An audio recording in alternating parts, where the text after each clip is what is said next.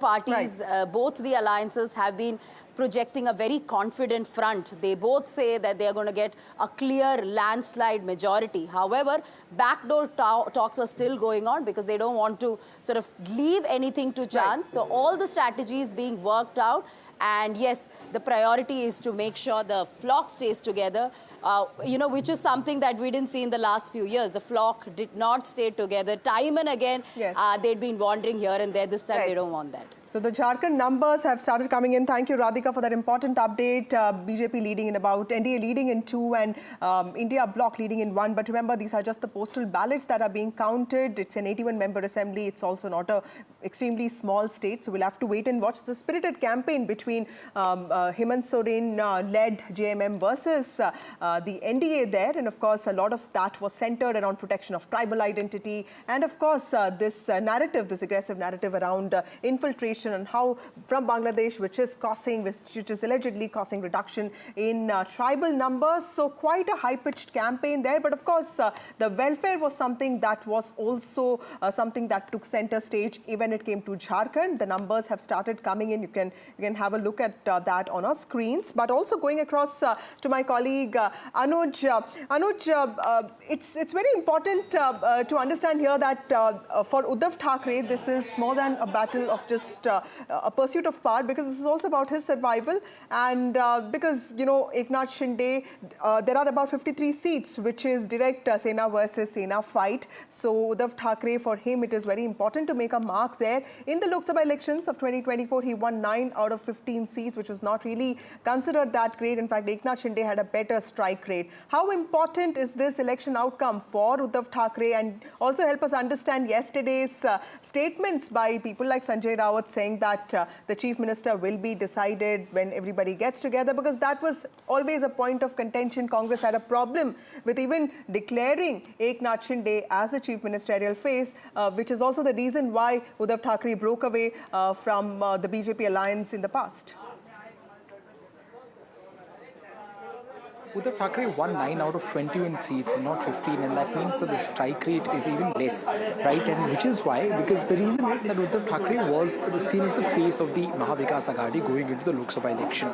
And when we saw the results come out, it was the Congress party which got the majority of the seats from the MV, and it was the Sharad Pawar faction of the NCP which had the best strike rate. And therein we saw that some way the weakest wing in the entirety of Maha Aghadi was Uddhav Thackeray, if not seat-wise, but when you look at the strike rate, and that has put the party in a sort of a tumultuous situation, because leading up to the state assembly election, the Shiv Sena UBT faction wanted it the same way as it was in Lok Sabha election. They wanted Uddhav Thackeray to be the face of the campaign, and they also wanted him to be declared as the face of the chief ministership before the election. But given the results of the Lok Sabha, the Congress especially did not want to do that, considering that their stakes had now increased in the state after their after their very good performance in the Lok Sabha election, where they won close to 13 plus one being the independent candidate who offered his support to the Congress party out of the 17 seats that they contested. And we saw this, these fights reflect into the kind of perception that people got of MVA, and one example of that would be the seat sharing debates. The seat sharing debates, especially in places like Vidarbha, went on till the very last moment. And the problem that many of the parties, and especially the Congress party and earlier BJP seem to have with Uddhav Thackeray faction of Shiv Sena is the fact that it becomes, it's very less flexible when it comes to making compromises in places where they do not have a stronghold. Vidarbha, for that matter, has been a Congress stronghold for the longest period of time. But we saw that the Uddhav Thackeray faction of Shiv Sena tried their level best to get as many as Congress's seats as possible. But that was a problem, given that they don't even have a candidate or a strong, foundation in the places where they wanted to contest. And these are being looked at as factors which might result in the Shiv Sena's poor performance as far as the exit poll predictions are concerned. But the Shiv Sena UBT faction is very confident of proving that wrong. They believe that the Mumbai and the Konkan voters, Konkan, mind you, went with the Shinde Sena and the BJP with Narayan Rane's stronghold, who is a very strong leader there in the coastal region. And Mumbai, we also saw, as we spoke earlier, was very easily split, where the Marathi voters voters seemed to have gone with the Shinde faction, whereas it was the minority votes that the Uddhav Thackeray faction got. Will it be the same this time around? It will be interesting to see, because it will be a litmus test in not just Mumbai or Konkan, but also in places like Marathwada, which has got a very strong Marathi population, in places like Vidarbha, where Uddhav Thackeray tried his level best to get many seats, and especially in places like Paschim Maharashtra, that is the Western Maharashtra, where NCP Sharad Pawar faction has been the stronger party for the longest period of time. But we see that Uddhav Thackeray faction, which is contesting on as many as 96 seats, has also contested several seats there. So their strike rate in this election will determine a lot when it comes to the future of that particular party. He's also banking a lot on Vidarbha because it has a maximum number of seats, 62, and of course on Western Maharashtra, which is where the Mahayuti is not extremely confident about, but of course that also has a high number of seats, 59. But it is North Maharashtra, which is where the tribal seats are, Nashik and all those places, and of course the other places like Marathwada, like you mentioned, which is where the BJP faced the maximum setback in 2024 Lok Sabha elections. That is where I think the battle is going to be, like you rightly pointed out. For some reason, Mumbai and Konkan seem to be a lot about Sena versus Sena, and here every party seems to be ensuring that it does its best when it comes to a direct fight, Sena versus Sena, Pawar versus Pawar, BJP versus Congress. So that seems to be the crux of the battle here. Right, and different strategies being adopted for all these different political regions in Maharashtra. Complex election there, to say the least. Let me also quickly go across to Abira, who is joining us from Dahisar, Borivali region. Abira, you are standing at one of the locations in the Mumbai metropolitan region, which saw a high voter turnout. And this time we have seen a record turnout as far as women voters are concerned in Maharashtra. Women, of course, have been one of the crucial vote banks in multiple areas this elections. But specifically, the Mahayuti has, of course, been banking on their Ladki Bahan scheme to get them dividends in this election. So is that one of the things which has, of course, resonated with the women voters in Maharashtra in terms of the women vote bank? If you can kindly elaborate for our viewers more on that. Yes, of course, the women voters are attracted to that. And of course, I think in Borivali and Dahisar, the thing is the sitting MLA here is a woman. She has been campaigning profusely. She's going out and talking to the women. Her name is Manisha Chaudhary. And but the confusion here is the sitting MLA who is from BJP and the other candidate who is Vinod Ghosalkar.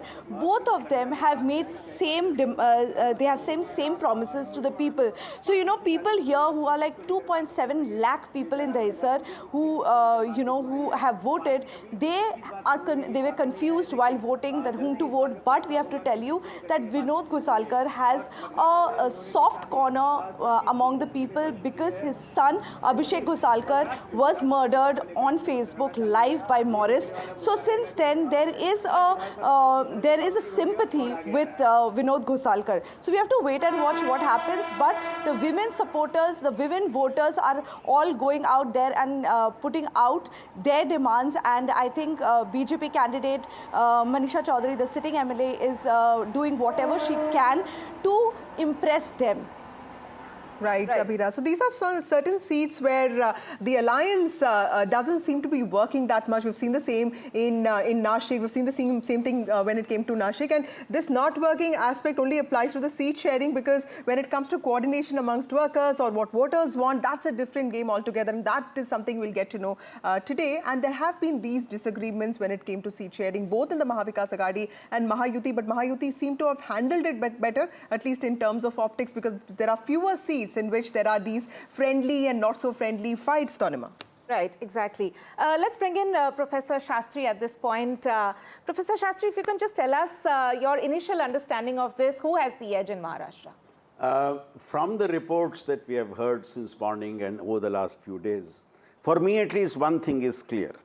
There is clear predictability about the visible unpredictability about how this result will go. And that's because it's an extremely close fight. This alliance pattern has never been seen in Maharashtra in a previous assembly election.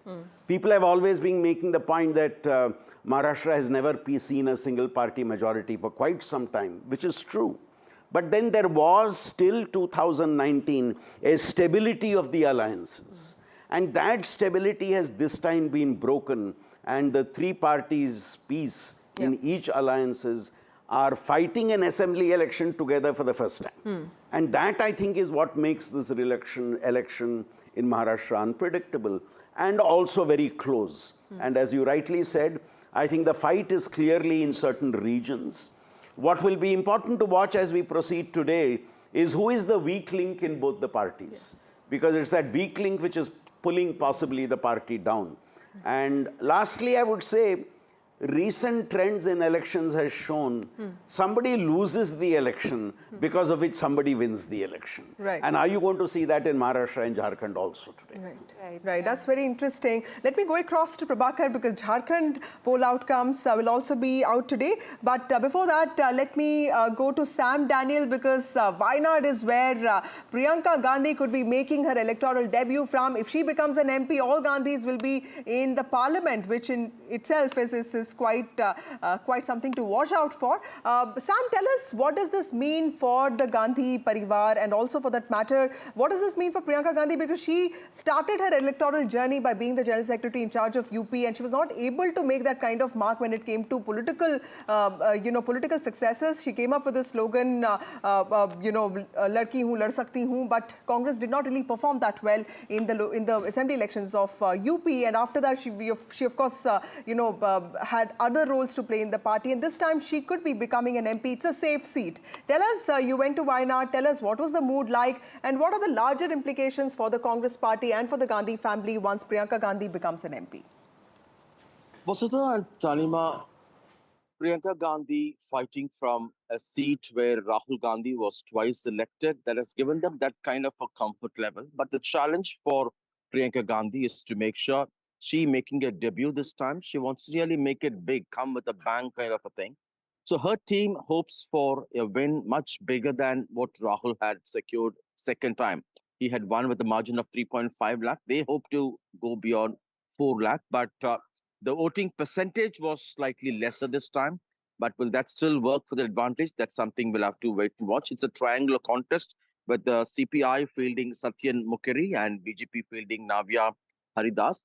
The political significance would be for the Congress to have the Gandhi family member represent this Congress seat from the south, and also to have a stronger woman face to fight to be part of the Congress team on the floor of the House. That's the bigger, larger message the Congress is trying to send. Since Rahul Gandhi has shifted to Raebareli, there will be a Gandhi family member still representing from the southern part of India, and to have a high-profile, stronger, well-known face, and nothing like Priyanka Gandhi making a debut and also filling up that kind of a space on the floor of the House. That's what the Congress hopes. In terms of the issues, well, the Congress had taken up the issue of what they call the central government, the BJP-led central government, in a sense abandoning the landslide-ravaged Wayanad. But the other two parties, be it the BJP or the left, they had targeted Priyanka Gandhi, calling her as an outsider, saying that she could actually abandon Wayanad just the way, as they call it. Rahul Gandhi didn't have much time for Wayanad in the past. So that was the political angle these parties had taken on. But the Congress, looking at the track record in terms of Rahul's victory twice there, they're supremely confident that Priyanka Gandhi will be able to comfortably win, possibly win with a larger margin as well. Right. Thank you, Sam Daniel, for joining us. Wayanad battle, an important battle for the Congress party. In fact, there was a lot of criticism that the Congress party actually, ignored large parts of the Maharashtra and Jharkhand campaign because many leaders had to go to Wayanad to support this campaign. But that apart, the numbers, the leads have started coming in. You can see them on our screens. But these are, remember, just postal ballots. Early leads often, are not really indicative of victory. But of course, these are the leads that are coming in. 27 leads for NDA in Maharashtra, and of course 6 for the Maha Vikas Aghadi. In Jharkhand, the BJP is leading in one seat, and BJP is leading in 3 seats, and of course the JMM is also leading in one seat. In 3 seats and NDA in 7 is what the leads we have right now. Let me also go across to Mahesh Verma, who joins us. He is from the BJP. Mr. Verma, thank you so much for joining us on this broadcast. Sir, I know that exit polls have often gone wrong, but out of the 10 exit polls that have come out, there are about 6 which have given you a comfortable victory. There are about, there's one that is saying that it could be a hung assembly, and the rest, 3 of them have given the edge to Maha Vikas Aghadi. How confident are you of making a comfortable victory in the state of Maharashtra, given that the state is known to throw up surprises?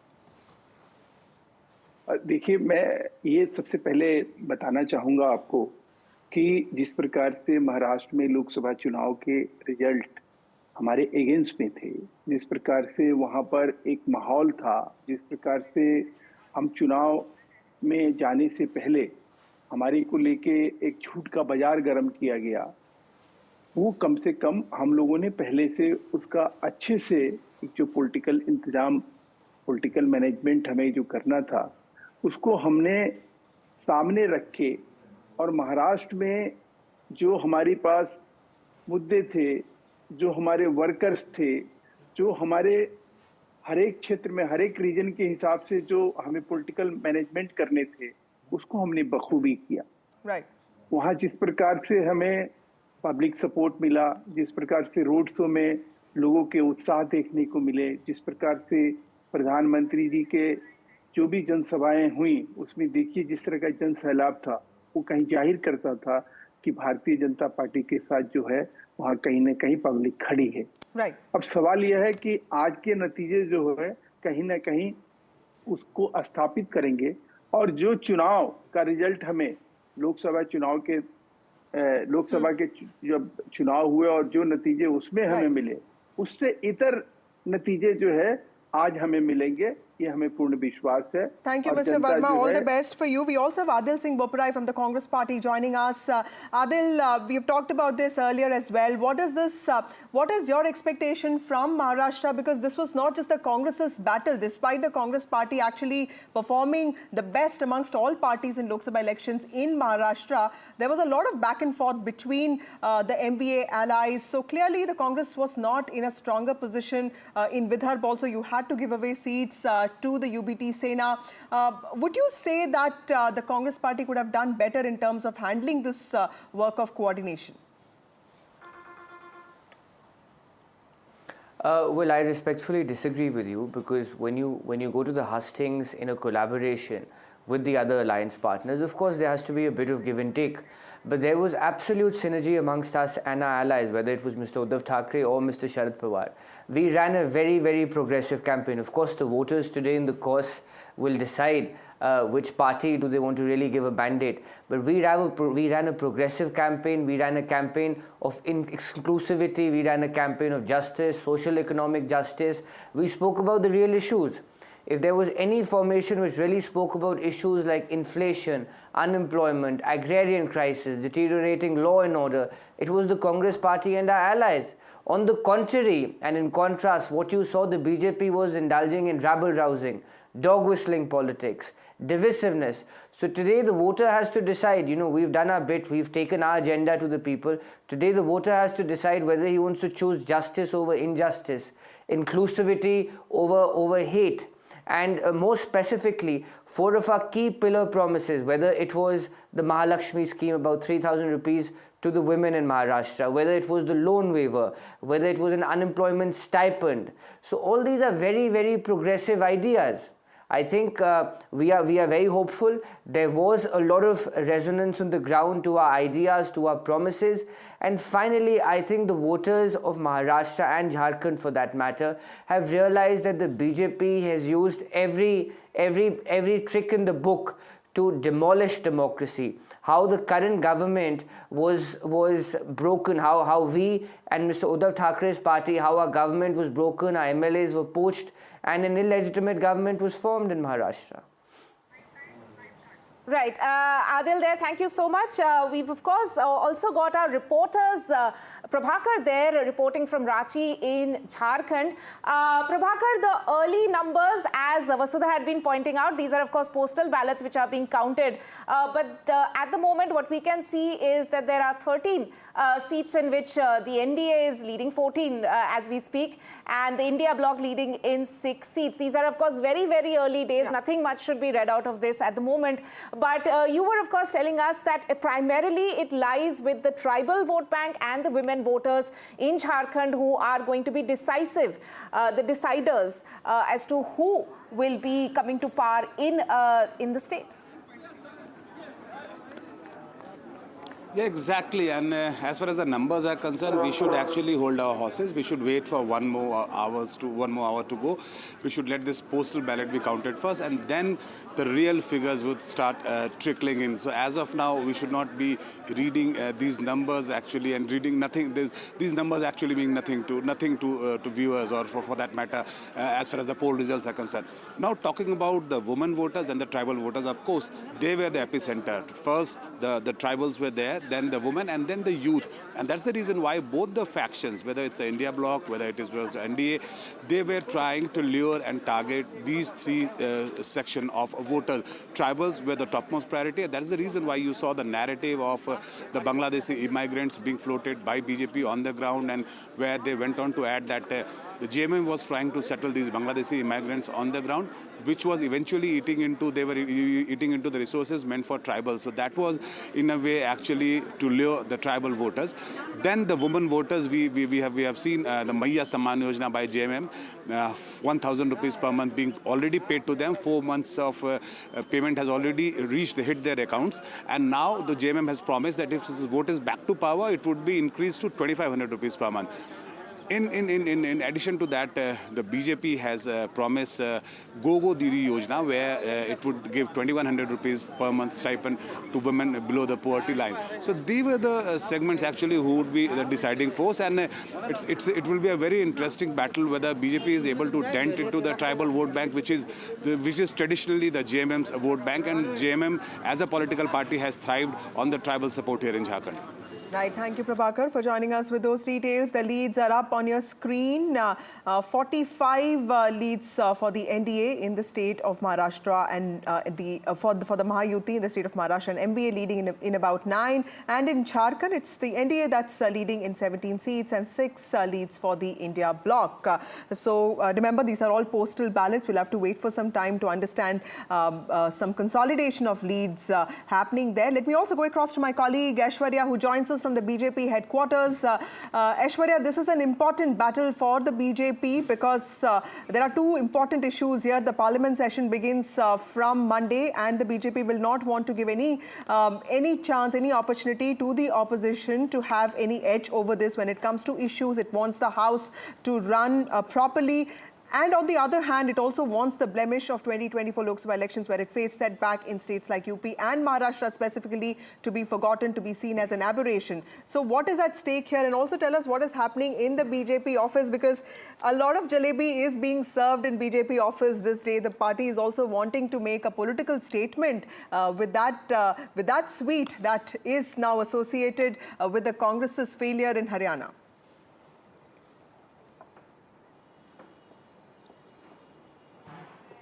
Well, certainly the Bharatiya Janata Party leaders have stated that they will not go with the exit poll predictions. Of course, they will wait for the results, because last time as well, the BJP leaders have called out for the exit polls predictions. As far as the Maharashtra polls are concerned, they had been stating that they will wait till 11 or 12 to get a final picture, and only after that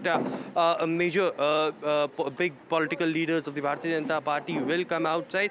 On the other side, in Jharkhand, BJP seems very confident, but at the BJP headquarters, of course, you call it early celebrations, or you call it preparations for celebrations, something that we are looking at, because still, over here, what we are witnessing is preparation for the breakfast. Of course, jalebi is being prepared early morning. We saw how every elections halwa is being prepared at the BJP headquarters, but this time it is, of course, jalebis being prepared here with puri sabzi and other key dishes. But on the other side, what we saw during the Haryana polls, of course, it was Congress headquarters who had early in the morning had prepared jalebis and started distributing because they were very confident of the Haryana elections.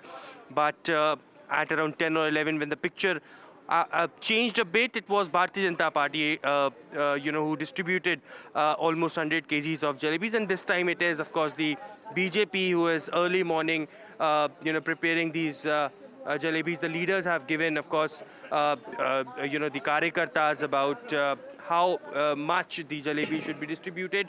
Of course, it was a flashpoint between the BJP and the Congress. Jalebis is something that was much talked about, but let's see who will taste these jalebis after the election results, whether it is the Congress or the Bharatiya Janata Party.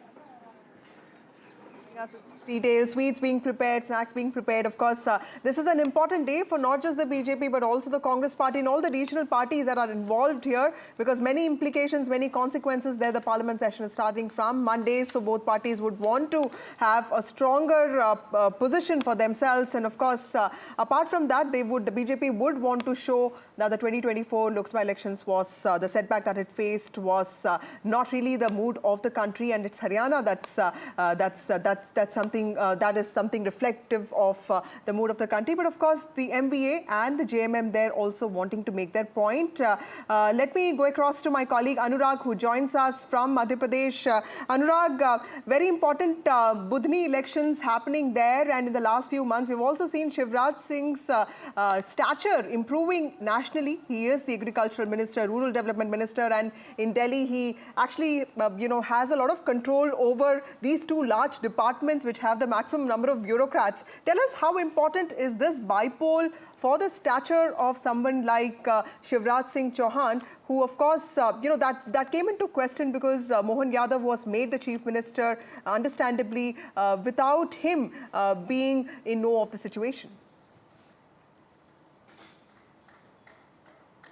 Yes, but unfortunately, I was listening to my colleagues, but no puri or jalebi or laddus in Madhya Pradesh. But as you pointed out, it's a very important election for Shivraj Singh Chauhan. I mean, he's not contesting, but it's his bastion. And last time he won the seat by a margin of more than 1,04,000. So in Budhni, all the experts are saying is just all about the margin, because Ramakant Bhargav is a very close associate of Shivraj Singh Chauhan. He's contesting from Budhni, and the Congress has fielded Rajkumar Patel, a former minister in the Digvijay Singh cabinet. He won the seat in 1993, but after 2006, it was all about Shivraj Singh Chauhan. And Budhni was the seat. It comes under the Vidisha, Lok Sabha seat, from where Shivraj Singh Chauhan is the member of parliament, and it gave Shivraj Singh Chauhan a lead of 1,25,000 during the Lok Sabha elections. And the second seat is Vijaypur, from where it has a history of Congress candidate winning from Vijaypur, and out of 15 elections there, Congress won the seat 9 times. And but out of these 9 times, 6 times the seat was won by Ram Nivas Rawat, who resigned from the Congress, and now he's with the BJP. He's a cabinet minister in Dr. Mohan Yadav's cabinet, handling the portfolio of forest and environment. So and from there, the Congress has fielded Mukesh Malhotra, a tribal leader. During the last elections, he contested as an independent candidate and secured around 41,000 votes. So it's a tough fight for Mr. Ram Nivas Rawat there in Vijaypur. But in Budhni, everyone is saying that, the only difference will be the number of votes in favor of Mr. Ramakant Bhargav. Thank you, Anurag, for joining us with those details. Former Minister Ram Nivas Rawat, who was a congressman earlier, now in the BJP. His future is at stake from Vijaypur. And of course, Ramakant Bhargav, seen as a close associate of Shivraj Singh Chauhan, Union Minister of Agriculture, Rural Development, now formerly the Chief Minister of Madhya Pradesh. He is also in the fray. Interesting elections there in Madhya Pradesh. We also have Neerja Chaudhary, senior journalist, joining us. Neerja ji, in the Lok Sabha elections of 2024, it was Uddhav Thackeray who won 9 seats out of 21, and Eknath Shinde winning 7 out of 15. Eknath Shinde's strike rate was considered better than Uddhav Thackeray's, and this time it's going to be a crucial election as well. Do you see this as a battle of survival for Uddhav Thackeray? I wouldn't say battle of survival. You can never write off anybody in Indian politics. Somebody like Narasimha Rao had packed up his bags, was going home. He was retiring from politics, and suddenly he becomes the Prime Minister of India. So you know, given our Indian politics, you cannot say that. But certainly it's a very important contest.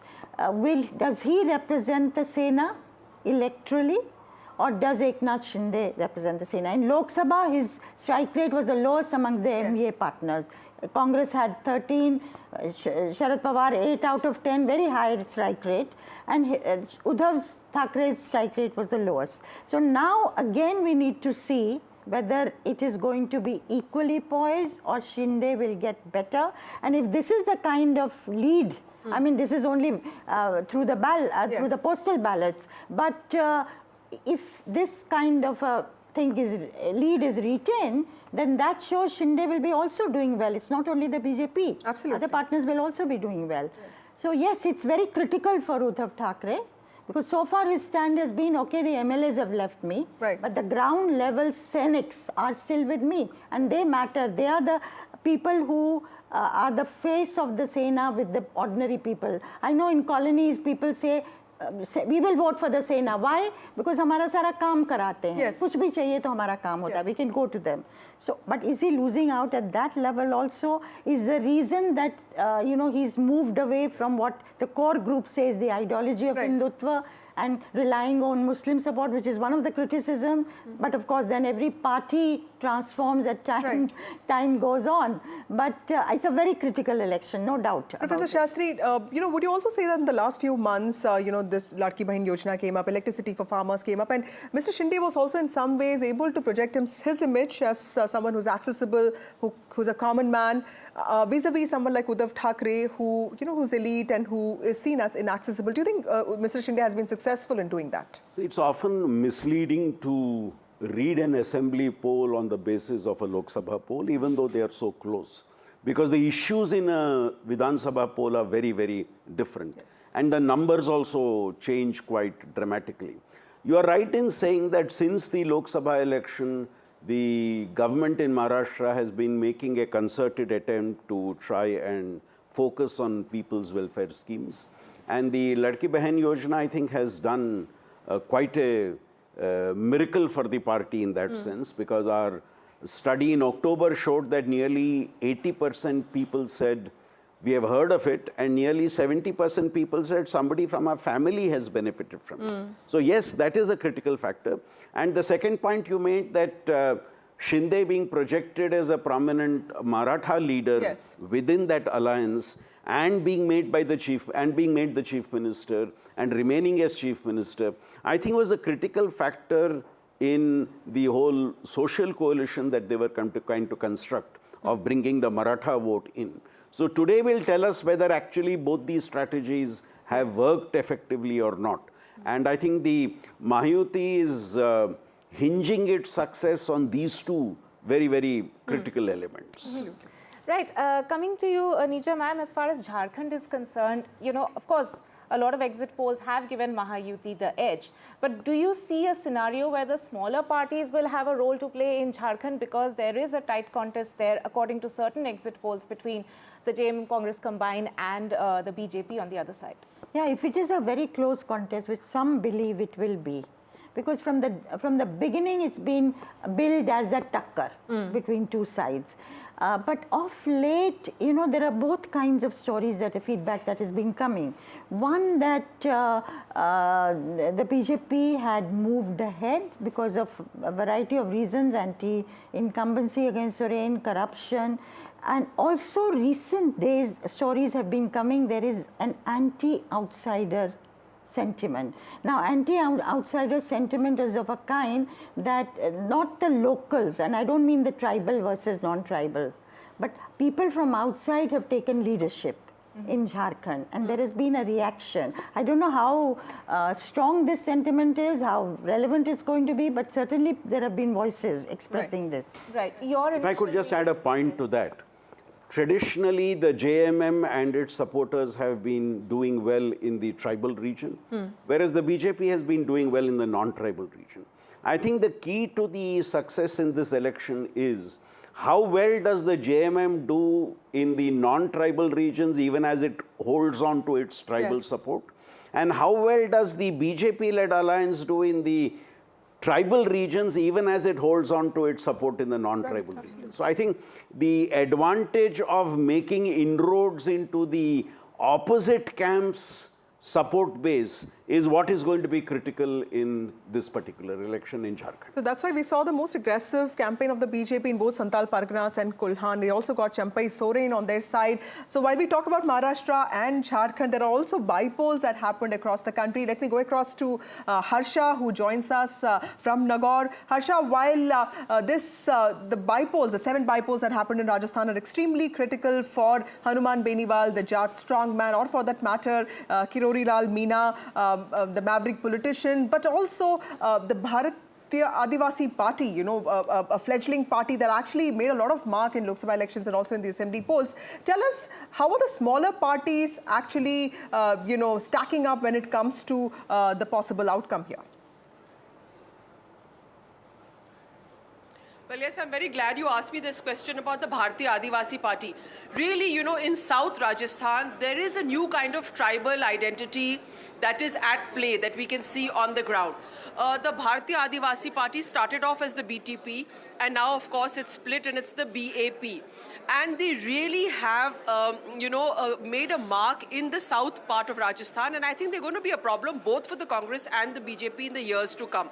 So that seat of Chaurasi, where you remember Rajkumar Roth, who is the BAP leader, he's become the Lok Sabha MP, the first MP from the party. And there, the kind of identity politics that you can see. I mean, you have the BJP who's saying the tribals are Hindus. You have the tribals who are saying we are not Hindus. Some tribals are saying we are Hindus. So really, that's the fight for the tribal identity in South Rajasthan. Now, as far as Hanuman Beniwal is concerned and the RLP, you're talking about smaller parties. Well, you know, here it's all about the Jat vote. Remember, the Jat vote is very crucial in Rajasthan. And when Atal Bihari Vajpayee put the Jats into the OBC category in the 90s, that's when the party got 120 seats in Rajasthan, which was that election that Vasundhara Raje fought.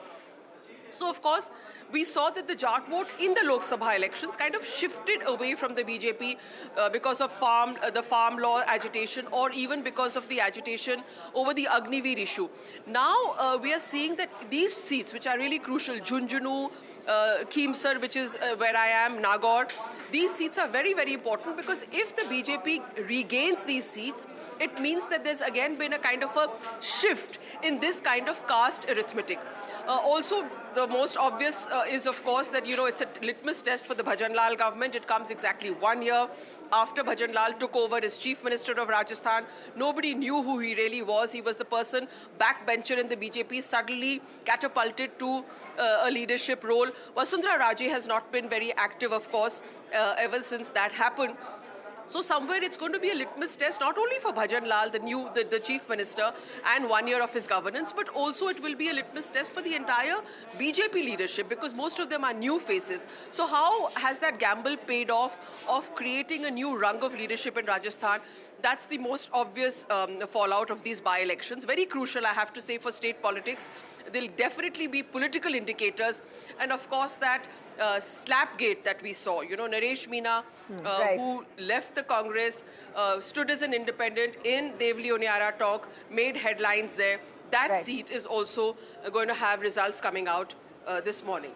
Right, significant results will come out from Rajasthan there as well. Harsha, stay with us. I'm also joined by my colleague Ratnadeep, who's tracking all the by-elections which took place in multiple seats across the northeast, 5 contests in Assam and 1 in Meghalaya. Ratnadeep, all eyes, of course, will be whether or not BJP and its allies will be able to hold on to the 4 seats that they had, in fact, won earlier in the region among all these seats which had gone to bypolls. That's right. In fact, as we speak, the counting for the postal ballots continue in the counting centers for this 5 bypoll seats, which actually got necessitated after their sitting MLAs contested the Lok Sabha elections and won. And among these 5 seats, 4 are with the BJP and allies, 1 with the Congress. And the contest is there for that 1 seat, which is with the Congress, Samaguri, a Muslim majority seat, which is a Congress stronghold. Remember, since 2001, Congress heavyweight from Assam, former Minister Rakibul Hussain, who this time contested the Lok Sabha elections and from Dhubri and won with one of the highest margins in the country, had represented Samaguri, and this time he has fielded his son, 26-year-old Tanzil Hussain. But Samaguri had been in news because there have been major pre-poll violence causing death of a person. They have been firing on the convoy of a BJP MLA. The Congress candidate has been attacked. In fact, we were reporting from Samaguri on the day of the polling, and while we were reporting live, there were skirmishes happening in our backdrop that NDTV brought to the viewers in terms of the intense fight that is there between the BJP and the Congress there. The BJP has fielded young leader, State Unit General Secretary Diplu Ranjan Sharma. So BJP want to win that seat back from Congress and make a dent into the Congress stronghold. But what is important to note here is that the rest of the 4 seats where the BJP has an upper hand, there would be a test for the Congress, particularly in the Bihali seat, where you have a BJP turncoat contesting on a Congress ticket, and these is a seat where Gaurav Gogoi, who is seen as the emerging face in terms of Congress leadership in Assam, had campaigned there heavily. So this is a test for Gaurav Gogoi as well. It is a test for the second-rank leadership of the BJP as well, because they had spearheaded the campaign this time in Assam, since Chief Minister Himanta Biswa Sharma was largely busy with the Jharkhand election, though he campaigned at the last moment for party candidates. Sarvanand Sonowal was not seen much, 1 or 2 rallies. So therefore, this is a test for the BJP leadership beyond Sonowal and Sharma in this election versus Congress's emerging face, Gaurav Gogoi. Not to forget the 1 seat which has gone for bypolls in Meghalaya, Gambagre, again a Congress stronghold, where this time the ruling party, the NPP, which leads the ruling coalition in Meghalaya, their chief Minister Conrad Sangma has fielded his wife Mehtab Chandi Sangma as the candidate, her electoral debut. So therefore, she is facing a tough fight, given the fact that there are 3 more candidates, including the TMC candidate, who is a wife of a former minister from during Congress time. So therefore, that seat is a prestige battle, given the fact that the Sangma family, remember, have lost their own backyard, the Tura Lok Sabha seats, after years, when Agatha Sangma in the last Lok Sabha election lost that seat. So therefore, it is a test for the Sangmas as well, and Gambagre seat. Right. Thank you, Ratnadeep, for joining us with those details. 5 crucial assembly polls in the state of Assam, a test for Himanta Biswa Sharma and also for Gaurav Gogoi, who's emerging as a Congress leader for the state of Assam. Going back to my colleague Anuj, who is reporting for us from Mumbai. Anuj, Maharashtra is where all eyes are on, and the early leads have started coming in, and they are in some way showing a lead for the NDA, although these are just postal ballots being counted. This is a huge state. We'll have to really wait for some time to understand how this consolidation of victory takes place, and even then we will not be really sure if that's actually the government that's going to be formed. Tell us, how are political parties getting their preparations in order, because I'm told that there are helicopters on the standby, there are hotel rooms that were booked yesterday. So clearly this is also a projection of confidence, but there's a battle of perception when it comes to Sena versus Sena. How is that battle coming along? There's a battle of perception throughout the state and also across the different factions here. One thing is for sure is that both the alliances are ready for some sort of unnatural partnerships to take place post the result, because we've seen that there has been some sort of a conflict within both the alliances over several matters. When you talk about Mahayuti, firstly, it's about the chief ministership's face. I mean, of course, in MVA, they made it very clear that, Congress and Rashtravadi did not want to go with the face, but Shiv Sena UBT faction was very much willing to do it. But at the same time, even in Mahayuti, we see that there is not a consensus because Devendra Fadnavis has been giving hints about coming back to power, but he's also said on multiple times that he's completely out of the race. Then we had Vinod Tawde in the center of all the controversies just a day before the polls. We have Eknath Shinde, who made it very clear that Amit Shah had communicated to him that it is under his leadership that the entirety of Mahayuti was fighting the election, which means that the chances of him carrying on as the chief minister, according to the Shinde faction, is very high. But at the same time, they also have the third partner, Ajit Pawar, who's been the deputy chief minister for close to 5 or 6 times and has been very vocal about his willingness to be the chief minister. So when you see all of these things playing out, even in 2019, we saw that one of the major reasons, or if not the actual reason for the Shiv Sena to split away from the pre-poll alliance and part its way away from the Bharatiya Janata Party was, according to them, the BJP not keeping a word of having a 2.5 is to 2.5 years formula as far as the chief ministership is concerned. In this election as well, we can see that just one position of, one executive position can play a very vital role when it comes to deciding the post-poll alliances. Very similar to what happened in 2019. But unlike that, we've seen that especially between the NCP Sharad Pawar faction and the Shinde Sena faction, they both have not really fielded a lot of candidates against each other. And there has been a chatter going around about how, Sharad Pawar and Shinde Sena is keeping their cards open of tying it up with one another if the need comes. One can still not be completely sure about what route is Ajit Pawar faction going to take. Has he parted ways from his uncle for good, or are there ways, for him to make amends? If there's one party which has made its relationship sour with everyone, in the opposition, that is the Uddhav Thackeray faction of Shiv Sena. They have been very vocal and aggressive against, of course, the Bharatiya Janata Party and Shinde Sena for the very basic reason of the party getting split. So we can see very few or less chances of them teaming up. But then, as we heard someone say before, that this is Indian politics and one cannot really predict anything longer term for this. A lot can change in 24 hours. But as of now, we've seen that although the early leads suggest that the Mahayuti would be inching towards the majority mark, but it's just the postal votes. And secondly, one cannot really guarantee that particular alliance to form the government, even if they get the majority mark. Yes. Nisha ma'am, you heard what my colleague had to say. The psychological advantage that the Maha Vikas Aghadi had when the numbers came out in 2024 Lok Sabha elections, with Congress winning 13 seats, the highest, do you think the Congress did enough to retain that edge when it came to the assembly elections? Well, the general view is that the Congress's campaign was very, very localized. There wasn't a state leader campaigning all over for various constituencies. Rahul Gandhi went as a national leader and did few rallies, but it wasn't like a blitz. But then this time, the Maharashtra election was more about state leaders and less about the national leaders. In fact, people didn't talk about Narendra Modi or Rahul Gandhi at all. They were more interested in Sharad Pawar, Uddhav Thackeray, Devendra Fadnavis, Eknath Shinde, who would make it, what are the possibilities. So I think, but in a localized election, did they put their best foot forward? Because the political families in Maharashtra who control districts, and often they are contending more than one political family pitted against another one.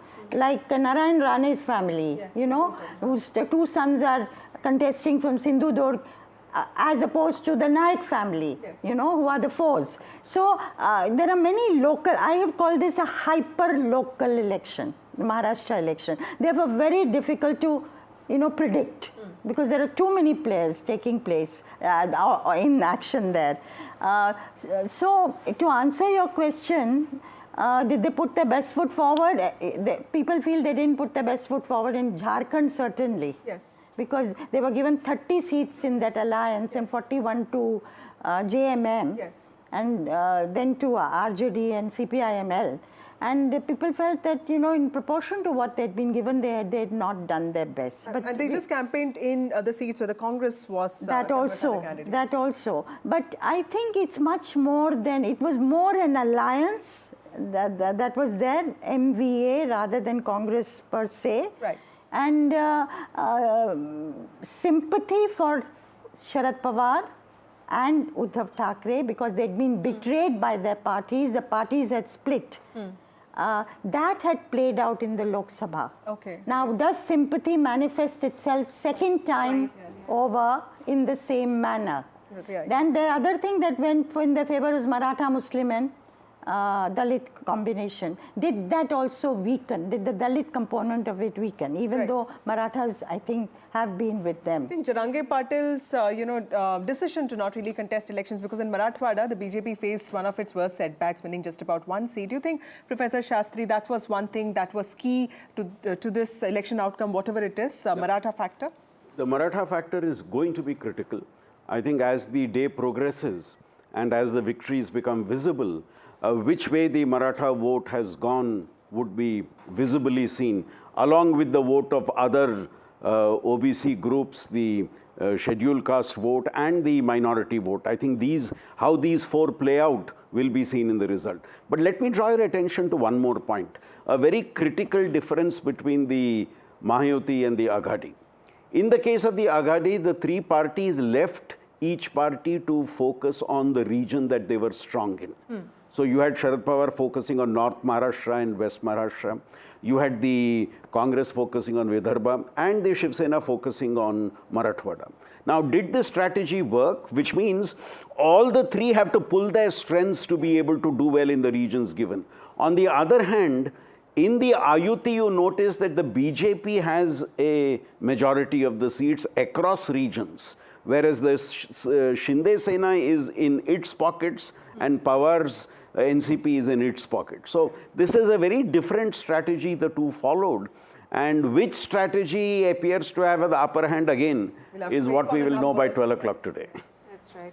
Of course, the early leads are coming in. For our viewers, if we can just refer to the numbers that we can see on the screens right now. These are, of course, postal ballots which are being counted at this point in time. But the NDA getting a march ahead with 88 lead in 88 seats, and the MVA leading in 50 seats as we speak. And as far as Jharkhand is concerned, it's the NDA which is leading in 32 seats at this point in time, and 16 seats where the India bloc is leading. But these are very early days. Absolutely. Remember, counting always begins with postal ballots reserved for specific groups, including those with disabilities, security personnel, and certain government employees who are involved in essential services, after which is when the EVMs, they get opened and their votes get tallied. By midday is when we are told early trends will start emerging. And then, of course, the consolidation of leads takes place. But in Maharashtra, it's a tricky situation, because even if the party manages to get the highest number of seats, we're not really sure if it will be part of the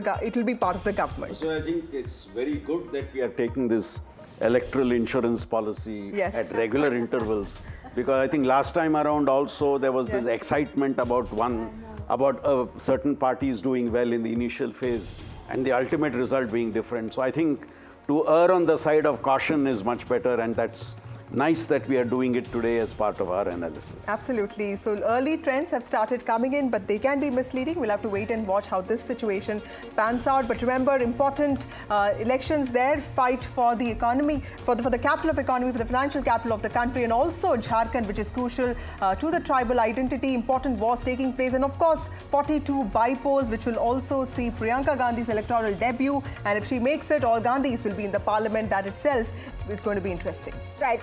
Time for us to take a very short break, but stay with us. Coming up on the other side, Vishnu Shoma and Maria Shakil.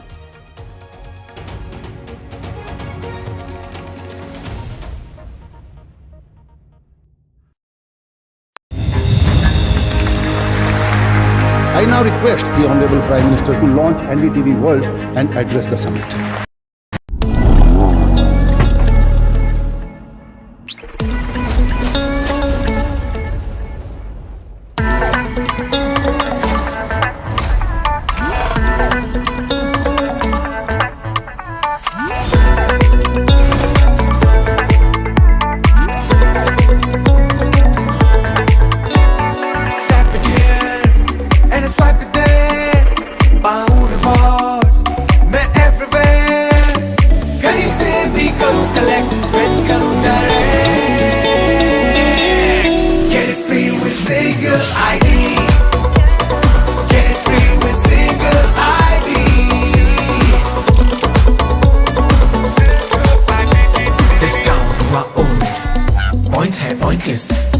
Cashback has flow, करते नहीं impress. Life would easy, कितना कुछ free, only with single ID. ये भी free, वो भी free, कितना कुछ free.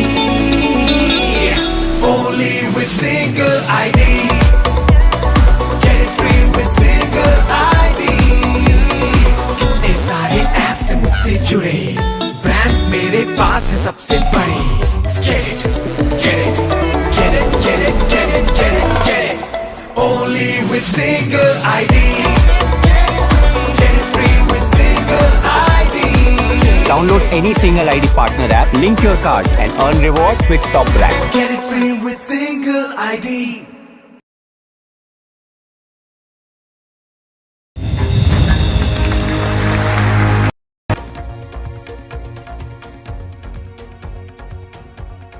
Good morning and welcome. In the next few hours, the political landscape of India could shift dramatically as the results from the Jharkhand and Maharashtra Assembly elections roll in. With high stakes and even a higher voter turnout, these elections aren't just about local governance, they're a litmus test for national political tides. In Maharashtra, the battle between the BJP-led Mahayuti and the Maha Aghadi promises a fierce contest with implications for regional power dynamics. Yes, that's Vishnu and I are joining you at a time when the EVM machines would have opened and the counting for both the states and the bypoll that's happening across a number of states would have begun. In Jharkhand, the outcome will signal whether the JMM Congress coalition can maintain its grip or if the BJP-led NDA will seize control. This isn't just about numbers, it's about the direction of development, policy and leadership in these pivotal states. Stay tuned as we bring you all the live updates, analysis, first reactions from the ground, shaping the future of over 250 million people. Don't miss what promises to be a political spectacle that could redefine state and national politics. Because, Maria, you would agree, it's not just a state election this time around. Absolutely. There has been a certain trend, which we've seen in the Haryana elections. Is that going to be something which could be a factor over here? We're going to really see what happens over here, because there are many elections coming up, but we're going to see where this leads us. So we're going to, what you see on your screens right now, with many, many words of caution. Yes. And should we add a few more words? Yes. Is very, very early leads. And these cannot be relied on. These are leads and not results. These are postal ballots which are coming in. These are early trends which are coming in. If you are asking when will results be known, I would suppose by about 12 o'clock we'll get 11:30 we'll get direction clear. A clear direction, and then in the next few hours, these will translate into results. Yes, absolutely. So at the moment, as we start this broadcast at 9 a.m., NDA, which is the Mahayuti, at 96, Maha Aghadi at 64, and others become important in case if there is a hung assembly, but not at the moment. It appears a very different picture, but yes, it's very, very early. It's 9 a.m. The counting of the EVM machines would have just about begun in certain counting centers only, not across Maharashtra or Jharkhand. Looking at the Jharkhand picture, the early leads coming in of more than 50% of 81 seats, NDA there at 35, India Bloc at 18. Of course, it is the JMM, which is the incumbent in Jharkhand. Let's bring in the reporters. Maria, hang on. Let me ask you a quick question. Please go ahead. Do you have any word on hotel bookings in Maharashtra? Yes. So that's an important point. I was speaking to some sources of mine across parties, and they were telling me that there are preparations underway. Still last evening, none of the sides were confident whether this result in Maharashtra, because it's very, very splintered in terms of 6 parties, Vishnu directly in fray. Both the Congress and the BJP have a part of the Shiva Sena and the NCP. So you really do not know which way this election will go. But I think directionally, there is a sense that has come in. Okay, so there's a triple digit now for the Mahayuti.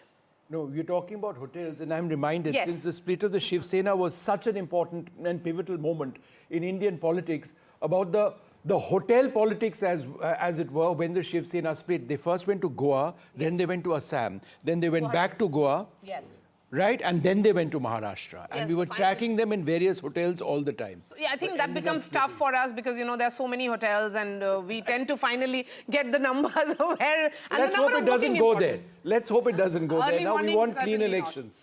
That means we get to work a little less also. Yes, so let's bring in the reporters. Anuj is joining us. We have Radhika joining us live early this morning. And we also have Abira. Let me begin with you, Radhika. As someone who is in Worli, an important contest between Milind Deora and Aditya Thackeray, what are you picking up? Is it, has the voting, counting of the EVM machines begun? I'm sure the postal ballots are over. What about EVM machines? Has that started? Yeah, that has started. Counting of EVMs has started in Worli, of course. As you said, this is a high-stakes battle that we saw between Aditya Thackeray and Milind Deora. It's going to be a close contest. Several predict Aditya win. Many others predict Milind win. But, you know, this is what we've been seeing over the last several weeks. Mahayuti very, very confident of their victory. MVA confident of its victory. And it could be hung assembly is what several people are telling us. But if it's going to be hung assembly, more drama post this. And as you were pointing out, you know, as reporters who've been covering this since 2019, we covered 2019 elections as well, and post that the Sena split, NCP split, we were just talking about hotels and resort politics. We did see, you know, when the Sena versus Sena split happened, the number of hotels that all of them were put up in, first Surat and then Guwahati and then Goa. And the discussions really among reporters is, will we have to go to several of these cities and be parked outside many of these hotels? So that is a concern for reporters also, not just the, you know, candidates, leaders and the political parties. But having said that, yes, it is a close contest. Mahayuti versus MVA, unlikely alliances, a lot of realignments we saw in the last several years. So therefore 2019 drastically different from 2024. In 2024 we are talking about 6 parties and unstable alliances, as one would say, 2 Senas, 2 NCPs. So therefore yes, we, you know, although early trends may give Mahayuti some edge and perhaps later MVA some edge, but we'll have to really wait till the end because it's down to the wire really as far as Maharashtra Assembly elections are concerned. You know, yesterday multiple meetings took place, Sena meetings, BJP meetings, Congress meetings, to ensure that their flock stays together, one, and secondly, if it is a hung assembly, who are the independents, who are the rebel candidates, and which are the smaller parties they could perhaps depend on. So yes, it's all down to the wire as far as Maharashtra is concerned. We'll have to wait for a few more hours to understand if it is going to be a clear mandate either for Mahayuti or MVA, or if it's going to be hung assembly, which means it's going to be you know, chaos and confusion for weeks ahead. Mahayuti at 110, Maha Vikas Aghadi at 68, of course, as we have said, that the counting of EVM has just begun. Anuj continues to be with us. Anuj, where exactly is Eknath Shinde today? Because, you know, it's an important battle for him in particular. Is he at Varsha or is he in Thane? Eknath Shinde is in Thane here, right at the beginning of the day. Of course, he's expected to move towards the city as the trends become a little clear. And not just him, we can also expect many other political leaders, especially from you know, from the close-by areas and from the far-off places as well, to travel to the city, you know, from both the factions. Because although the early trends suggest that the Mahayuti are having an edge at this particular moment, but we can expect things to get very close, you know, as we approach the 12 noon period, and that is when one can see both the alliances will be inching towards that magical number of 145. But as been reiterated before, even if a party or even if an alliance crosses the mark of 145, that doesn't really guarantee the formation of the government by them, because it will be too ambitious of us to believe that even by the end of the day, the picture will become very clear considering what has been going on across the state in the last 4 to 5 years. We've seen that, you know, there have been several mini contests amongst the larger picture of the Maharashtra in terms of what the overall and situation that you see on the screen right now. Let's just give you the leads position right now. At this stage, the leads have the NDA considerably ahead. Remember, this will be postal ballot counting. At 103 leads for the NDA, the Maha Vikas Aghadi at 64. At this stage, the Maha Vikas Aghadi is actually 13 ahead in terms of a change from last time around. Of course, the political formations were different, but in terms of the composition, the NDA is down 7. But again, very early days. Let's go across to Abira, who joins us at from Dahisar. Abira, what's happening around you? What's the buzz that you're picking up, and what are some of the key contests where you're reporting from? Let's first talk about, I think this time Maharashtra is taken over by the women because the percentage of women that turned out to vote was extraordinary compared to, of course, 2019. We have seen how Maharashtra percentage of voters have increased, and we have to give it to the women because 6% increase in the women voter. So, you know, I think here at Dahisar, we have Manisha Chaudhary, who is the sitting MLA right now. who is the BJP candidate. She has an upper hand because she has been campaigning here, talking to the women, of course. But at the same time, we have Vinod Gosalkar, who has a emotional quotient here because he has sympathy as his son was murdered a few months back. And he has been standing here, so he has sympathy votes here. But we have to say it is the women voters who are ruling Maharashtra. Maybe they will decide who will win this election. Well, we're also joined by Clyde Craster of the NCP, Rajesh Ghotian of the Congress, and Amya Kapoor of the BJP. Thank you all very much for being with us. And of course, we've got a wonderful set of panelists coming in throughout this morning. Let me go across to you, Clyde, first. Bottom line, at the end of today, or in fact in the next few hours, voters in Maharashtra, people in Maharashtra will get a sense of the real NCP, right? It is a battle of identity for your party.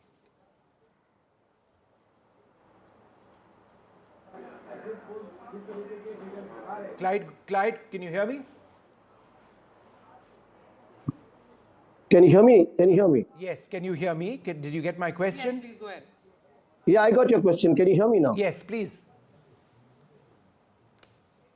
Okay. Can you hear me? All right, we'll come back to Clyde in a moment. Let's just go quickly across to Rajesh Ghotian of the Congress Party. Rajesh, I know these are very early right now, but it does appear that in terms of the lead situation, the NDA considerably ahead of the MVA. Any quick thoughts that you may have? See, when I started seeing the counting, I knew it was not possible at all. And if you see, I have been looking at the left side, that is on the screen, at a lot of Marathi channels, one of them being yours, NDTV Marathi. Now, I am having a lead count of, I don't want to just market any other channel on your channel, but I am having the latest on all the 288.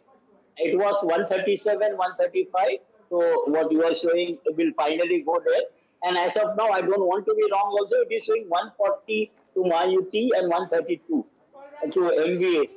And this is not even the first round. So I'm very sure I was on your channel 2 days back. Yes. Hello? Sajjan, come in on this. You know, when we are looking at these numbers, 120 is what we are looking at for Mahayuti at the moment, and Vikas Aghadi at 80. Mahayuti down by 12, and Vikas Aghadi up by 20. Very early hours, 9-11 isn't really the time we can come to some conclusion, but how are you looking at it? No, I mean, that's also the down and up is because last time in 2019, the combinations were different. You have just two parties in what you call today Mahayuti, combined Shiv Sena and BJP. So therefore, both the constituents were contesting more seats. So this time, even if it's going down, the lead indicates one thing. If you see the ground scenario, the fact that except Marathwada region, everywhere there was a positive traction for Ladki Bahin Yojana scheme. To Eknath Shinde's image has also taken some sort of upward pull factor. Given that, also if you see in Vidarbha region wherein Congress was supposed to contribute considerably, therein we found that Congress had literally let it go, let it slip out and fall into the hands of the local candidates wherein the Mahayuti has the edge. So overall, I think if more women voters, as the report is there, have voted in this, so therefore the Ladki Bahin Yojana impact is going to give positive traction to the Mahayuti. Okay, Aditi? Well, we have to see what role or what the performance of Sharad Pawar is, because this is absolutely a make and break election for him and his party. We have to, I don't know what the reports are from Baramati. I don't know what the reports are from other areas where... I will just mention that because NCP SP at the moment, their leads are, they are contesting on 64 seats. Lead is in 33. There's a change of plus 21 for NCP SP at the moment. So which is... They're contesting in 86 seats, right? 86, yeah. Yes, 86 yes. seats. So far we know 51. about 64. 51 so far. 64 we know about so far, yes. So even assuming that it is... F5 update button, eh? Yes. Even if we assume that it is around You know, they're leading in 1 out of every 2 seats that they contested. That's pretty damn good as strike rates go. But we have to see what, I'm really interested in knowing what happens in Baramati. Yes. In fact, there's a further update, Maria. You know, I mean, they're contesting in 86, yes, the NCP SP. So far, there are leads in 71. There are leads now in 37. They're leading now in 37. There's a gain of 24 seats. And that's very significant. Yes, that's pretty good. Let's bring in Clyde and get a reaction on this. You know, of course, as far as the Lok Sabha is concerned, Clyde, we saw the results, and Sharad Pawar did give what was seen as a debilitating blow to his nephew when Ajit Pawar's NCP managed only 1 MP while Sharad Pawar dominated the NCP completely. I don't think so. You know, even in this election, Sharad Pawar, the NCP battle is going to be settled so easily. You know, Mr. Pawar remains that dominant figure in Maharashtra politics. Good morning, Maria and Vishnu. I hope you can hear me now. Loud and clear. Am I audible enough? Am I audible now? Clyde, you've been audible all throughout. Can you answer the question?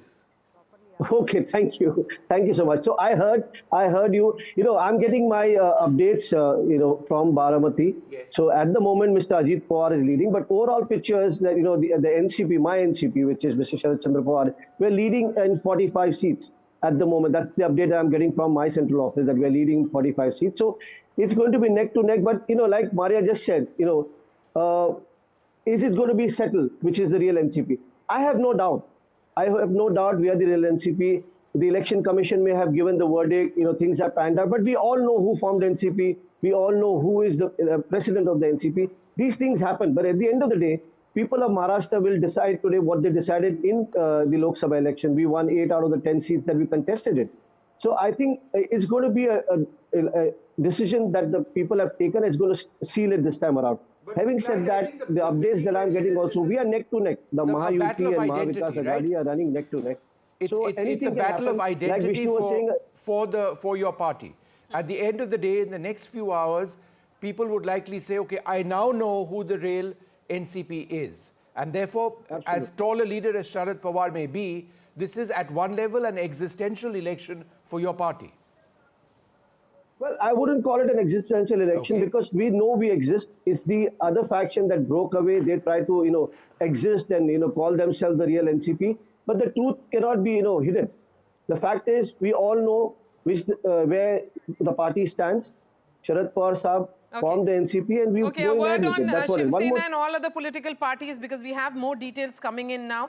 The Shiv Sena, which is Eknath Shinde's Sena, the leads have come in on 59 seats out of 81 that they have contested leads now. They are leading in 33 of those 59. There is a change or gain of 2. Congress, though, is down minus 13.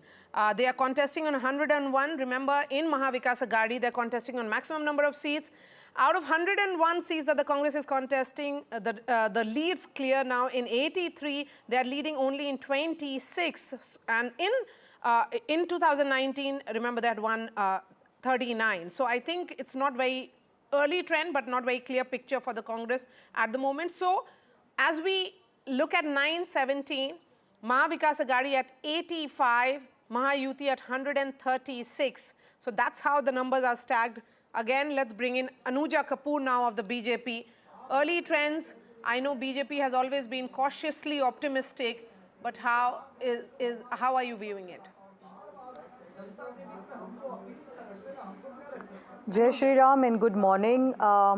We are very hopeful because this is the government of NDA, and NDA is a cadre-based party where under the leadership of Modi ji, a Modi ji who has been bestowed with the highest honor around the world with 17 awards. This is what we see, where India is called as a Viksit Bharat. You will be seeing in 2045, 40 in next decade. So what we are looking into is why we would be winning this. Because what Modi ji's schemes have been turned up in Maharashtra, what Modi ji's schemes have been turned up in Jharkhand, that is on the ground level. The woman, Dalit, The caste system, what Congress was talking about, where we were talking about Sabka Saath, Sabka Vikas, where we also talked about because what I'd like to do, and I'll come back to you, is take a look at important strike rates which are taking place in face-offs between various political formations. So if you take a look at the BJP versus the Congress, that's the really big one. The BJP presently in leads, these are leads, not results, we'll say it 100 times, has a strike rate of 70%. The Congress in a direct face-off in Maharashtra across the state is hitting at only 23%. So this is a huge problem, Maria. Yes, a word on those 75 seats. Out of those 75 seats, there is on which there is a direct face-off between the BJP and the Congress. 40 are in Vidarbha, which essentially means that the BJP is doing well in Vidarbha region. That's why their strike rate is at 70% in this direct face-off between the BJP and the Congress. Early as it's 920 only. And also the other point, of course, is that the Congress is doing, would have concerns at this stage. Of the 101, and as you mentioned, in the MBA, they're contesting the maximum number of seats in that alliance. They're leading in only 25. That's down 14 from last time. Let's take a look at the next face-off, as it were, on the screen. This is the NCP versus the, I think it's the NCP versus NCP. Let's try and pull out those graphics on the screen. Oops. NCP versus the NCP SP, Sharad Pawar. Again, this is the battle for identity. It's almost even Stevens, because Maria, about 30 seconds back, it was 50% each, right? So the NCP Sharad Pawar marginally under, but again, it's almost perfectly evening. The other big battle, the Shiv Sena versus the Shiv Sena, the crisis in Maharashtra politics triggered initially by the split of this party. The Shiv Sena, Uddhav Balasaheb Thackeray, right? Again, in the biggest battle of identity, is not hitting at the strike rate that they want. Yes, so in 53 seats that we are looking at, in which there is a direct face-off between the Shiv Sena and Shiv Sena UBT, it's 53 seats, and most of these 53 seats are coming from Konkan, Thane region. And Mumbai region. Yes. Yeah. Sajjan, a word on that? Yeah, precisely. If you see, there is a generational shift, the generation of the Shiv Sena which has not seen Bal Thakray's era. Certainly the sympathy factor doesn't translate into vote automatically. Second, Eknath Shinde, whatever be his tally, but certainly he has arrived as a leader compared to the Lok Sabha election when he was a traitor and banking upon BJP organizational base. Ladki Bahin Yojana is Eknath Shinde's initiative. So 1, 2, he is now considered as a CM who has delivered a lot in a very quick span of time. So that is why he is not only has arrived as a leader, but he is also contributing to the tally of Mahayuti. And if more women turnout is there, which is the case, then mind it, if Yuti sails through, certainly Eknath Shinde is going to be the Nitish Kumar of Maharashtra for BJP. You know what's interesting? Sorry, go ahead. Yes, please go ahead. What I find interesting is that if these trends translate into results, and the gap at this stage is fairly significant, then it goes against what we've seen in the Lok Sabha elections, where the MVA rested 30 of the seats, 48 seats. Right? So it's a complete spin within a matter of few months. Of course, we know that assembly elections and Lok Sabha elections very different. But coming as it does just a few months later. Vishnu, that was palpable on the ground. What I saw on the ground was that there is no anger per se. 6 months ago, the BJP was being accused of Jod Tod Ki Rajniti. After 6 months, that had gone. So what my reading has been, that if there is anger or if there is sympathy, it manifests only once. And if after the voters are done voting on that issue once, it has been vented out. They have vented out. It doesn't repeat itself. Aditi? Well, yes. The issues would be broadly similar, though. The issues are similar. The issues are actually the same. Issues of farmer suicide, issues of socio-economic crisis, issues of investment flying out of Maharashtra to other states, levels of corruption. Those issues are very much in people's minds. They continue to be throughout the campaign. This is what one heard. But I think leadership also matters a great deal. And so this election proves to us how much leadership actually matters. Sharad Pawar continues, according to the result, continues to be a formidable leader in Maharashtra, despite the current situation that seems to suggest that Ajit Pawar is following closely behind him. Okay. The Shiv Sena UBT leadership has proved that it is not up to the task, and you can only go so far as up to a point with the theme of betrayal, and the Congress frankly has completely They are underperforming in a very big way. And I would say Down Vidarbha 15 in from particular, last time. because in that region, it is also proving, if these numbers actually translate into actual results, that even in hyper-local elections, we were seeing this as 288 mini battles playing out in Maharashtra. Even then, there are certain nuts and bolts of an organization which seems to be working here. Yeah, and you see, don't be surprised if Vidarbha emerges as the graveyard, not for the Congress, but it drags down MVA also, because Vidarbha is where the Congress is supposed to contribute. Largest constituent of all the 6 regions. Absolutely. And Congress is supposed to contribute there, and it's almost a direct fight between BJP and Congress. Yes. And the way we are witnessing, it seems to be the trend, at least in Vidarbha, that if MVA gets pulled down, primarily it would be on account of the Congress. Okay, according to leads, at 9:25, NDA has majority in both the states. But this is early, very, very early trends. Let's tell our viewers this would be the first round of counting on EVM machines. So very, very early when we look at these numbers. But the gap seems to be increasing between the Maha Vikas Aghadi and the Mahayuti. It's almost 70 seats gap, which is certainly significant. Let's bring in Mr. Singh now of the Shiv Sena. The spotlight will be on Eknath Shinde. 2.5 years of governance, and then he managed to position himself as this leader who can take forward the mantle of a hard Hindutva party such as the Shiv Sena. देखिए, जो असली शिवसेना की बात थी, तो आज तो ये प्रूव हो गया कि जो है असली शिवसेना अभी कुछ और टाइम इंतजार करते, शायद आप और 3 घंटे बाद ये कह सकते हैं, पर फिलहाल ये अभी नतीजे जो है ये नतीजे नहीं है, ये लीड्स है सिर्फ। नहीं, पॉजिटिव रिजल्ट तो है, पॉजिटिव रिजल्ट चल रहा है। और मेरा कहना ये है कि जो शिंदे साहब जो है, मैं इनको 25 ईयर से जानता हूं, और ये बहुत जमीनी नेता है। ये जैसे जो यूबीटी के नेता है, हवाई वाले नहीं है कि जो है इधर से मातोश्री में रहना, ये नहीं करना जो है। इनको मैं स्टडी किया है, सुबह 8 बजे घर से निकलते, 12-1 बजे 2 बजे रात को घर पे आते, और इन्होंने जो लाडली बहना योजना किया जो है, उसकी वजह से काफी फायदा मुझे दिख रहा है। और मैं जिस समय वोटिंग था, उस समय भी वोटिंग पोल पे गया था। इलेक्शन कमीशन को मैं धन्यवाद करता हूं कि उन्होंने जो है अलग से महिलाओं के लिए पंक्ति बनाई थी और व्हील चेयर भी रखा था। तो जो शिवसेना साहब का जो काम है इस इलेक्शन में दिख रहा है, और मुझे पूरी उम्मीद है कि महायुति की सरकार बनेगी। What I really want to focus on, and let's just have that graphic up once again on the NCP versus NCP battle, because that to me is the most fascinating battle in the battle for leads at this stage.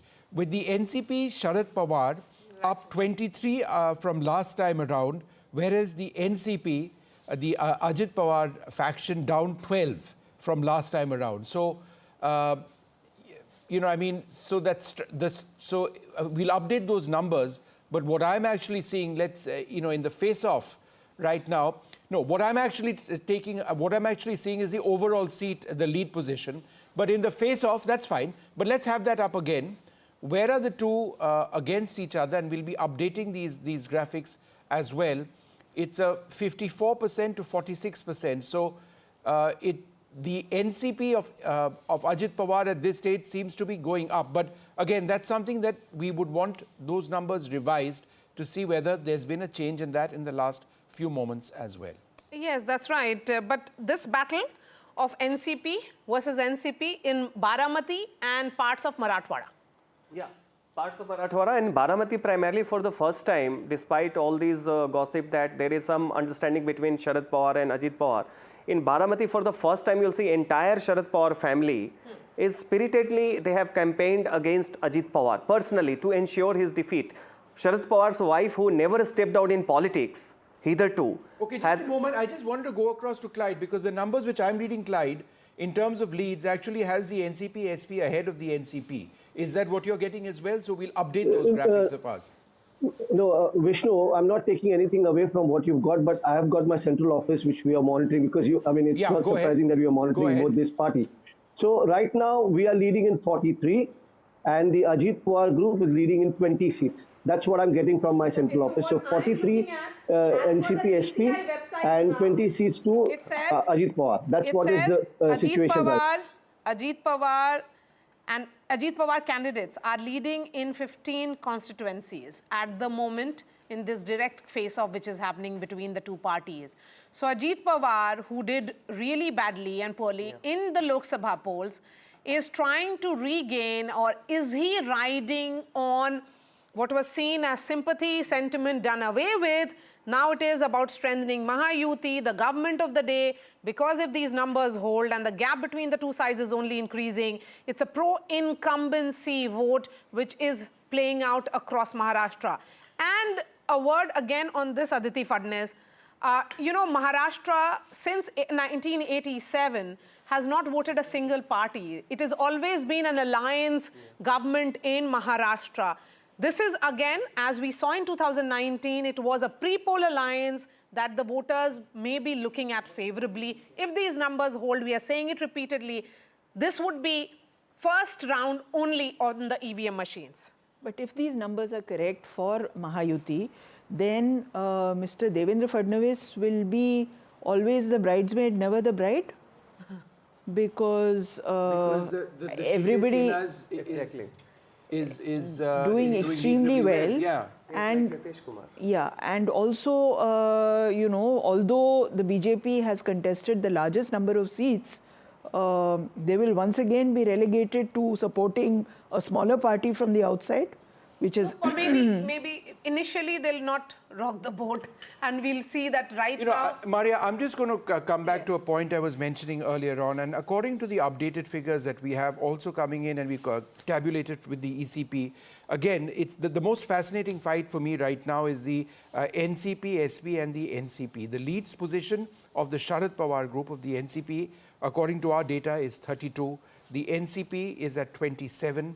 Remember, the NCP Sharad Pawar is contesting in 86, the NCP contesting in 59. The NCP Sharad Pawar, in terms of all their contests, this is not just NCP versus NCP, but in all their contests, is actually up 19. Now, if you take a look at that compared to where the Congress is, at this stage, the Congress in the leads position is down 15.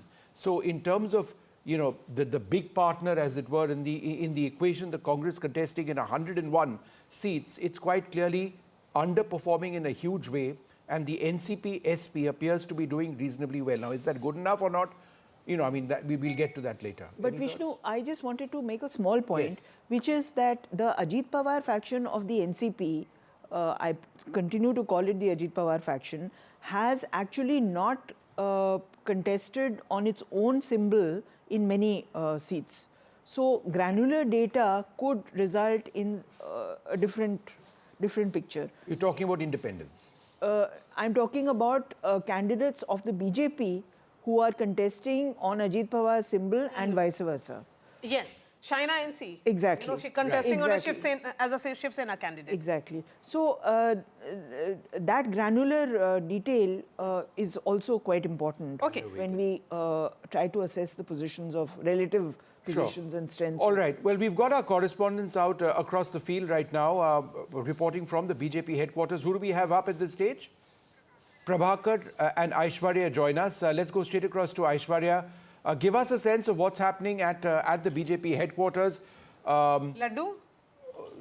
The last time this Laddu business happened, I think you and I were anchoring, and there were Laddus in the Congress office. Our dear friend Sunil Prabhu was eating one of them as well, but then the election results. So I would suggest that Laddus might be bad news, but what's happening around you, Aishwarya? Laddus or jalebis, Aishwarya? What did you get? Well, this time it is jalebis, and unlike of the Haryana elections where we saw at the Congress headquarters, jalebis being distributed. This time, since morning, what we are witnessing at the BJP headquarters is jalebis being prepared over here. And, you know, probably at around 11 or 12, the picture will get clearer. And there had been orders of almost 100 kgs of jalebis. Of course, there are no early celebrations as of now, but preparations are still on at the BJP headquarters. Many leaders have turned up since morning as they are watching these results very closely. The BJP had clearly stated that they're very confident of the Jharkhand polls, but on the other side, Maharashtra is something they would like to wait and watch as to what transpires in the next few hours. But certainly preparations are on, as every elections we see, if Bharatiya Janata Party wins, then it is Prime Minister Narendra Modi who comes to the headquarters and address their Karyakartas, and therefore the reason perhaps all the preparations are on and the orders have been given to the Karyakartas to still wait and watch as to what results transpired. But jalebis is something that is being prepared currently at the BJP headquarters. Jalebi factory may have been a talking point in Haryana, but jalebis are back as the favorite. Shall we take a look at Jharkhand? Shall we take a look at Jharkhand? Because we've got our colleague Prabhakar as well in Ranchi waiting for us. The overall position right now, the NDA and the India Alliance both contesting in 81. The Leeds position has the NDA up at 43. That's up 17 from last time. The India Alliance, and this is terrible news for the JMM obviously, is that they're down 13 from last time. So again, very early, the total number of seats is 81. Any early reactions, Prabhakar? Is there a sense of disbelief? I mean, at this stage, actually, the JMM is up 4 from last time. So perhaps it is early days. But what are you getting in terms of some reactions on these leads? I think the leaders from both the factions, they will first wait for the numbers to settle down, and then they would react to the results which are coming in. But as of now, of course, the trends are showing that the NDA is in a leading position, and that would be a big setback for JMM, because they were quite upbeat about it. They were quite positive that they would actually be able to come back in power, and it was basically they were riding on the hope of this Mahya Samman Yojana, which is their flagship program actually to attract women voters. And what we saw on the ground during the polling, that women were there in large number on ground voting, and JMM actually believed that it was because of their scheme, the Mahya Samman Yojana, that women have come out largely to vote for them. But if the numbers actually don't go their way, it will certainly be a big disappointment. Laddus have been ordered here in Ranchi as well by both the camps, laddus and crackers. We don't know which camp will actually burst crackers or distribute laddus, but certainly we will have one, whichever camp wins. Good one, Prabhakar there. Let's bring in Tom Vadakkan. Tom Vadakkan, it seems Jharkhand, Maharashtra, both the states could have good news for you, but very early hours, 9:36 only. Mr. Vadakkan, if you heard me, sir. I will take this opportunity to thank our voters and the Election Commission for having conducted an election which is above board. Whoever wins or loses, this is democracy at full play. But Tom, you're being terribly philosophical early in the morning. If you have delivered, got some very positive you will win. leads positions to you in Jharkhand and in Maharashtra. Where is the excitement, or are you in a sense of disbelief that you're doing as well as you are in the leads position in both states? No, that's not the case. We know we have delivered. We know we have delivered. Now that's more and like our guarantees and promises people have seen it. So we are not, we are somebody who's surprised with anything. If you work hard and you deliver, your Kalikartas are there and the results are there, then there's nothing to stop you.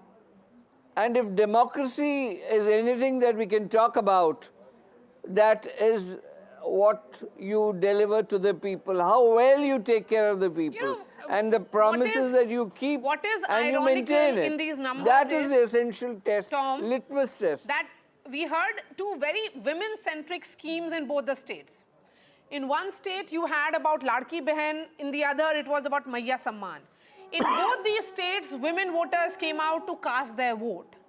But if these numbers actually translate into actual results, in one state, they voted for the party which gave them that model of governance. The other one, they have voted against it. Quite right, absolutely, and we suggest that there are many other factors at work in both states.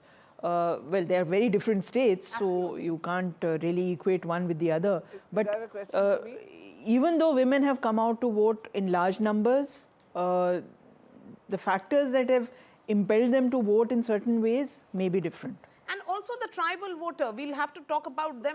That will become a crucial vote bank now. You know, all that outreach with regards to, Birsa Munda Jayanti and visually impactful images. It's not just that. It's also what BJP told us is in the Kolhan region, where the BJP, which sends 14 seats to the assembly, in the last election, the BJP got 0.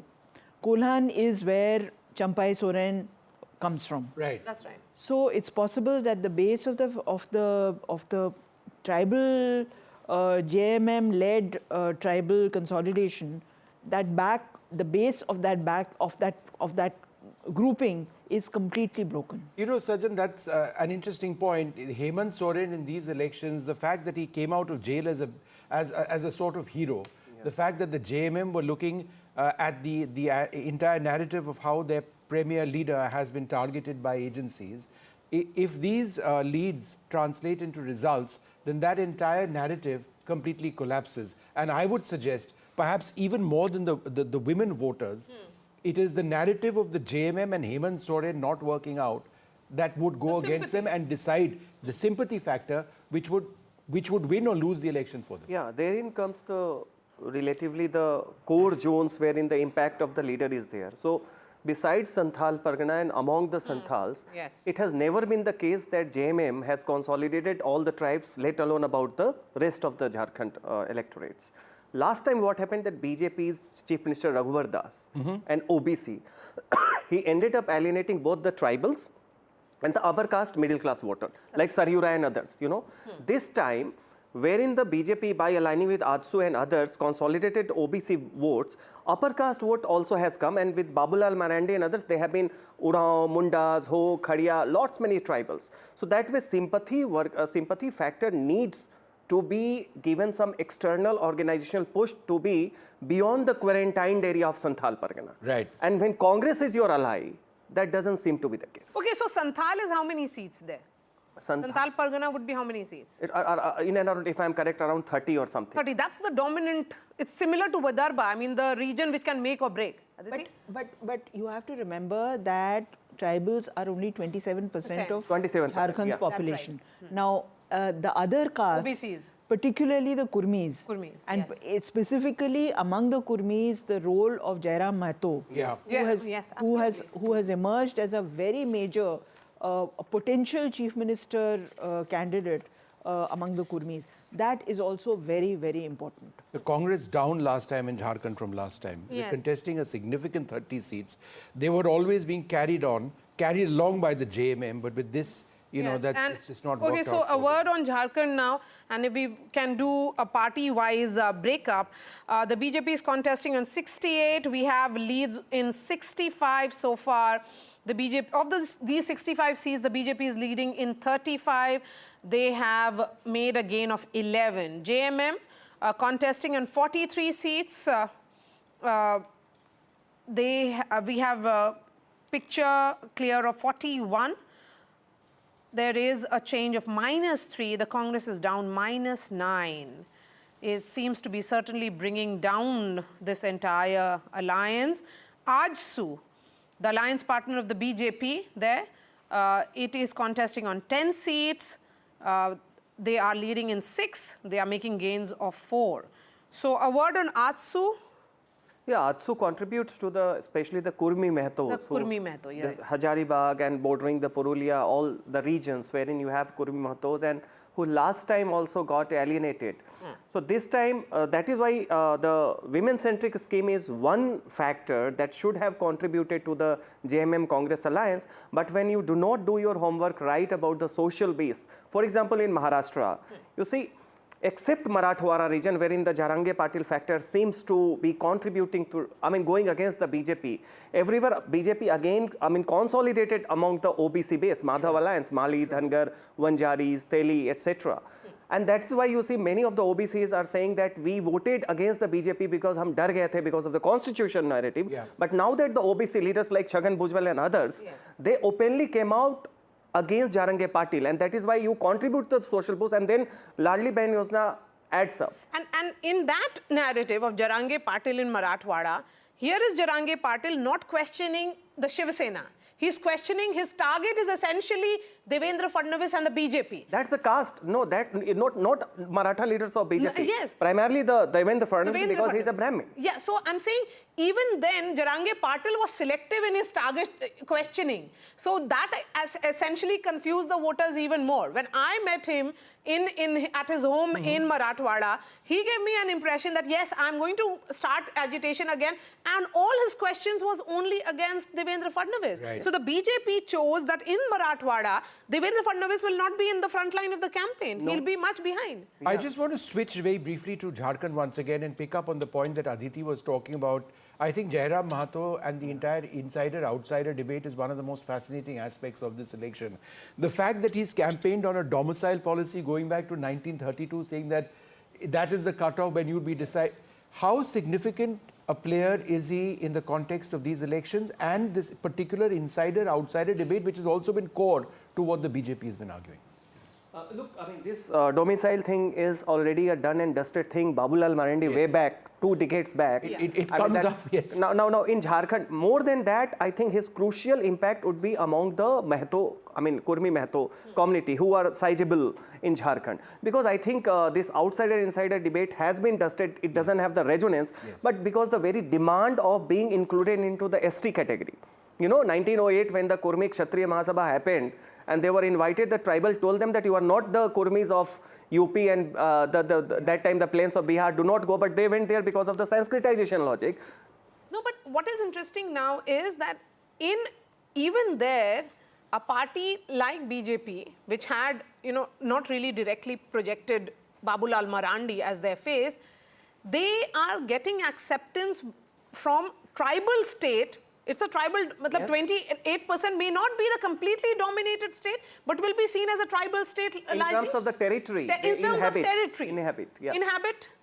I think much more important is the BJP. No. BJP got 0 seats. Absolutely. In the tribal reserved area. The Lok Sabha reserved seats. In fact, the BJP slogan, Tom Vadakan batenge to katenge, that is also something that evidently may be working. It was debatable, it was controversial in a sense. The Congress really took you on that, but you stuck to that, and at the cost of some suggesting that it was divisive.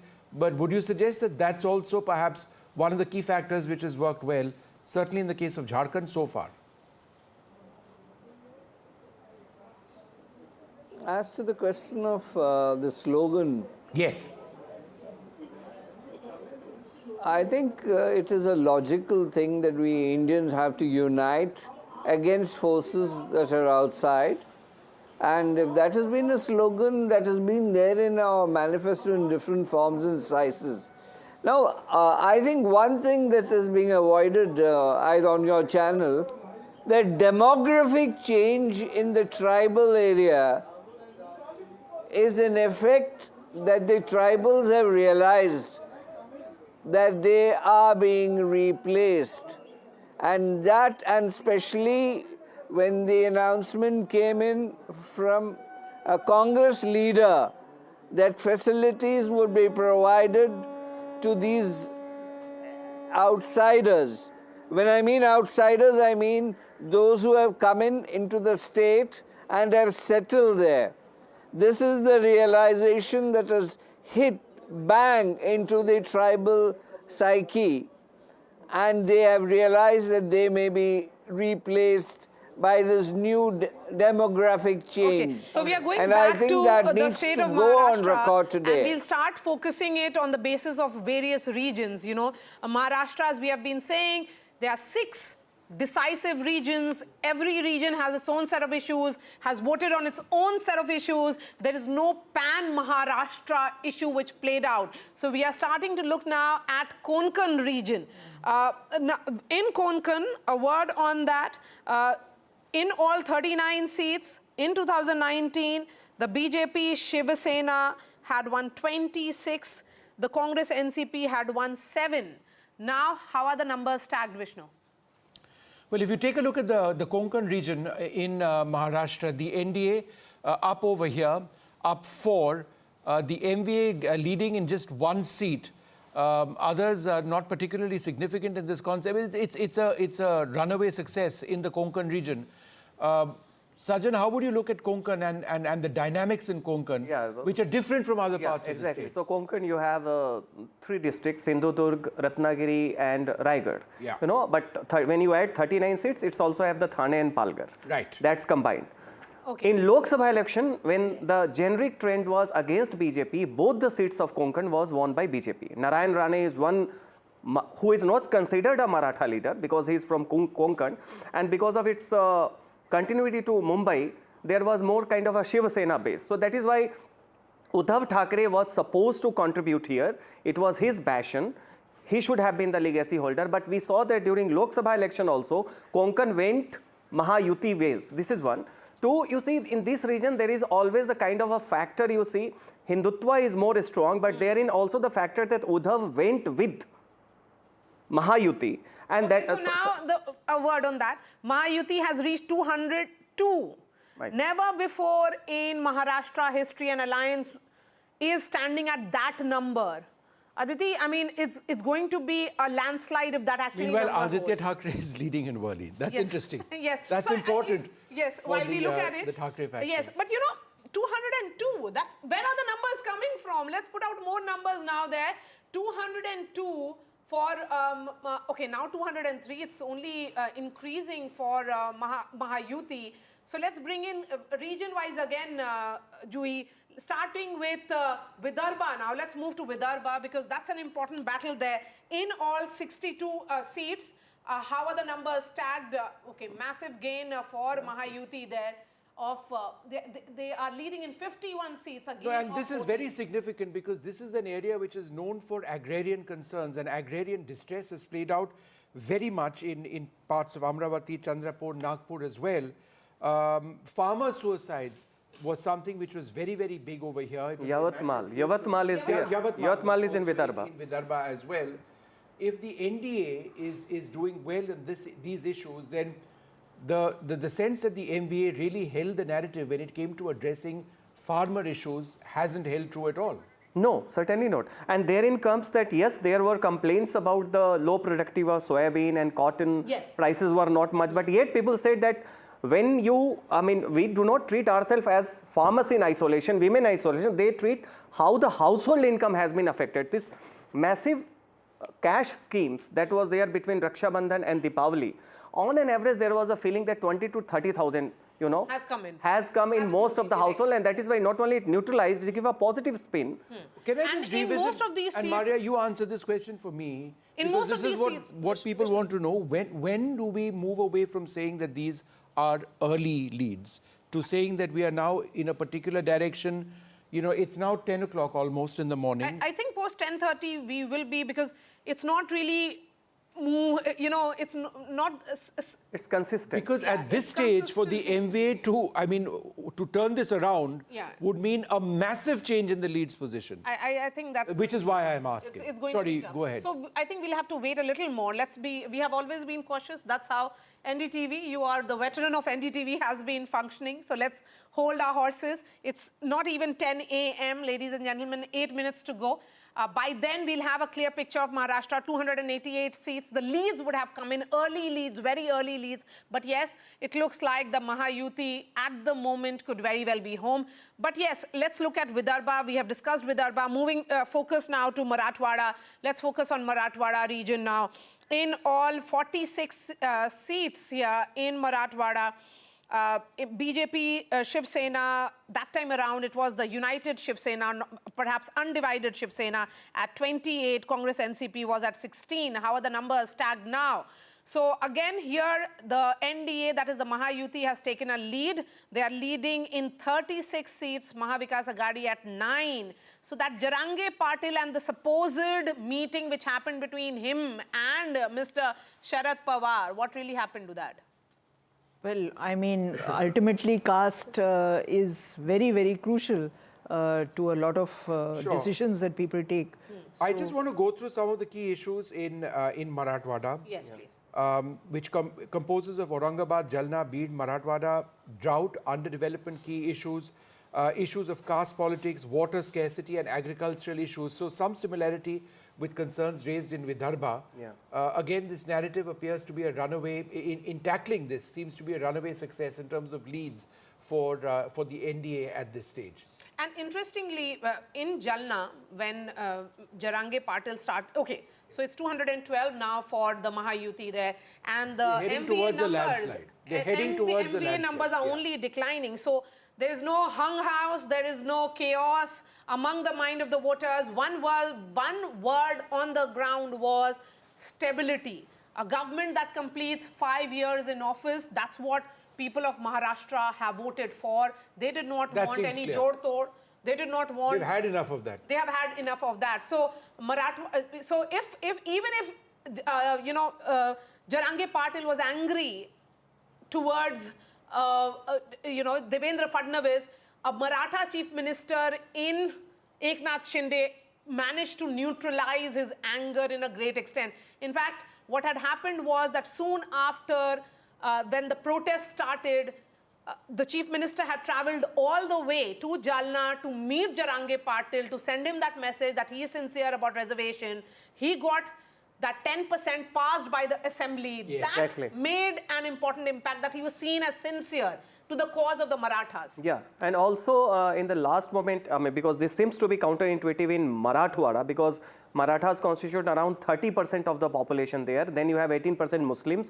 Then you also have the Mahar Buddhist voters who are not much under the impact of Vanchit Bahujan Aghadi. So this triple M, Marathas, Muslims and Mahar Dalits, was supposed to be demographically help the Vikas Aghadi, which is not happening, which means that in the last moment also there were conversations that Sharad Pawar had been chief minister multiple times. What did he do? Now he is supporting all those demands, and then Jarange Patil being the B team of Sharad Pawar, that narrative also came. But besides that, I think also it was a counter consolidation of the OBCs, because Pankaja Munde is there and lots many other OBC leaders are there. And apart from that, I think women factor perhaps seems to be the X factor in Maharashtra, because the kind of victory you see simply by caste and community demographic, it doesn't make sense. If there is one of the best signs for Indian politics. We've seen the rise in women voters in the last couple of assembly elections. They were dominant, for example, in the Madhya Pradesh elections, Thackeray, Jharkhand, and this time as well. Son of Raj Thackeray is trailing in Mahim. Right. We haven't discussed Raj Thackeray. No, we haven't. It was not expected to be a very significant factor. Absolutely. MNS, what happens to Raj Thackeray after this if his son is also trailing? His cousin is winning. Yes, so does it mean end of road? We don't write off anyone, but Amit Thackeray, this was his electoral debut, son of Raj Thackeray, MNS Supremo. He is trailing from Mahim. But let's bring in Ratndeep. Aditya was taking on Milind Deora, right? Yeah. I'm being told to take Ratndeep now. All right, you have to go to Ratndeep. Oh, there we are. See, so Aditya is leading against Milind Deora of the Shinde Sena. Right. This is the second time Aditya was contesting from Worli. So Sena versus Sena over here, and Aditya Thackeray, this is one of the few areas where they seem to be doing reasonably well. I'd be interested to see where some of the other battles, the key battles, the Pawar versus Pawar battles, which are taking place in Baramati. We'll come around to that in a moment. But let's also focus a little bit on by-elections. Yes, a word from Ratndeep, who's joining us from Guwahati. And Ratndeep, sorry to have kept you waiting right up off the top. But I can see that the air quality around you is much better than it is in Delhi. So, I mean, you were breathing clean air. But please go ahead. That's right, we are breathing clean air, and perhaps in the bypolls in Assam, where there are 5 seats which went for bypoll, there is initial good news for the ruling BJP and allies, as out of the 5 seats, the leads that we are getting after round 1, in 3 seats, BJP and allies are leading, and that includes the crucial Samaguri seat, which has been a Congress stronghold since 2001. Since 2001, Congress had never lost Samaguri, but after round 1, BJP candidate has taken an early lead of 2,000 votes. So therefore, remember, this time BJP has campaigned hard there in the stronghold of Congress heavyweight Rakibul Hussain, and his son, 26-year-old Tanzil Hussain, is making his electoral debut there. And there it seems the BJP has been able to make some early inroads in the seat of Bihali, where a BJP turncoat was contesting on Congress ticket, where Congress heavyweight Gaurav Gogoi had led the campaign. There Congress is trailing, and also from Meghalaya, from the Gambagre seat, which is a prestige battle for Congress Sangma's family, with his wife making an electoral debut for his party, the National People's Party.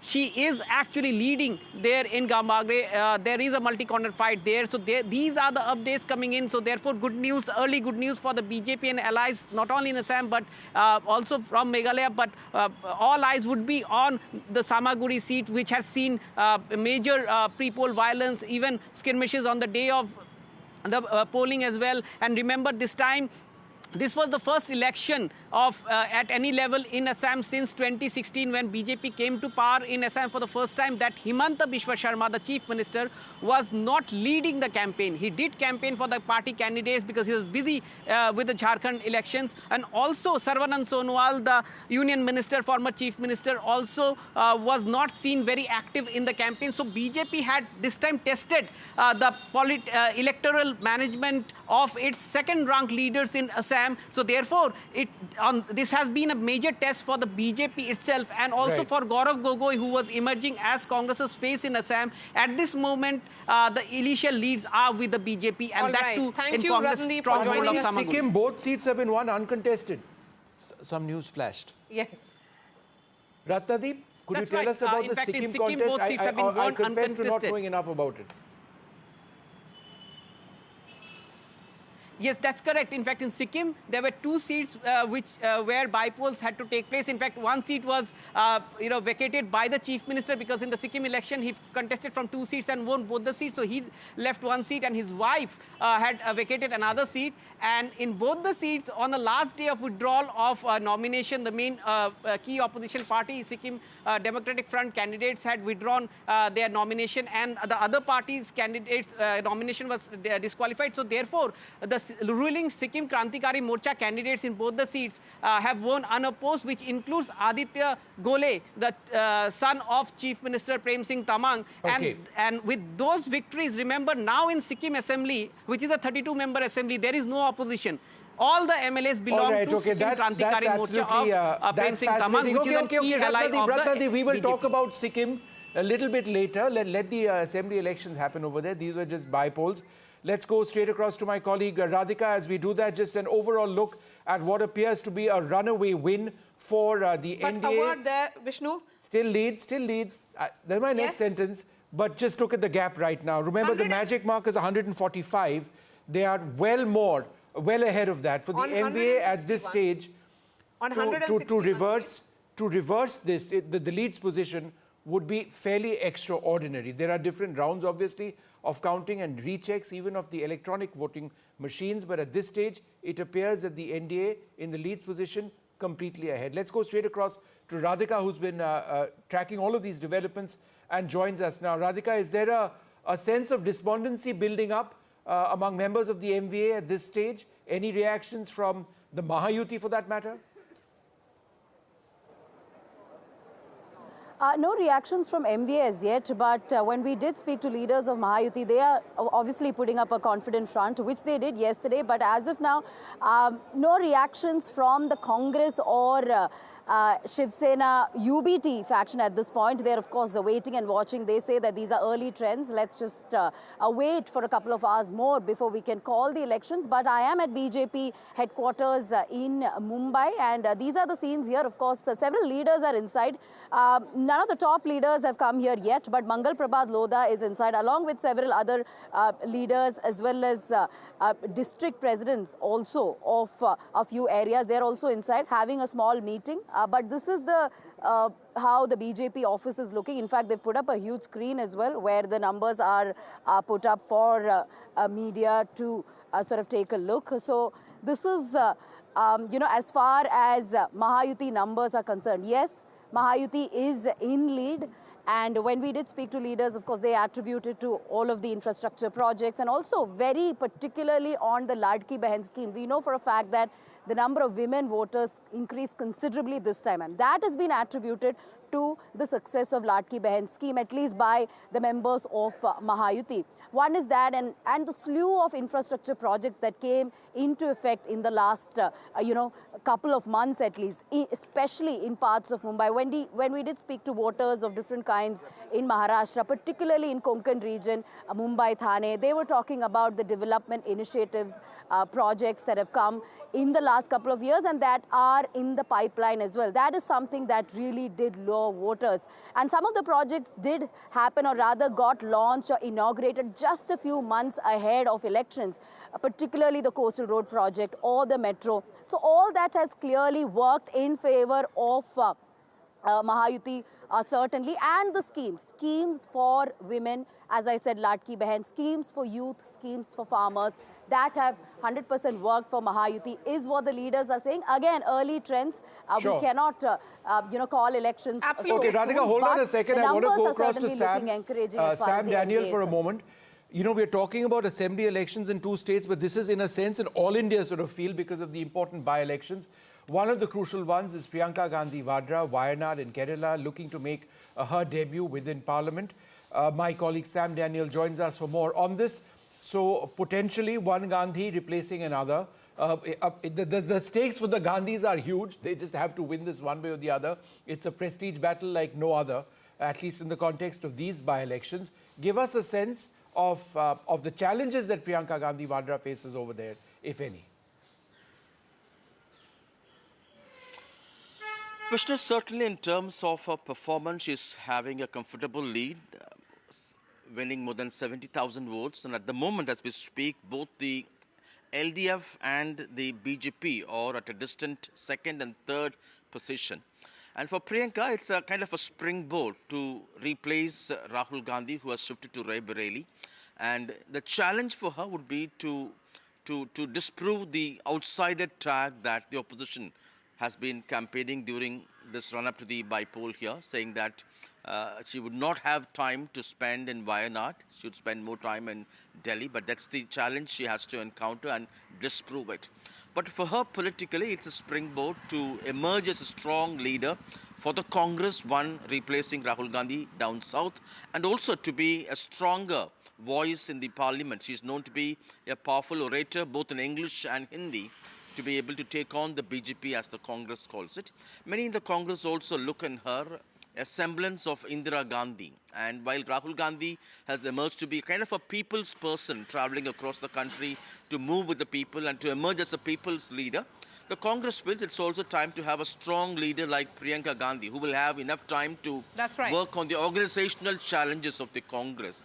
And they feel with this kind of a mandate, they hope that she'll be able to win with a larger margin than what Rahul Gandhi had won.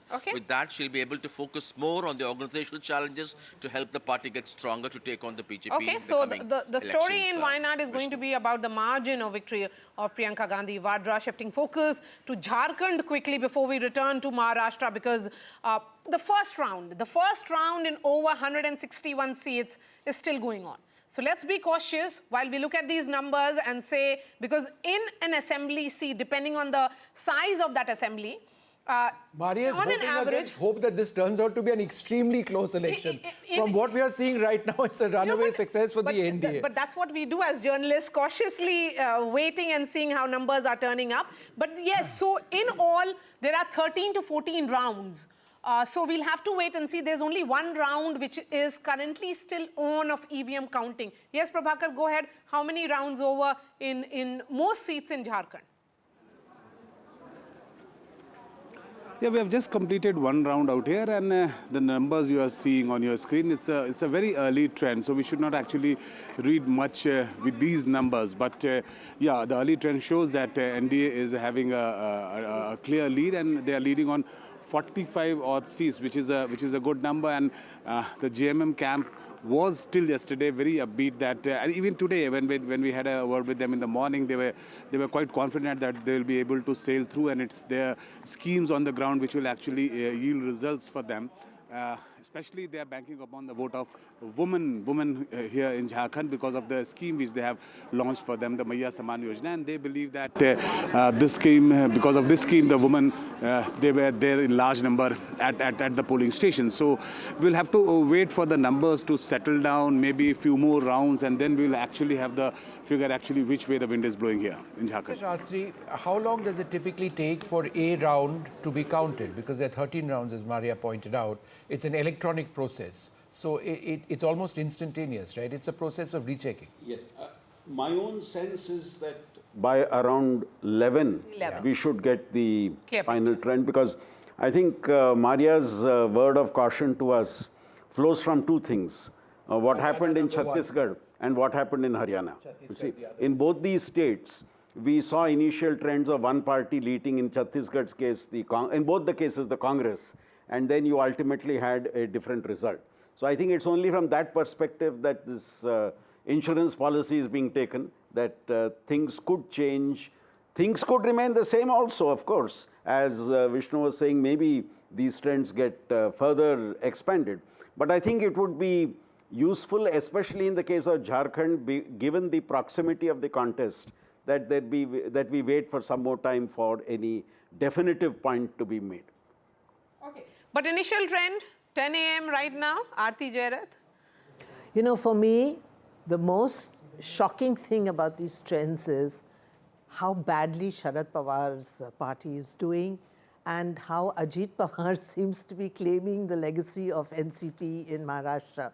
All reports, and even the Lok Sabha results had suggested that Ajit Pawar was, kind of finished, and after the Lok Sabha defeat, his party kind of broke up. There was an exodus to the NCP, and yet we find that Sharad Pawar seems to be doing badly, and Ajit Pawar seems to be ahead. And to me, this is really, I'm not surprised about the BJP versus Congress, because we saw in Haryana that when the Congress faces the BJP, it just completely collapses. The BJP does well. But interestingly, Aarti, right now we are looking Maria, at those numbers. if I could just make a small point. Yes, sir. The Congress seems to be the factor pulling the alliance down, both in the case of Maharashtra and in the case of Jharkhand. Okay, can both of you hold on for half a second? We need to go across to our colleague Radhika, who's been, where there's a lot of action happening around her. In simple terms, Radhika, what's happening where you are? Are there celebrations in the Mahayuti camp, or what exactly are you seeing right now?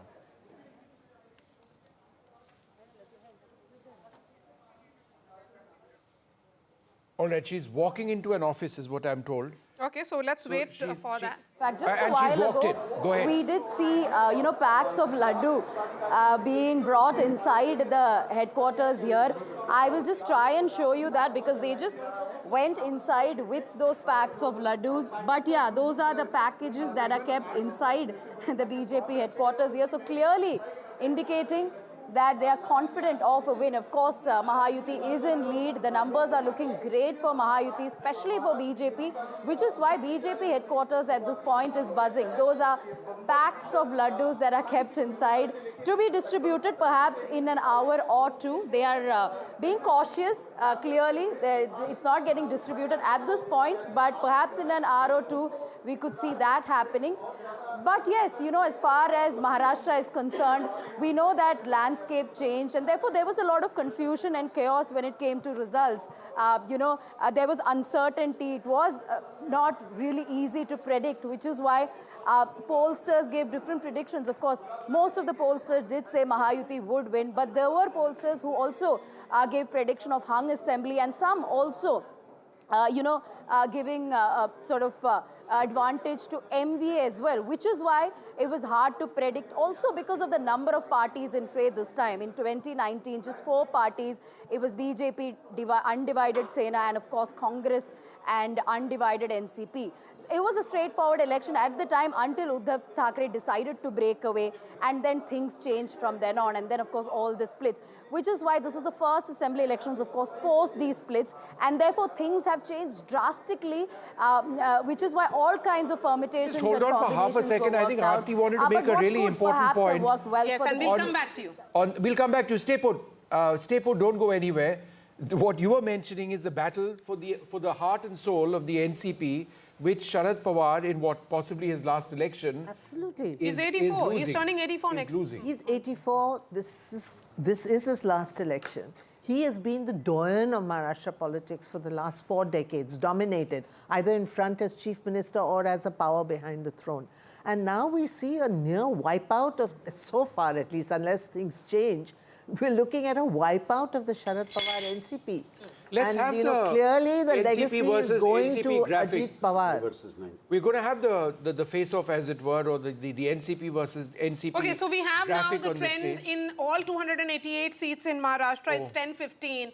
Mahayuti leading in 217. This is, of course, the first round which is going on. Vikas Aghadi at 58. They're only slipping. NDA seems to be going ahead. If this holds, then it's a wave election in favor of Mahayuti. Landslide, if this happens. But this is a wave election. Aarti was talking. Professor Shastri, you want to take this question? The NCP versus NCP, the strike rate of the NCP, Ajit Pawar at 66 versus 24%. Of course, these are the face-offs, direct face-offs between the two, but the number of seats that they've contested overall are different. The NCP contesting in 59, and the Sharad Pawar camp, I'll give you the numbers. 86. Yeah. 86. No, if you look at this face-off and the trends as it stands today, very clearly we have a reversal of what happened in the Lok Sabha elections. Absolutely. And Sharad Pawar's NCP seems to be taking a backseat. Okay. Even other indications are that the lead is something like 35 for the Ajit Pawar NCP and 9 for the Sharad Pawar NCP. So clearly, what we had seen in the Lok Sabha election with regard to NCP is being reversed in the assembly election. Okay. And so, this is definitely a setback for Sharad Pawar. No, I think in all the Vikas Aghadi, people may have voted for revenge sympathy in the Lok Sabha, but they realize that perhaps that can happen only once. But one point which is emerging, the weak link in both the alliances seems to be the Congress party. Absolutely. The JMM is doing reasonably well in Jharkhand, but the alliance is being pulled down simply because the JMM contested only 41 of the 81 seats, and 30 seats were with the Congress party. No, and of those 30 seats that the Congress contested in Jharkhand, the bulk of them were against the BJP. So once again, you know, what is being proved is what happened in Haryana, that when the Congress faces the BJP, it's in a one-on-one fight. Okay, let's just go across to our political guest. Raju Wagmare of the Shiv Sena Shinde joins us. We've got Dolly Sharma of the Congress party as well. Arvind Tiwari from NCP-SP. Arvind Tiwari of the NCP-SP. And Rohan Gupta from the BJP. Dolly Sharma, let me come across to you first. And sorry to keep you waiting, but you know, I mean, these are of course early leads. But you know, it's 10-16. The sense is that within the next 45 minutes or so, unless there's a very dramatic reversal, it seems that in Maharashtra and in Jharkhand, the Congress or your alliance in deep trouble. How do you see what's happening now? See, this is too early to comment. Like you must have seen in last elections also, early trends saying something else and the results were different. So we are very positive. And also, like, you know, in the election, the muscle power that was used and the conflicts and divisions were instigated between the Marathas and OBC communities. The ruling party employed criminals and misused government machinery to further, you know, its agenda. Voter lists were manipulated. BJP extensively used power and money all over. And this was why you know, in open you could see how money is being distributed. It's not a matter response to from the laugh BJP. upon. Rohan Gupta. Everybody has seen the way they've Rohan, would you misused like to power. respond to that? Money power is the allegation made by the Congress. So Vishnu, I am very happy that even after so many defeats, opposition hasn't learned the lessons. See, after Lok Sabha, there was an indication that their narrative on the name of reservation or constitution was getting little traction. But what happened in Haryana, what is happening today, it is a clear-cut message that the opposition parties are totally against the ground narrative. They don't know what the people of country want. They don't know what the state of Maharashtra wants, because they are completely in their own, like Alice in Wonderland. They don't know what is the ground situation. Two things. One important thing which I would like to tell you. On the last day of the election, if the opposition leader has to react to the narrative set by the BJP, it clearly shows that they don't have faith on their own narrative. All their reveries or guarantees, people won't believe that, because one day before the election you get the message that Himachal, which is ruled by Congress, Himachal Bhavan is on sale. So people won't trust the people who give the guarantee and cannot fulfill, number one. Number two, on the other side, Ladli Behna Yojana or other schemes of NDA government, they were successful on ground. People were getting benefit of that. So as far as local narrative was there in Maharashtra, absolutely opposition party completely failed. On the other side, on national narrative also, their leader was completely taken aback. Because that appeasement thing and division of Hindu votes, this successful strategy of Lok Sabha, it proved boomerang to them in state elections, because they could not understand how the ground is changing. They could not understand how people are responding to it. Rohan, hold on. Let's go across to Arvind Tiwari of the NCP, Sharad Pawar. Mr. Tiwari, thanks very much for being with us. It's not looking very good for you at this stage, is it? You know, I mean, No, this is, yeah, go ahead. No, it is not the situation as of now. It's the early trends, and you will see the situation drastically changing in an hour or two. As soon as the count increases, as soon as the rounds increases, you will see that the situation in Maharashtra has drastically changed. And I believe very strongly that whatever is the trend at this moment, it is going to be exactly opposite. And what my friend was now saying at this point of time, the narratives that they had set in Lok Sabha, there was a different narrative, because at that point of time, that was the issue before the country, because that was what was being told by the BJP, their own leaders, that the constitution is sought to be replaced.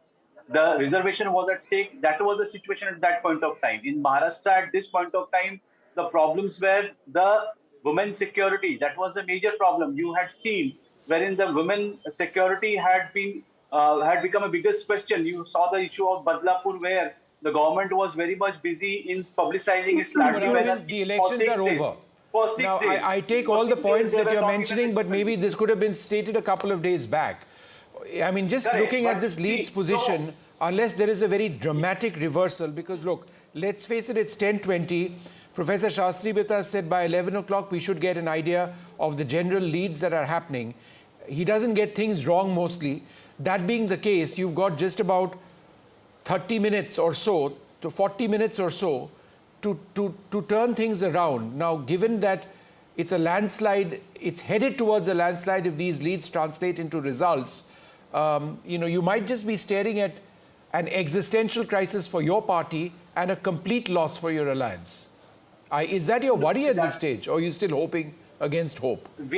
No, right. It's not the question of against hope. We are not only hopeful, we are confident that we will be in a very much better position. Fair enough. You have to put up a strong front there. Fair Mr. enough, Wagner, please come in on this. How are you looking at the numbers stacked up right now? I think we are very happy to see the numbers which is coming through, and we was very confident about it that the Mahayuti will come into the power with the big majority, because the main situation is this, that the opposition completely lost the track or lost the connections with the voters and the people of Maharashtra.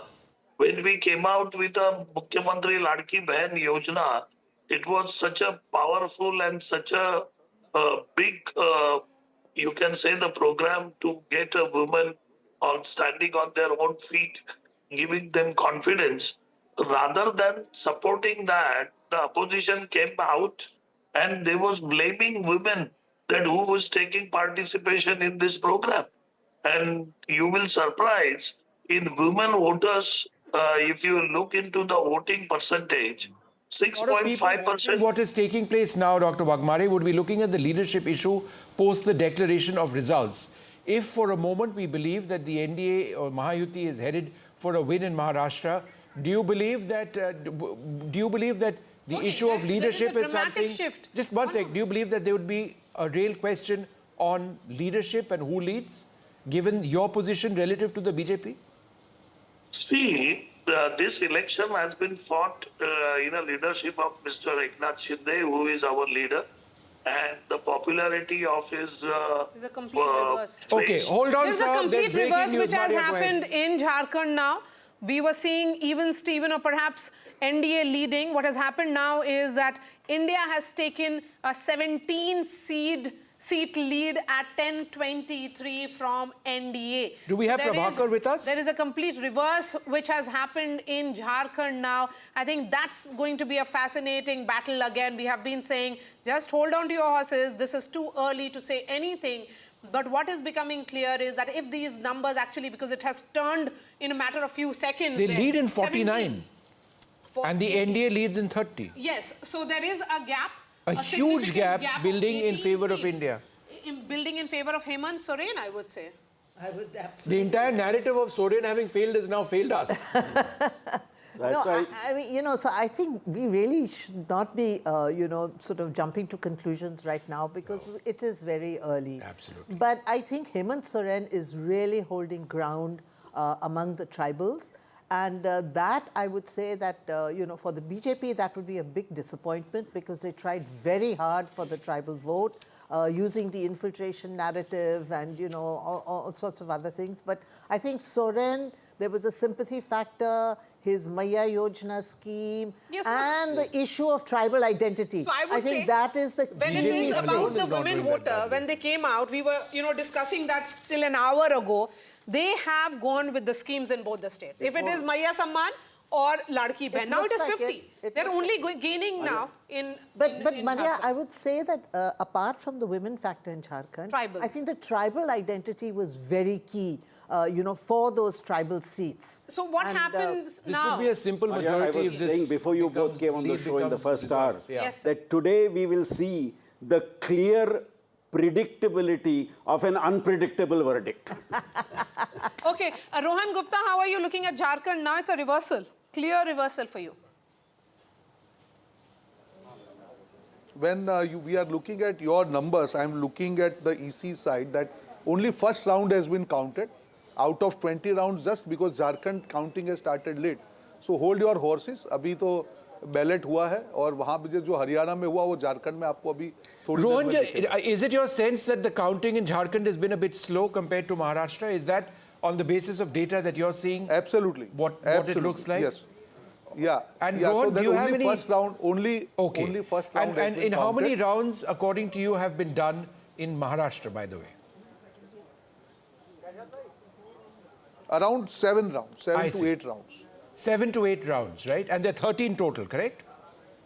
Must be more in Maharashtra, I would say. How many rounds? 16. On an average, 16 rounds.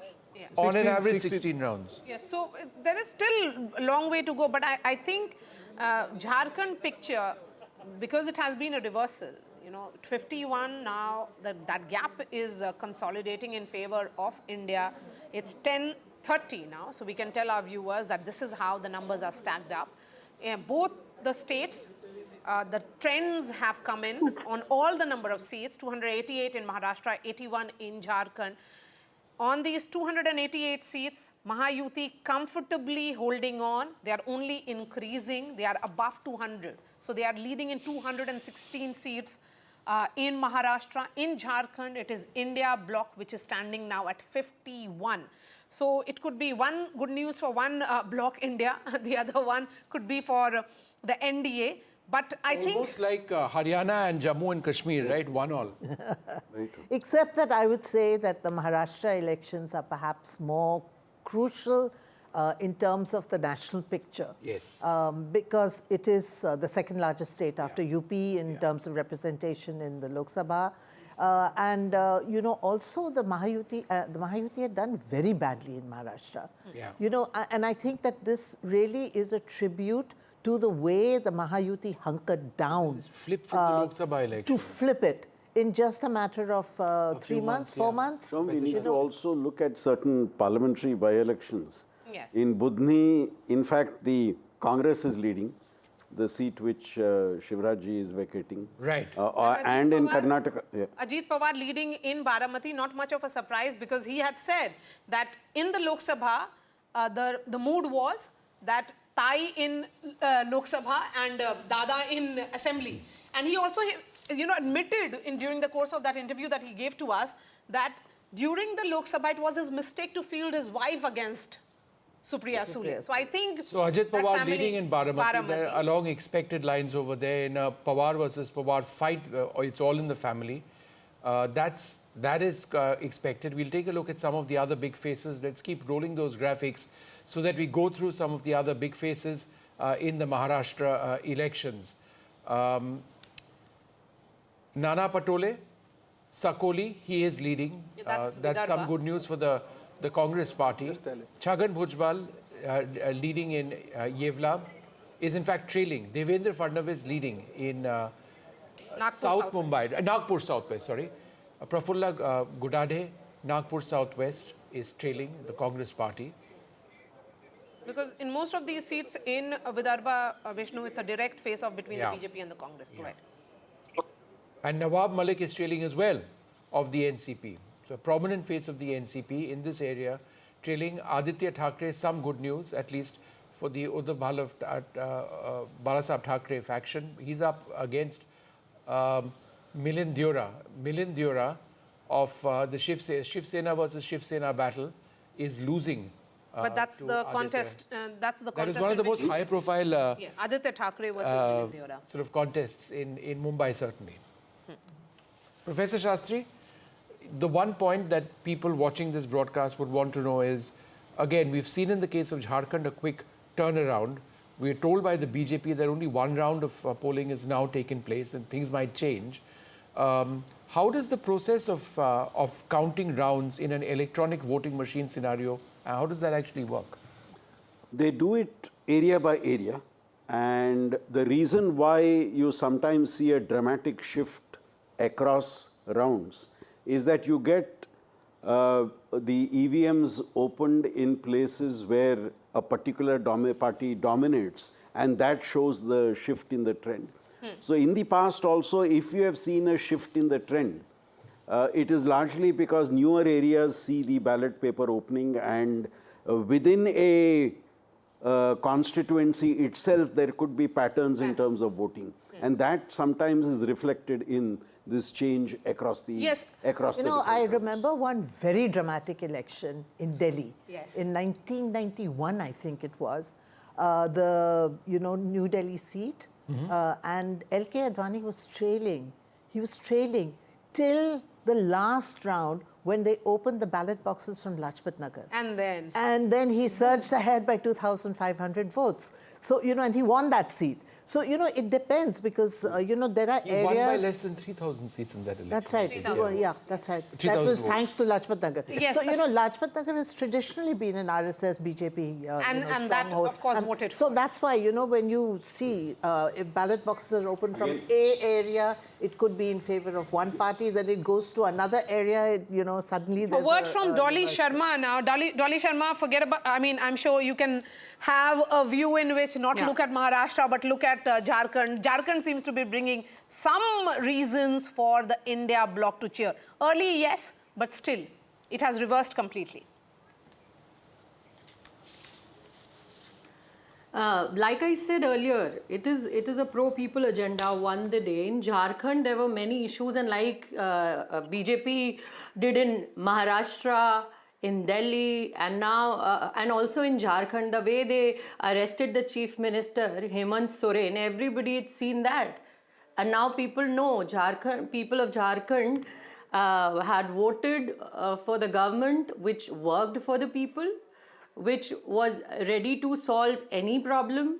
That was there, whether it was women's issue, whether it was youth, whether it was any other issue. So they will definitely vote for India Alliance, and we will form government in Jharkhand for sure.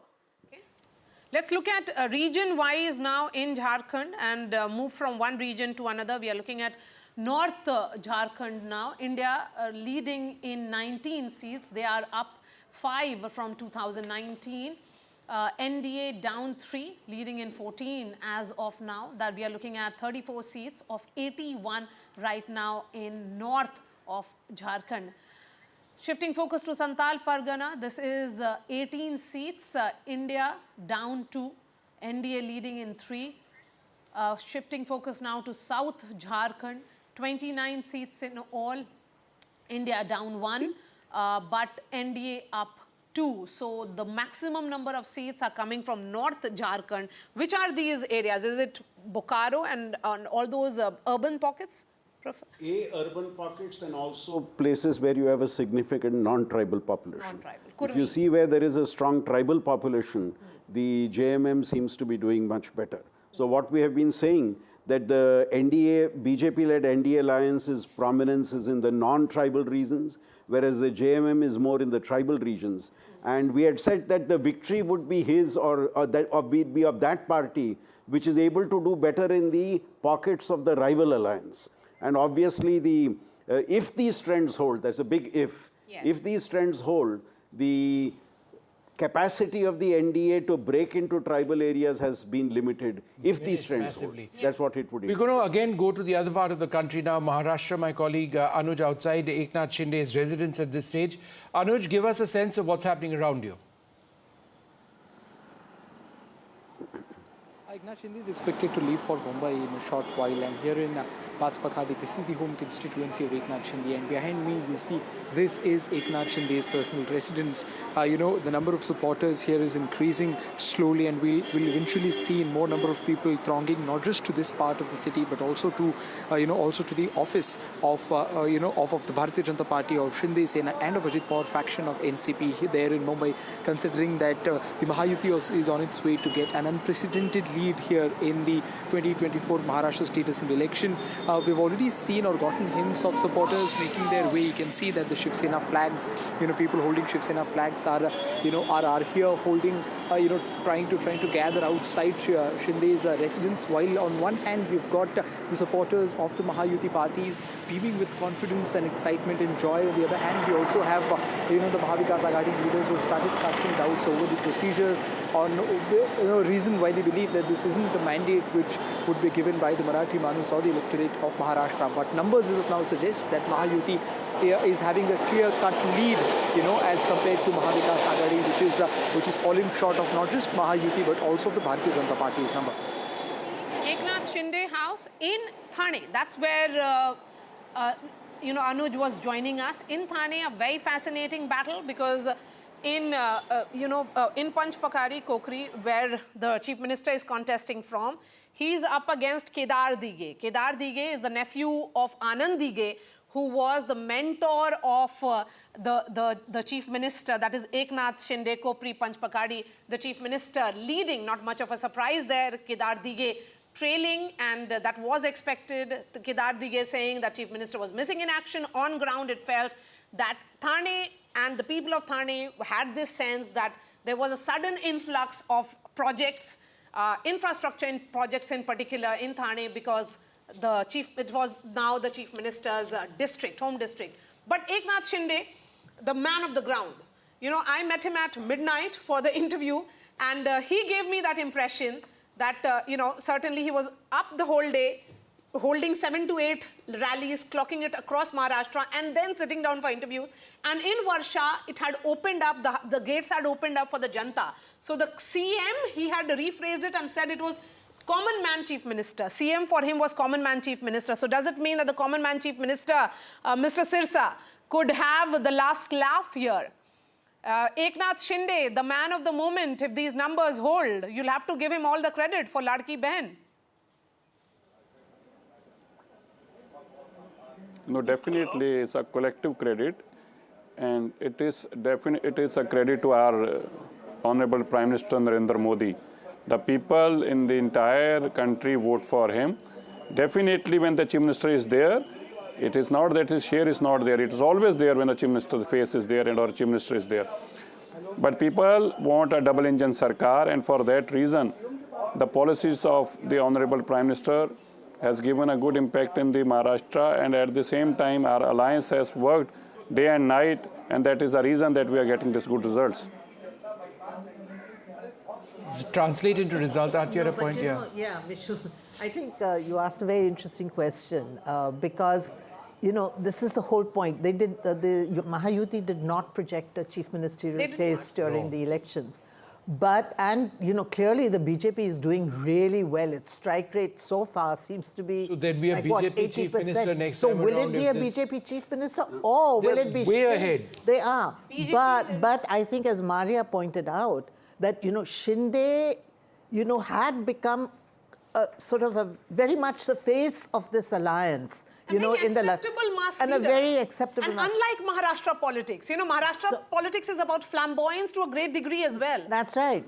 So can you just rule him out as a chief ministerial candidate post election? Look at the leads. I think that's a really interesting question. Which is much more than the combined Maha Vikas Aghadi. Correct. If I could just make a point here, it's going to be if these numbers hold, it's going to be very difficult for the BJP to convince its cadres that we don't have the chief minister at this stage. Yet, you cannot rule out the fact that the Shinde's leadership in Maharashtra over the last recent times has helped the party consolidate its position. The Maratha vote is critical. So, I think it's if these trends hold, it's a very difficult decision which the alliance will need to take, its leadership will need to take. Absolutely. With regard to who becomes the chief minister. And I think this Ladki Bahin scheme is very much identified with Shinde. Yes, he's very much identified. Absolutely. He inaugurated the scheme. The BJP did not seem to be too enthusiastic about it actually initially. So, can you really rule him out as a possible chief minister? But it's quite clear that But yes, the BJP is doing far better. Its strike rate is far better, yes, no question. And interesting observation, really at 1040, the BJP's alone number is twice that of Maha Vikas Aghadi. So their strike rate, of course, is almost 70-80% in that alliance. They had contested on 149, leading in 125. In 2019, it was 105. There is a gain of 20 plus seats. So, but it's a fascinating thing what has happened there. Shiv Sena, again, they contested on 81 seats. That is Shiv Sena of Eknath Shinde, the chief minister there, leading in 55. In 2019, it was 41. So they have also made a gain of 14. And the weak link here is actually Ajit Pawar. He contested on 59, his party, that is the NCP. They are leading in 35, so they are -6. But it is the BJP which is actually holding on this alliance. The anchor, the word that you used, Professor Shastri, it's very clear that the BJP is holding on. And similarly, it is -23 for the Congress. So the anchor certainly seems to be pulling this up. And at the same time, it is Eknath Shinde who's helping that rise. Can I just say that, there have been, it's SOP versus SOP. We see this in election after election. And in as much as we talk about the Ladki Bahin Yojana, the Mahayuti had offered more through the Mahalakshmi scheme, 3,000 rupees versus 2,100 rupees. But this is a space which the BJP has completely taken. Because of implementation, for example, in Madhya Pradesh, where they rolled it out, it was absolutely fascinating. This is a narrative that they built up which works across the country. Vishnu, the key word you used is implementation. Yeah. These schemes have been promised by different parties over the last 15-20 years, and many of them have not been able to do well because of the promise. That's because of the past experience of the people with the implementation of programs. Here what we are noticing is a perception that a particular party which promises a scheme is actually implementing the scheme, therefore we go back to that party. So I think it's more a perception on implementation rather than a perception on promise. Okay, just hold on one sec. Let's go across Jain, to... Mumbai BJP Vice President is joining us. Hitesh, you can say I told you so. It's not just about Mumbai alone, where you, of course, were part of the strategy, but it appears that across Maharashtra, it is good news for the entire alliance. What do you think worked in this alliance? Well, I think multiple factors. One, there was this alliance who really projected to win the election. They were on the front foot. The policies was there. The campaign was there. It was a comparison between a 2.5 years of speed breaker of MVA versus 2.5 years of campaign of Mahayuti.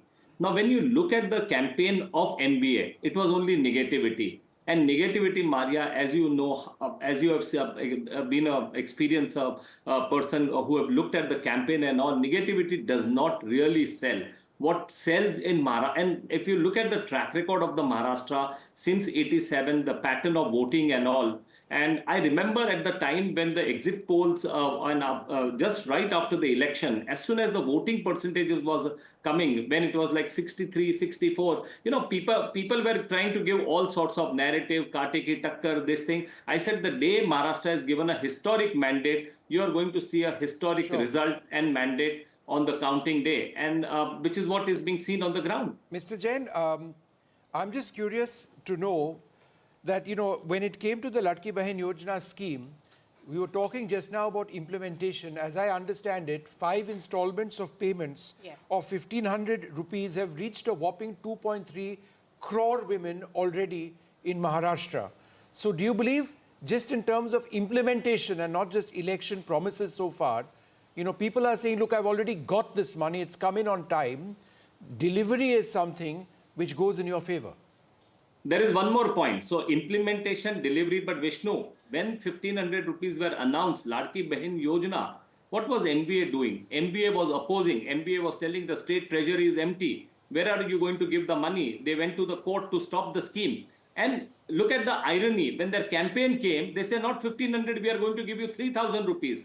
Now look at the crisis of credibility of the MVA leadership. They say state has no money. It is not the question of Mahayuti's intention. They were telling that the state has no money to give 1,500 rupees, and here is a party going ahead and trying to give making a promise of 3,000. Then there were some election panditris who were trying to compare, oh, this is a scheme that was given only on the eve of the election. It's not like Shivraj Singh Chauhan. They tried to compare with Madhya Pradesh. It ran for 5 years. So this is not going to be a factor. People were trying to bring like soya bean. People were trying to bring jarange. People were trying to bring localized seat by seat and all. But if you will look at the mandate and the manner in which the results will come at the end of the day, when the leads will get firmed up, it was a victory across Maharashtra, across the board.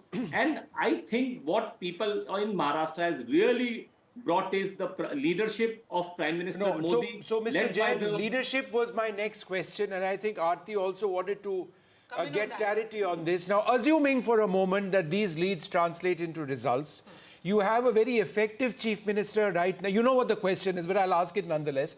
You have a very effective chief minister in your alliance in Eknath Shinde right now, but you have done very well if these leads translate into results. Would your cadre be satisfied with a non-BJP chief minister? Vishnu, I anticipated this question, but just to give you the same answer which was given by our senior party leader, Amit Shah ji in Mumbai. He said that post-mandate, all the three leaders of all the three parties, Mahayuti, will sit together and then they will decide and they will take the decision accordingly. Very diplomatic. That was the right thing to be said, Mr. Jain, at this stage. All right. But Mr. Sirsa, we have always said, I think all throughout the campaign, we have said the right things. Okay. I think our campaign was positive and we had a lot of support from the organization also. Mr. Sirsa, now you're looking at these results, leads I should say, the MVA trailing massively at this stage. The Congress party itself is down 21 in terms of leads at this juncture. There would be many more rounds, perhaps more than 8 rounds, which would have been counted. We are progressively getting into the stage when we can point at a direction these elections are taking. How would you respond or look at the overall situation in Maharashtra? So it is not just when it is a two-third with a two-third of majority. And one must always appreciate that we were there almost from two and a half years. Right. in spite of saying by the opposition कि यहाँ तो कुछ किया ही नहीं, यहाँ तो कोई काम ही नहीं हुआ, ये तो प्रदेश के अंदर Okay, so पैसा ही just नहीं one है, second. Can I just put that question across to Dolly? Can I just put that question across to Dolly? How do you see the numbers, Dolly, at this stage? Yeah. See, like I said earlier, the way BJP misused the power, we have seen them distributing money, use the muscle power, and also you must have seen last election. केन प्रकारेण चाहे सरकार बने ना बने, BJP को तो सरकार तोड़कर भी, पार्टियां तोड़कर भी अपनी सरकारें बनाई हैं भारतीय जनता पार्टी ने. सो इट्स ऑब्वियस कि जो वो लोग, उनको किसी भी तरीके से सरकार बनानी होती है. तो ये जो रिजल्ट है आपके सामने है, वो हमने पूरे महाराष्ट्र में देखा कि किस तरीके से खुला नोट उन्होंने बांटा और इलेक्शन कमीशन आंखें मूंद कर बैठा रहा. I think this also you must discuss in front of the people. Hitesh will respond to that. Hitesh, you know that entire Vinod Tawde incident, was that an embarrassment for you all? Till yesterday they were saying. Not only Vinod Tawde, there were other incidents happened in Pune, Maria, there were, in Nagpur. I mean, I think, you know, as I mentioned to you, money. It was not one incident of Vinod Tawde. Yes, please, Hitesh, go ahead. Was that an embarrassment? Of course, he filed a defamation suit, but it was caught on camera. The time for posturing is over. They made a charge that Vinod Tawde was found with 5 crore. That was the statement that was made. Nobody saw the 5 crore rupees, where it came from and all. On the contrary, Maria, on the contrary, more than 20 leaders of NBA were caught distributing money in their different constituency. But be that as it may, there are larger issues to be discussed. Not this. Of course, they have to clutch on the straws to explain their embarrassing defeat. But you know, Maria, one of the very important campaign statement we should not overlook is Aditya Thackeray. When we were looking at Mumbai, we were looking of coastal road, we were looking about metro. His campaign was so regressive. He says, Uddhav Thackeray said, we will remove MMRDA, we will stop He is leading, by the way, Mr. And Jain. what we will offer is BEST buses to the people of Mumbai. Now, this is a city where, the former Prime Minister Manmohan Singh had promised that he will make it like a Shanghai and all. Okay. And what is the vision they were offering was the vision of offering BEST buses to the people of Mumbai. Okay, Mr. Jain, half a second. It does need to be said that when I looked last time around, Aditya Thackeray was actually leading over Milindura, but there is, some reactions now coming in from the Maha Vikas Aghadi. The Shiv Sena's UBT leader Sanjay Raut says, and I quote, "They've done some gadbad, they've stolen some of our seats. This cannot be the public's decision. Okay. Even the public does not agree with these results. Once the results are out, we will talk more." Okay. So a sense of denial now creeping into the MVA. Well, Vishnu, I think people should give less importance to what Sanjay Raut was saying. I think for 5 years he was entertaining all the people, all the journalists is concerned. And one more point I would like to make. Like Sanjay Raut, there was a section of a journalist in Maharashtra also who amongst them was saying about the MBA is leading, the narrative of MBA and all. It is, I think this verdict is also somewhere, they will also have to introspect. You know, they used to use the words like Kurogami and all, and they did not realize Maharashtra has moved ahead. Maharashtra is aspirational. Maharashtra doesn't want to get into the caste conflict. Maharashtra wants development, and Maharashtra wants to compete at a high, you have Mumbai, you have a Maharashtra, which is a very important state. And if you again look at the campaign, that is the difference today. Mahayuti was talking about taking Maharashtra ahead, giving the speed to the progress and development of Maharashtra. While as I was speaking to you earlier, Aditya Thackeray was promising BEST buses to people in Mumbai. All these hard questions, nobody was asking the NBA leaders. They were, I think the journalists in Maharashtra also were asking about the family, about it was just about the families, the dynasts and all. All right, Mr. Jain, I get what you're saying. Aarti, it almost seems, if you look at what Sanjay Raut's statement, which I read out a little while back, is what we saw with the Congress party in Haryana. The sense of disbelief, then going to the election commission, writing letters even before the day was done, saying that there's something terribly wrong over here, you messed up here, there. I think this preemptive... It's sort of that preemptive, good word, effort at going out to the EC or feeling out the EC seems to have begun. that stealing of the mandate, I think that's overdone now. The gadbad, they have done some gadbad. That gadbad thing is, that should apply also in Jharkhand. It was a narrow victory. I think, maybe, that argument may still have had some, some sense. But in this kind of a victory, it is a sweeping victory. They're heading towards a 2/3 mandate. Never seen before in Maharashtra. Mr. Jain, how many rounds according to your data? How many rounds according to your data has been counted in Maharashtra? Do you have an update, Mr. Jain, in front of you? How many rounds has been counted in Maharashtra? Well, Maharashtra, you have like 5 to 7 rounds that are counted, and most of the places, I will give you one more data which I have in front of me. Most of the candidates of Mahayuti are winning over 15, 20, 25,000. The leads are consolidating. And if you look at the leads of MBA, they still have some 15 to 18 seats where their lead is not more than 1,500. Aditya Thackeray himself is only leading in by some few hundred votes. Okay. Okay, so that's fascinating. Okay, but 7 to 8 rounds. Look at the bypolls at all, because those there's a elections, very right. interesting one happening in Karnataka. Let's And Karnataka, where this bypolls, there are Channapatna, which and is even Uttar Pradesh. and Uttar Pradesh. So let's look at Channapatna, which is sort of Kumar Swami's son. Okay, so let's thank to the Congress. now. Congress is Thank you, Hitesh, for joining leading us. a JDS Let's stronghold. continue to have other guests and shift focus now to bypolls. But can I just jump in for half a second, because Yes, that's what please. I do. The strike rate is phenomenal. In the Mahayuti strike rate right now is 84%. 84% of the BJP. 84%.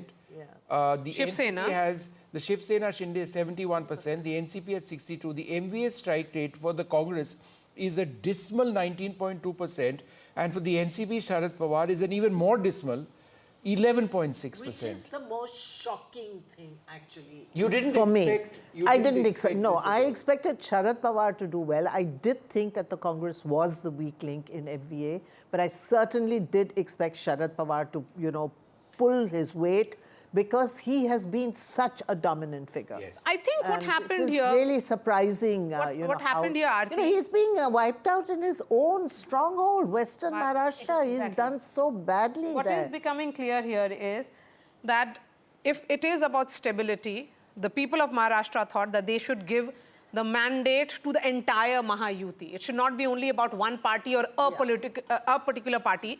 In case of Vikas Aghadi, it is a no confidence to all three of As them. we have been stressing, if it was in the Mahayuti, it was the BJP which needed to do very well. Whereas in the case of the Aghadi, for any success to come to power, it needed all the three of them to do well. Okay, so first set of reactions coming in of Shaina, NC and Rahul Narvekar. Let's listen in. I have never played divisive politics. I've tried to take everyone along in every sense. But having said that, there are certain parties that only appease vote banks and play pseudo-secular politics. I think we need to move beyond that. The time has come to only talk about development, and the younger generation understands that. और बापा के चरणों में यही प्रार्थना की है कि इस राज्य को महायुति की सरकार प्राप्त हो, जिससे राज्य की जनता को न्याय मिले और राज्य प्रगति पथ पे चलता रहे। मेरे हिसाब से 175 पौने 200 सीट महायुति जीतेगी। Okay, Rahul Narvekar there, who is the candidate of the BJP from Kolaba. He's of course leading. Shaina NC, from Mumbai Devi. Let's switch that plate to look at her picture and what is her scene in Mumbai Devi. It appears that she was of course fighting a tough battle. Whether she's trailing or leading, we'll know about it in just a bit.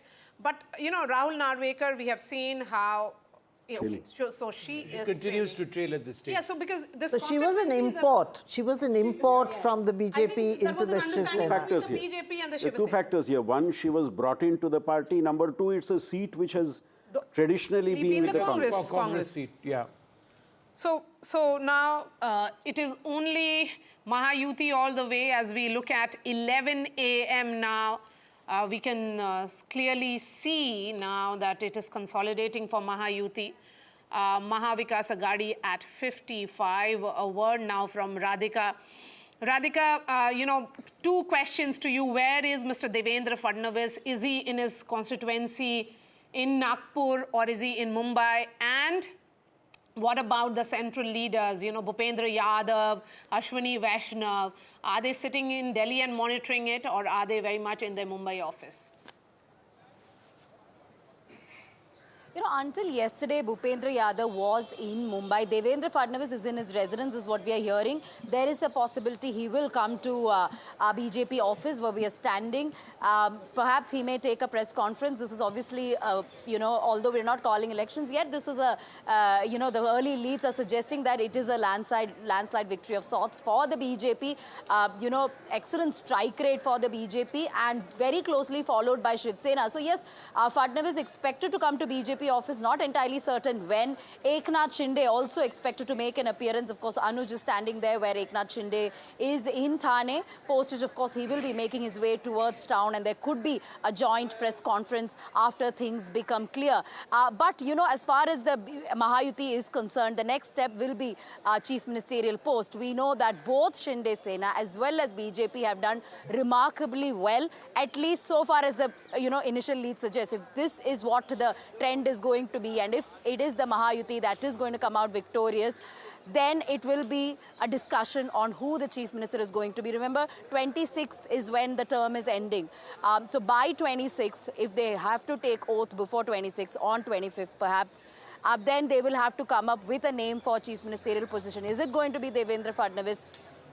Or is it going to be Eknath Shinde? That is a question that will remain. But at this point, I'll just show you around. This is the BJP office here. A lot of movement, a lot of leaders had been going in and out of this particular place, holding small meetings and discussions. There is a huge projector monitor as well, which is showing results too. So this is where all the celebrations could also take place. Sometime back, as I was pointing out, laddus were also brought in, which clearly indicates that they are sure of a victory even after multiple rounds that will complete in, say, an hour or two. So yes, this is the situation as far as Mahayuti camp is concerned. Certainly celebratory, victorious. Sanjay Raut in denial, saying there is foul play, this can't be it, these can't be the real numbers, or something he's been saying, which is expected from MVA, considering the abysmal numbers that are showing as far as the MVA camp is concerned. The picture becoming clear at 11 a.m. on the top of 11. In all 288 seats, of course, 6 to 7 rounds of counting is over. The Mahayuti are 223. If these leads consolidate into actual results, it would mean that Mahayuti is heading for a landslide victory in Maharashtra, never seen before in Maharashtra's history. So for the first time in perhaps several decades, a government would be coming up with a landslide victory. In Maha, Vikas, Aghadi, all the three alliance partners' strike rate is below 20% at the moment. The Congress, the Shiv Sena of Uddhav Thackeray, and also of NCP Sharad Pawar, all of them performing really poorly. And as far as the strike rate of Mahayuti is concerned, it seems to be in upwards.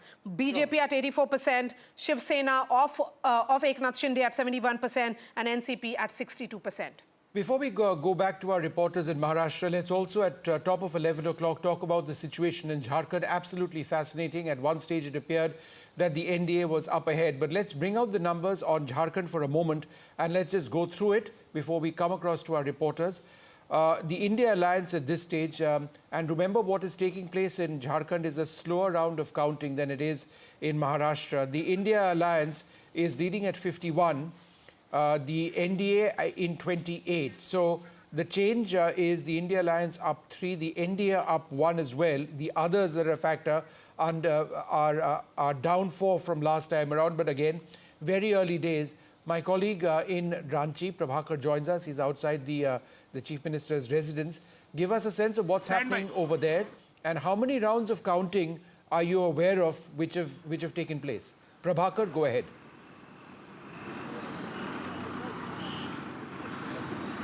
Yeah, the last update with us was of 4 rounds of counting, but the numbers are cementing now. And it's going India block way. We all know that the India Alliance is going India Alliance way. But we are parked right now at the Chief Minister's house. Here, the celebration has not started. Even at the JMM office, they are holding their horses. They are probably waiting. They'll wait for some more time actually for numbers to settle down, and then you'll see the laddus and the crackers being distributed here and crackers being bursted here. But as of now, it's a mega comeback. It has never happened in Jharkhand, and it seems that the way over there, we'll try and get that back in a moment. But just in terms of the overall situation in Jharkhand, it is fascinating because the JMM has done well. The BJP, in terms of the lead situation, is where it was in 2019.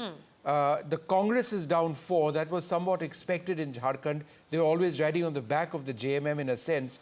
But it does believe that the overall situation is one which favors the India alliance quite clearly. Do we have Prabhakar back with us at this stage? We'll try and fix that audio with him. But let's go back to Maharashtra, where it's the opposite scenario with many more rounds counted. 288 of 288 seats, the counting has begun. At least I would suggest 8 rounds would have been done by now. The NDA ahead, many would suggest that this will start firming up sooner than later. I think we should go to the man of the moment, which is Eknath Shinde. What is happening at his Thane residence? Anuj, give us a sense. Have the supporters of Eknath Shinde started arriving, or is he very much locked inside his house, away from all the limelight? As of now, he is pretty much, locked up in his house, but he's expected to come out anytime soon. And as you said, that close to 8 to 10 rounds, have been counted all across the state on all the 288 seats. And one direction that all of these early trends are showing, I am saying early because time-wise this still is early, but the gap between the NDA and the India alliance, that is the Maha Vikas Aghadi here in Maharashtra, is increasing. And I'm outside Thane residence of Eknath Shinde, and as you can see, the activity around this place has increased. The number of supporters coming here has increased, and one can expect Chief Minister to walk out of his residence any point of time. We've been interacting with a lot of Shinde Sena leaders since last few days, and they are very sure of the fact that it is not just the Mahayuti which will be coming back to power, but it is also Eknath Shinde who will be, laying his stake, claiming his stake very strongly for becoming the Chief Minister of the state.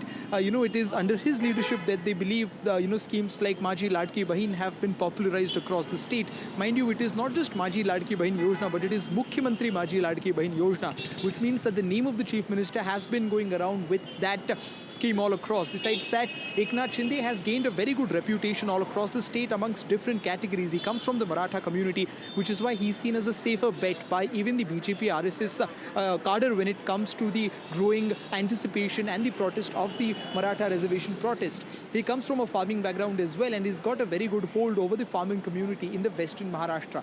In Mumbai and close by regions, he's got a strong hold over the Marathi Manu sentiment, and that was one of the conflicting ideas even in the Lok Sabha elections, where the doubt was whether the core voters of Shiv Sena are going with UBT or are they going with Shinde faction. While it was quite, quite divided in the 2024 June elections, but right now the picture seems to be much clearer, where all the places where the Shiv Sena had their core voter base, be it the western Maharashtra, be it Konkan region, or several other pockets where the Marathi population vote is higher in number, most of these places seem to be going with Shinde Sena, making him, validating his presence and his position of chief ministership here in the state. Okay, so Chief Minister, Mr. Eknath Shinde, who will be credited for this victory to a great extent. He was seen as the person who was among the people, a Maratha leader who neutralized the Maratha agitation, ensured that Jarange Patil, who was against Devendra Fadnavis, his deputy, continued to back the chief minister, who was a Maratha chief minister. So Eknath Shinde, the man of the moment, we are yet to hear from him. Perhaps he is also getting some feedback from his team, because I've been in touch with his team. They are suggesting that this number is only likely to consolidate. But the larger picture here is becoming clear. This is a landslide victory for Mahayuti. And if these numbers consolidate, it would only mean that for the moment it is Eknath Shinde, but will the BJP which is, of course, at 84% strike rate, in digit numbers on its own. Will its cadres be okay with a non-BJP chief minister? So we'll try and get that answer from the panelists who are joining us on the top of this hour. But Vishnu, what a fascinating battle. I'm told... I suspect that Eknath Shinde's place is pretty quiet at this juncture, primarily because they're thinking about that CM issue. Because with leads in a situation like this, more than 8 rounds of counting, if there is going to be a flip starting at 11 a.m. in the morning, it seems very difficult whichever way you look at it. Neeja Chaudhary joins us as well at this stage. Neeja, we look at both Maharashtra and Jharkhand in a bit. But at this stage, with at least 8 rounds done, I think it's safe to say that, and this gap, that it appears that the NDA is headed to coming back to power, that also with a landslide. Yeah, I think given the gap that there is, it's a given. What is of interest is not that the Mahayuti is going to come back to power. What is interesting is who is going to be the chief minister now, given the convincing numbers that the BJP has. And remember, Maharashtra being, as we've often said, financial hub, corporate world is there, MNCs are there are development plans.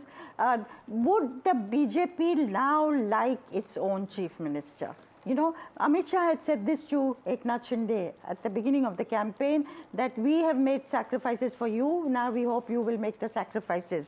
And the way Mr. Fadnavis was projected during the campaign and backed, of course, if the numbers had been different, suppose it was 80 for the BJP and 50 odd or 60 for Eknath Shinde, it would be a different story. But now I think Mr. Devendra Fadnavis's chances to become CM have improved. But let's put that question across to BD Singh. He's the spokesperson of the Shiv Sena Shinde group. Thank you, sir, very much for being with us. I think at this stage it's pretty clear where these elections are headed, with the NDA at 220, 221. But Mr. Singh, in terms of the entire leadership issue, do you believe that it's Mr. Eknath Shinde who should be chief minister still? Or do you believe that there could be a change, in particularly if the BJP continues to do as well as they're doing? Mr. Singh, go ahead. Yes. जिस तरह से अगर माननीय शिंदे साहब का देखा जाए, ये जो शिवसेना से अलग हुई ज्यादा दिन नहीं हुआ, 2.5 साल का सफर है। इस सफर में इन्होंने जिस तरह से परफॉर्मेंस किया, ये जो है, जो भी आपके रिजल्ट सारे रिजल्ट आए हैं, उसमें सबसे अच्छा रिजल्ट जो है माननीय शिंदे साहब का है।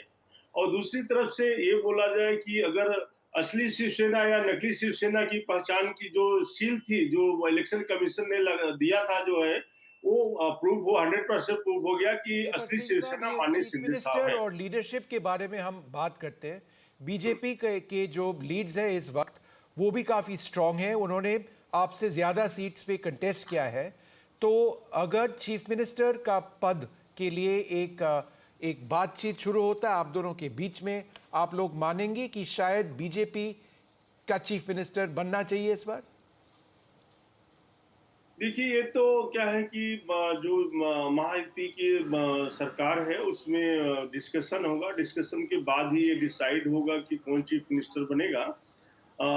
उसके बाद ही सारा डिसीजन होगा, क्योंकि ये जो है महायुति सरकार जो है काफी मतलब केंद्र से भी चलती है, तो उस पे मैं नहीं जाऊंगा। लेकिन ये है कि जो जिस तरह से मैं एक कमेंट और करूंगा कि जिस तरह से बाला साहब ठाकरे ये बोलते थे कि जो है अगर मुझे कांग्रेस के साथ जाना पड़ा तो मैं अपनी दुकान बंद कर दूंगा, लेकिन आज जो है उद्धव जी ने वही कांग्रेस के साथ जाकर के अपना शटर गिरा दिया। जी, all right, Neeja, shall we flip this now, take a look at Jharkhand? Or I think we should concentrate more on Maharashtra, because Neeja, I've just been told that Maharashtra has largely seen fractured mandate, and not this scale of victory ever in the state. Perhaps it was last in 1967-72. I mean, this kind of victory for an incumbent of 2.5 years, and an incumbent which only 5 months ago faced a massive setback in the Lok Sabha.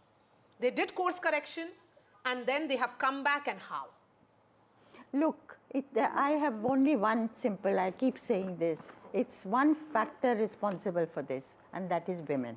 Ladki Behan. In both the Ladki states. Behan and money. Mahila Samman and Ladki Behan. Yeah, in both places, women have emerged as a major factor in the electoral process of the country, as a constituency, that the way we not regarded them. And remember, money in the hands of women is different from money in the hands of men. That money has actually come in the case of... Money has come for 5 months in the Five hands. installments of 1,500 rupees. And Vishnu, I keep... 2.3 crore women. That's It's done and right. dusted. Absolutely. And I've said this several times. I did not meet a single woman who said, I have not got money. No. It was random. So implementation has been fantastic. So as it was in Madhya implementation has Pradesh been fantastic, earlier on. and this the people in the Mantralaya tell you, the Sure. officialdom tells you how hard they've had to work. Nija, let me ask you this. You know, I mean, it may be the women's factor which actually decides which way the election has gone, but there is a battle of identity which will be decided. Yes. Who's the real Shiv Sena? I have suggested that it's an existential question for both the Sena and the NCP. The women's vote we've focused on, and this being India's second largest state, the national sort of scenario over here, should the NDA win, it's huge. So let's talk about the battle of identity first. What would this potentially mean for Sharad Pawar, and what would this mean for the Shiv Sena, Uddhav Balasaheb Thackeray? Look, you cannot write off anybody in politics. So even Uddhav Thackeray, very weakened Uddhav Thackeray, will remain there. And bide his time for the future. If people get disgruntled this side, they may want to move over. Sharad Pawar, it's now the last battle, and he's the patriarch of, you know, not just... Huh? Maharashtra, the tallest leader of Maharashtra. He's done his bit. There was sympathy for him last time, and that sympathy played out. Sympathy doesn't play out again and again. So yes, he will be there. Again, let's see what, you know, suppose you have a disgruntled Eknath Shinde's group and a disgruntled Ajit Pawar group. If they are not satisfied in the new government... We have been discussing that. Is there a possibility of a potential realignment post this result? With this kind of result, do you still sense realignment? No, you know, they cannot move wholesale and form an alternative government. And once you're in power, then it's that much more difficult to say, I'm moving to the other side. The other side has very little to offer you, whereas the ruling side has much more to offer you. Anil Antony of the BJP joins us. We also have Mr. Chavan of NCP Sharad Pawar. A massive setback for you, Mr. Chavan? Disappointment? Yes, definitely. It is disappointing and unexpected. Nevertheless, we humbly accept the mandate given by the people of Maharashtra, and we are committed to reflecting to the results with sincerity and introspection. Sir, this is what I can say at this moment. These elections? Is your party officially conceding these elections? You see, the thing is, the results are there in front of you, and I don't know what to react at this moment, because as I said, it is really unexpected for us. So we need to wait and really introspect. This is what I can say at this moment. All right. Let me go across to Mr. Antony. You know, extraordinary leads, and if these leads translate into results which will start happening anytime now, then, you know, we need to look at the next stage. That would be government formation. Now, we've been debating this for the last hour or so. You've had an excellent Chief Minister in Eknath Shinde. However, you've done extremely well in these elections yourself. The BJP has done extremely well. Would your cadre demand a Chief Minister from your party? Thank you, Vishnu. First of all, the Bharatiya Janata Party would very categorically say that this is a great day for India, not for India Alliance, but definitely for India. For India, this is a great day. Maharashtra was one of the states where during the Lok Sabha elections, the opportunistic India Alliance had done better than what they had expected, where almost 30 seats went to the Alliance and 17 for NDA. But within 5 months, we have come back in a very comprehensive manner. There's a win for our people's desire for a double-engine government and people's faith in our Prime Minister. Now, talking about the government formation, first of all, again, let us not forget the fact that we went as a formidable alliance. We had 3 major players, and even though we have 3 major factors, and irrespective of the numbers, we went together as an alliance. and the people showed full faith in the alliance. It was a victory for the state units and also the desire of the people to have a double-engine government in Maharashtra also. So after the election results, the leaders of all the three parties will speak to each other. They will be, our central leadership will also be speaking to the our two alliance partners. And finally, one thing we can assure is that we will have a government, a very stable 5-year government that will be ensuring that the welfare of the people of Maharashtra and the development of the state you will be looking at Maharashtra because that is the big prize. A stable government will be there. But what about Jharkhand? You know, it seems that the tribals who did not vote for you during the Lok Sabha polls have again not gone with you in these elections. Although it turned to be a different picture completely in Maharashtra. But in Jharkhand, you'll have to work a little more on the tribal voters, that constituency which is still not convinced with your policies and ideas. No, there are elections happening across India today. There are by-elections happening in many states, including my home state in Kerala. And Maharashtra is definitely a comprehensive result. Jharkhand, yes, at this moment we are slightly behind, but let's say it's a difference of 8-9 seats can change a lot, and 6-7 rounds of counting is left. So let us not come to conclusions there. Giving you, I shouldn't be giving you hope at the moment because Jharkhand looks like that it's 49 for India bloc, that is JMM. And so they're ahead of the simple majority mark if these leads. But Anil, I'm just trying to understand over here. Simple majority, they are ahead. Yeah, so it does. So if we take a look at what's taking place in Maharashtra now, would you suggest there was any one deciding factor which has resulted in your being in such a decisive lead? Was it the factor of women and schemes?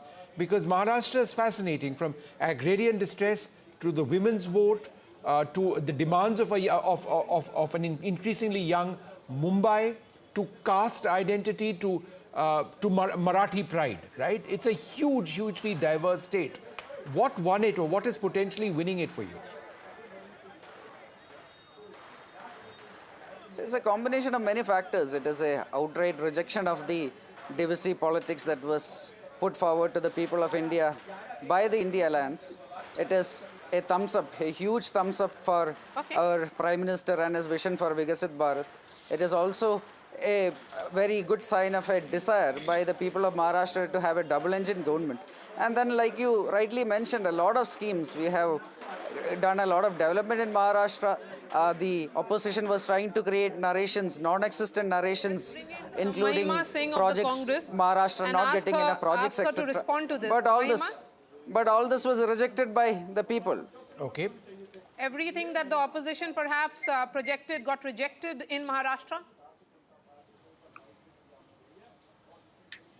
Mahima, go ahead. Jai Hind. Jai Hind. I would say it is not that... Jai Hind, am I audible? Yes. Mahima, go ahead, we can hear you. Yeah, so thank you for having me on your show. Yeah. So Maharashtra and Jharkhand both, in fact, were eager for a change. But what happened in Maharashtra, now the trends are becoming clearer, is certainly, going to be a victory of the rhetoric, the high decibel rhetorical campaign run by the BJP. While in Jharkhand, it is the people's issues, the fight for the people's issues that the Congress and our allies had put up is right at the center of the victory that is imminent for us. But Maharashtra, I would certainly say that, it's quite a misfortune of kinds for a democracy like ours. Because it was a government that was formed by backstabbing. It was a government of intrusion formed by the BJP, betraying people's trust, breaching people's mandate. There was a major trust deficit. In spite of that, if this is happening, it is extremely unacceptable, absolutely unacceptable. And which is what our alliance partners, spokespersons are also speaking about. You must have heard Mr. Sanjay Raut talk about it. And of course, what's happening on the ground, the kind of poaching that has already happened, the kind of factionalism that has happened. A BJP who was accusing Nawab Malik of, linking with Dawood Ibrahim, having links with Dawood Ibrahim, fielding him as their candidate, accusing Ajit Pawar, Mr. Modi accusing Ajit Pawar of 70,000 crores of corruption and then fielding their party. And this kind of mandate is not only unacceptable, Maria and Vishnu, I would say it is also indigestible. We can digest it, but whether the people of Maharashtra will digest it is a larger question. At the end of the day, Be it in it is Haryana about or in other people's states, rights, I think- it is about people's voice. Yes, I think this was the larger sentiment in Maharashtra. This is reflecting on the vote in Maharashtra right now if these seats actually consolidate. People had moved away from anger of six months ago. They had moved away from that sympathy of 6 months ago. Maharashtra today is sending that message that they vote differently in the Lok Sabha and Assembly, yes, but it's also a pro-incumbent mandate. Maria. Let's accept it and go ahead. That's the beauty of Indian democracy. Yes, we have been focusing on the women voter. Legacy debate, yes, but let's not shift the spotlight from Eknath Shinde. Ma'am, here is someone who has managed to do what somebody from the Thackeray family could not. There was a rebel in Raj Thackeray when he created MNS. He has done what Raj Thackeray could not. You're absolutely right. It shows how India has moved on. Yes. And India that appreciates somebody who comes from humble beginning is the Modi phenomenon. And claws his way up and uses Sam Dam Dhand Bhed, has fire in his belly, will to power. People somewhere respect that. And therefore, you compare it to entitlement. You got it, through the family Rija, name. if I can jump in, what I find the most amazing part of Eknath Shinde's journey is when the Shiv Sena split, there was the entire hotel drama taking place. He broke the party. Nobody thought it would work. People thought that this is just going to be utterly disastrous and all these Shiv Seniks are going to come back to the main group, as it were. He took them to Goa first. From Goa, he went to Assam, came back to Goa, put them on a bus, came back. He became chief minister and might well be chief minister once again. It is an incredible performance. Where does this leave the original Shiv Sena? You're right. I mean, it will be very difficult now, if they are in power, for them to even think of splitting.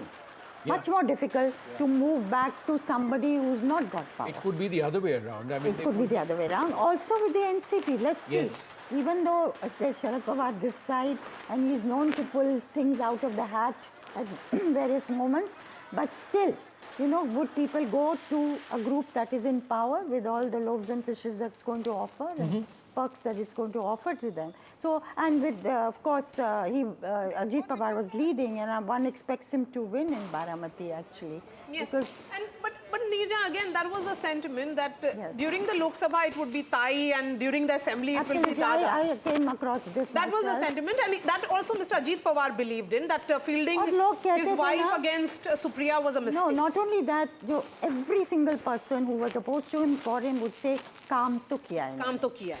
So that was an Five-term acknowledgement. MP, five-term MLA who has delivered on the ground. So, but overall, Ajit Pawar's performance may not be as good as Eknath Shinde's. So, will this be the same troika that will return in Maharashtra politics with Eknath Shinde and his two deputies in Devendra Fadnavis and also Ajit Pawar? That remains to be seen. But we have Mr. Singh of the Shiv Sena joining us. What's your assessment? Yes जो है जो शिंदे साहब का जो जमीनी ये था इससे पूरा इलेक्शन में दिख रहा है और जैसे इसमें मैं ये देख रहा हूँ कि भले बड़े भाई की भूमिका में बीजेपी है लेकिन क्या है कि जो है जो इंडियन कल्चर है इंडियन कल्चर के अनुसार जो है बड़े भाई हमेशा छोटे भाई का ध्यान देते हैं जिस तरह से राम का राज्याभिषेक होते होते उन्होंने भरत जी को राजगद्दी पे बिठाया था इसी तरह से हम लोग उम्मीद करते हैं कि छोटी भाई का भी बड़े भाई ध्यान रखेंगे Okay. I just want to, for our viewers joining us now at 11:26 a.m., let's just quickly go through what the scene in Maharashtra is and also in Jharkhand. Let's remember, in Maharashtra, the magic mark is 145. That's what they are seeking right now. The NDA at this stage is more than double that of the MVA. At 221, I think it's safe to say that they're going to be forming the next government in the state.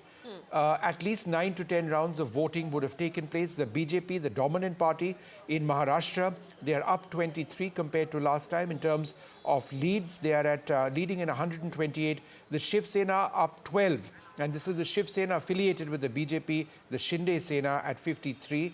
The NCP is down 5, but still at a commendable 36 in terms of their leads. But it is the Shiv Sena, Uddhav Thackeray group, the original Shiv Sena in a sense, though that's disputed who's original and who's not, they're up 4 from last time, but they are nowhere compared to the Shinde faction.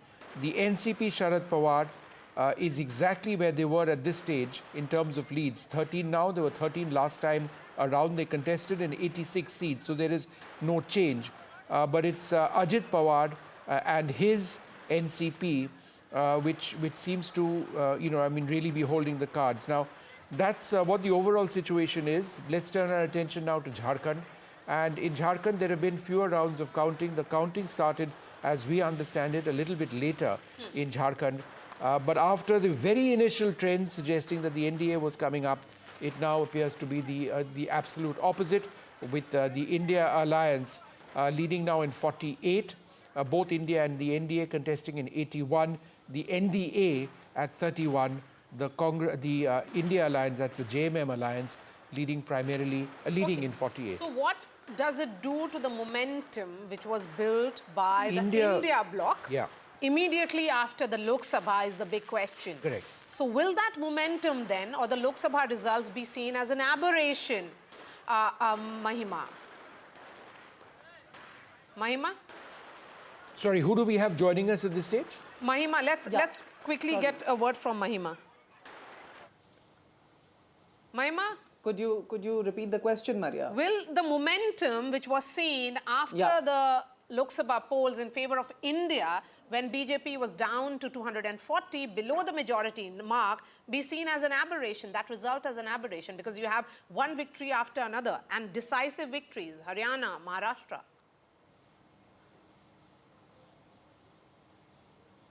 I would, before I delve into your question, Maria, I would actually, because I was looking at the Jharkhand trends and, the leads that we are getting there, it's quite interesting because the kind of high decibel campaign the BJP ran with Hemanta Biswa Sarma at the helm of it as the ambassador was quite intriguing in an uncomfortable, in a rather adverse way. Yet what you see in Jharkhand is a victory of people's rights, people's issues, and that is what we expected in Maharashtra also. Lok Sabha was not an aberration. Rather, it was the reality. You see, the BJP had upset its ideological father, the RSS, and that is when you saw the real people's issues come to the fore. This time around, whether it was Haryana or the Maharashtra, BJP, which was a few months ago telling the RSS to take a back seat because the BJP can stand on its own feet now, is actually, having to rely upon the appendages of its allies that it has broken apart, it has excoriated to the extent of, extinction of the real ideology. So the BJP, that is basically the khichdi of BJP, which is being cooked today, which apparently is gaining these leads today, is setting in a major identity crisis in our society in the forthcoming years, Maria, and that's worrisome. And why I'm saying this is because, as I said, it is a misfortune. It is unfortunate, the kind of trend we are seeing, whether it was Haryana or Maharashtra, because people will not accept the results. Although the BJP may have succeeded, the Congress may at the end of the day go back to its drawing board. Our alliance partners may go back to our drawing boards for Maharashtra while we celebrate Jharkhand. Sure. But at the end of the day, it is the people whose trust was backstabbed by the BJP. Yeah. I wanted to go back just briefly to Nija. Nija ji, let's look at 4 or 5 key factors in these elections. A, there's a thumbs up for the Prime Minister's infrastructure push. Obviously, the women's scheme, the Ladki Behan scheme, Ladki Behan, Ladki Behan, right? That's done. Okay, that's done dramatically. Ladli, that has become Ladki in Maharashtra. In Maharashtra, that's done well. the Shinde has settled the issue within the Shiv Sena on the legacy debate. And whenever there is, and this is what fascinates me, whenever there is a direct contest between the Congress and the BJP, the Congress is not in the picture. What does it say about the Congress in these direct contests, I mean, from a national standpoint? Well, I think if you look at it, the Congress tends to drag the alliance down. And now look at, Jharkhand, they're saying 5 RJD people are leading. They got 60 tickets. Right. Congress got 30. Now I think it's not so bad that they're leading in 13. Earlier the figure was much lower. So final figure will be interesting. But overall that is correct. So I think Congress, even though there may be a sentiment as in Jharkhand, does not seem to take advantage of it as it should. And is not the dominant party. It's not the dominant party. Even if you look at Jammu and Kashmir, we don't talk about them. They were supposed to do much better in Jammu. They've not. They hardly. The question was whether they would get any births at all. Organizationally, they are so weak that I think that's where they need to, put their effort. Also, sometimes I feel Congress has forgotten how to work hard. It's become a drawing room party. In fact, congratulatory messages, Neerja, have started now. Who's congratulating who? Yeah, first set of visuals coming in now of Devendra Fadnavis being congratulated by his mother. But let me bring in Radhika now. Radhika, so, should we expect some kind of a big celebration in Mumbai office? Or will the leaders be going and collecting their certificates and then postponing it and letting the Delhi office have all the spotlight, the BJP headquarters where Prime Minister is expected later tonight? 7 p.m., right? Yes.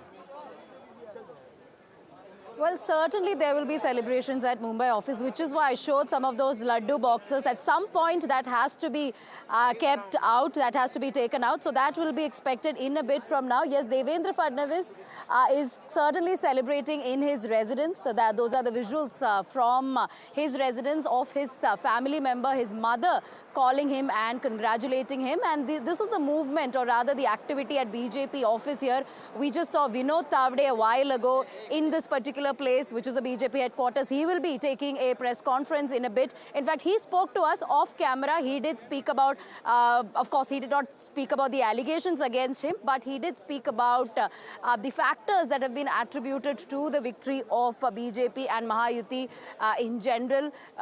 So far as the schemes are concerned, be it the Ladki Behan scheme, some of the farmer-centric schemes that have been announced, and the hard work put out by the leaders just ahead of elections, be it in terms of organizational structure, be it in terms of, coming out with numbers, the candidates, seat allocation, all of them being done in a structured manner, which is what led to the victory. And besides that, he also pointed at how Shinde Sena took the legacy of Balasaheb Thackeray forward successfully, which was abandoned by Uddhav Thackeray, which did not go down well with the people of Maharashtra. So these are some of the reactions coming in. Vinod Thavde inside, more leaders expected here. Devendra Fadnavis also expected to take a press conference, perhaps a little later, once things become clear, once, multiple rounds are over. That is when that will happen. And in Worli constituency, very interesting. Radhika, any idea on the number of rounds which have been counted so far? Because at this, we should be in a situation soon to call this election, particularly with this gap. Do we have an idea of the number of rounds? I think in both the states now. Radhika, any idea of the number of rounds?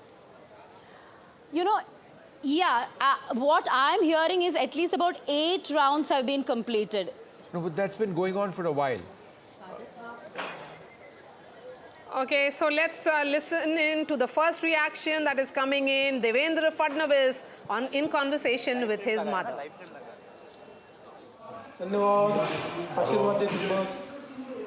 Hello.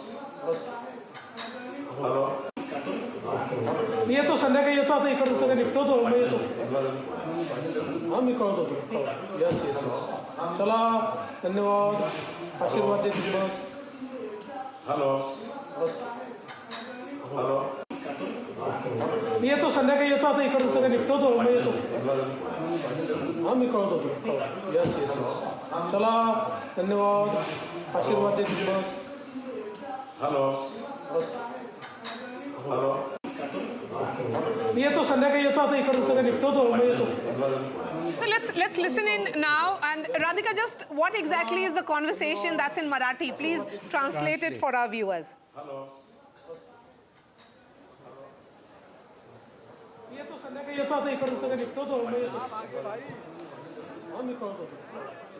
All right, so Devendra Fadnavis gets a congratulatory message from his mother. There is another picture that is coming in now of Mr. Bawankule, who is the state president of the BJP, with Devendra Fadnavis. I'll ask the producer to put that photograph also on the television screen. So the celebrations indoors clearly right now has begun. But let's not forget that the BJP strike rate is the highest in this election.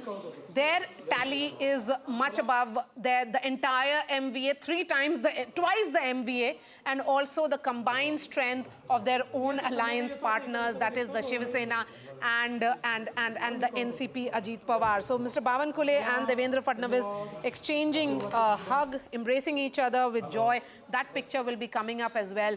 So BJP in this election has sent the message that they can also ensure and turn the tide completely after 6 months. So that is Mr. Bawankule, who is the state president of Maharashtra, and Devendra Fadnavis. Devendra Fadnavis, a Brahmin leader, the BJP experimented with him in 2014 for the first time, and we saw after 5 years there was the pre-poll alliance of Devendra Fadnavis and the Shiv Sena won, but then the entire turn of events happened. But Anil and Anthony continues to be with us. We have other guests as well. But a word on the BJP's organization, how this picture should be read. On this, yeah.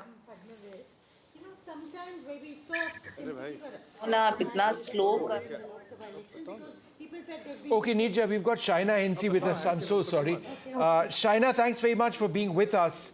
You know, I mean, we've been seeing your own Leeds situation go up and down. Where do things presently stand for you, Shaina? So honest to God, Vishnu and Maria know that mine is the toughest constituency in all of Maharashtra.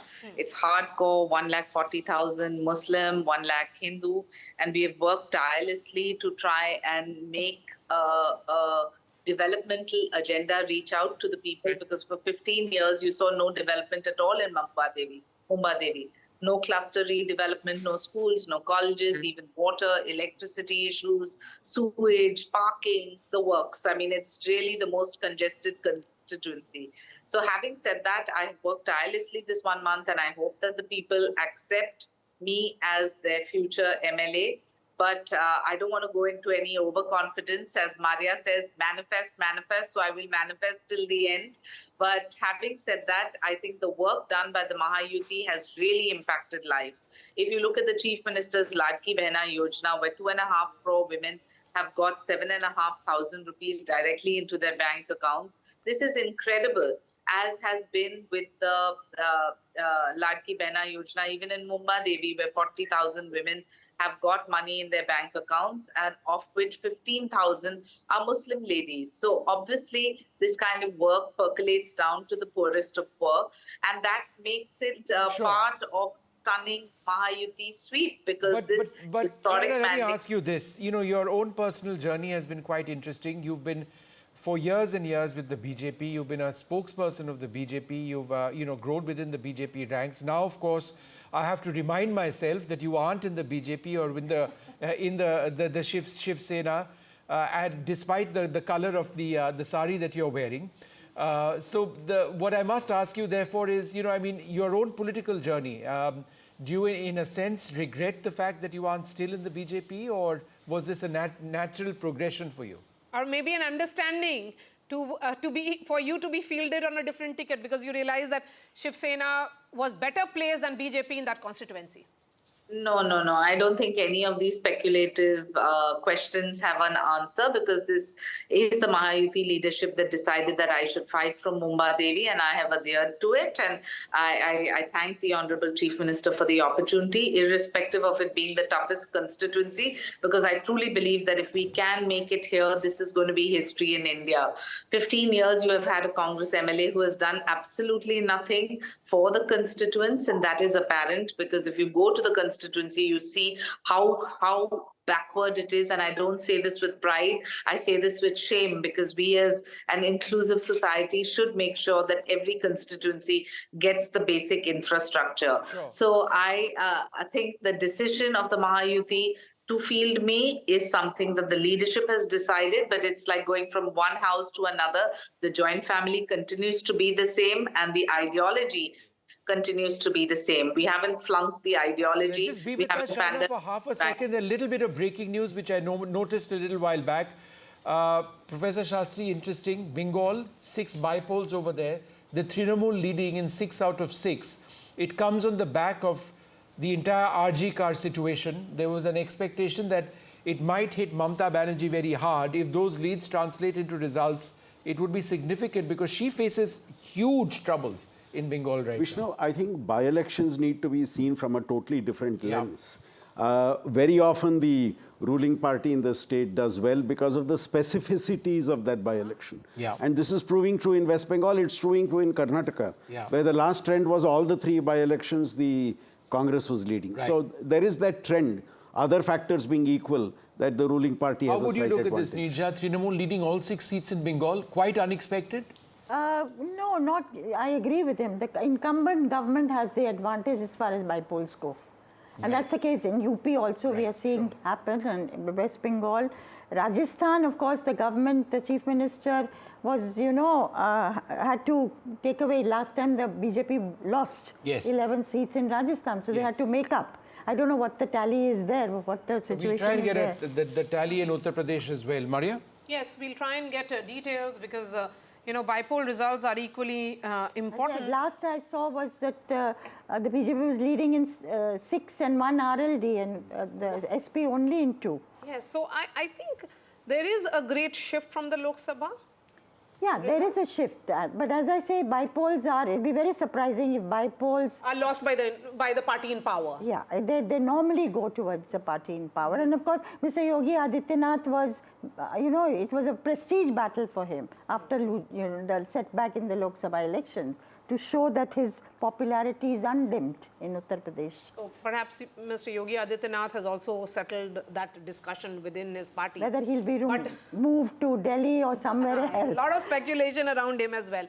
So, but TMC leading in all 6 seats in Bengal, they did very well in the Lok Sabha polls. So TMC continuing with that trend. But yes, we have seen bypolls after bypolls, it is the government of the day which tends to win those bypolls. State after state, election after election. But shifting focus again to Maharashtra, I would say, because that's where the big story is.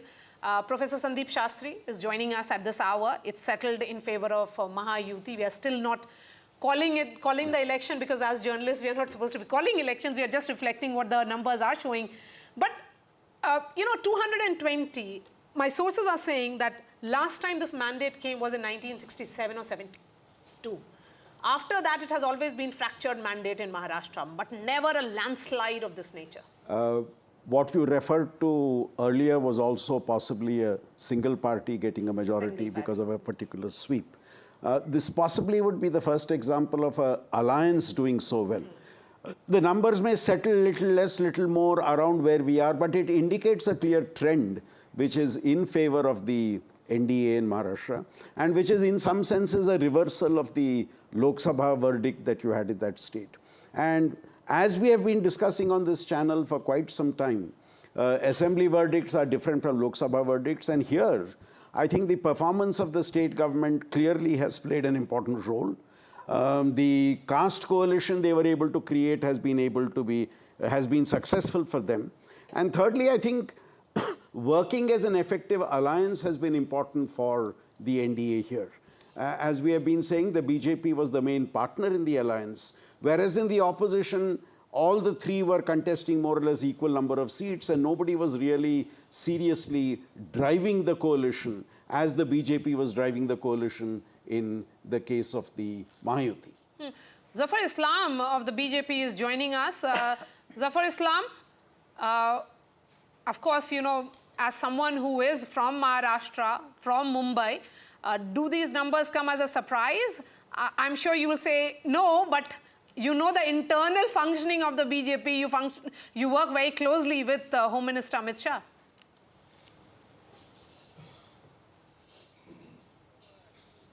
If you see my tweet in this morning, rather I gave it by to ANI and that was aired on many channels. At 8 o'clock in the morning, I said century for BJP, half century for Shiv Sena, quarter century for Ajit Pawarji's party, and put together double century for Mahayuti. And this is something which is coming true. And it is primarily because of the Modi magic which actually works. All these other strategy they have, the MVA, has actually not worked because they are not connected with the people. Because I worked for 2 months in Maharashtra, as you know, that we exactly know that which party was connected with the people. Even though if you can see that even in Uttar Pradesh, Samajwadi at least has some connect with the people. That's why they are at least leading in 2 seats. But as far as Congress and Uddhav Thackeray's party, Bata, they were absolutely away from the ground, and they were more on television and fighting with each other and criticizing each other. And Sanjay Raut in particular of Ubata actually made life difficult for all the political parties of FVA, because every morning it was his strategy to target our leadership, target Mahayuti leadership of no reason and rhymes, and that is something has gone really bad with the people of Maharashtra. They decided, they made up their mind that they will definitely bless Bharatiya Janata Party and Mahayuti, and this is something which is in front of you.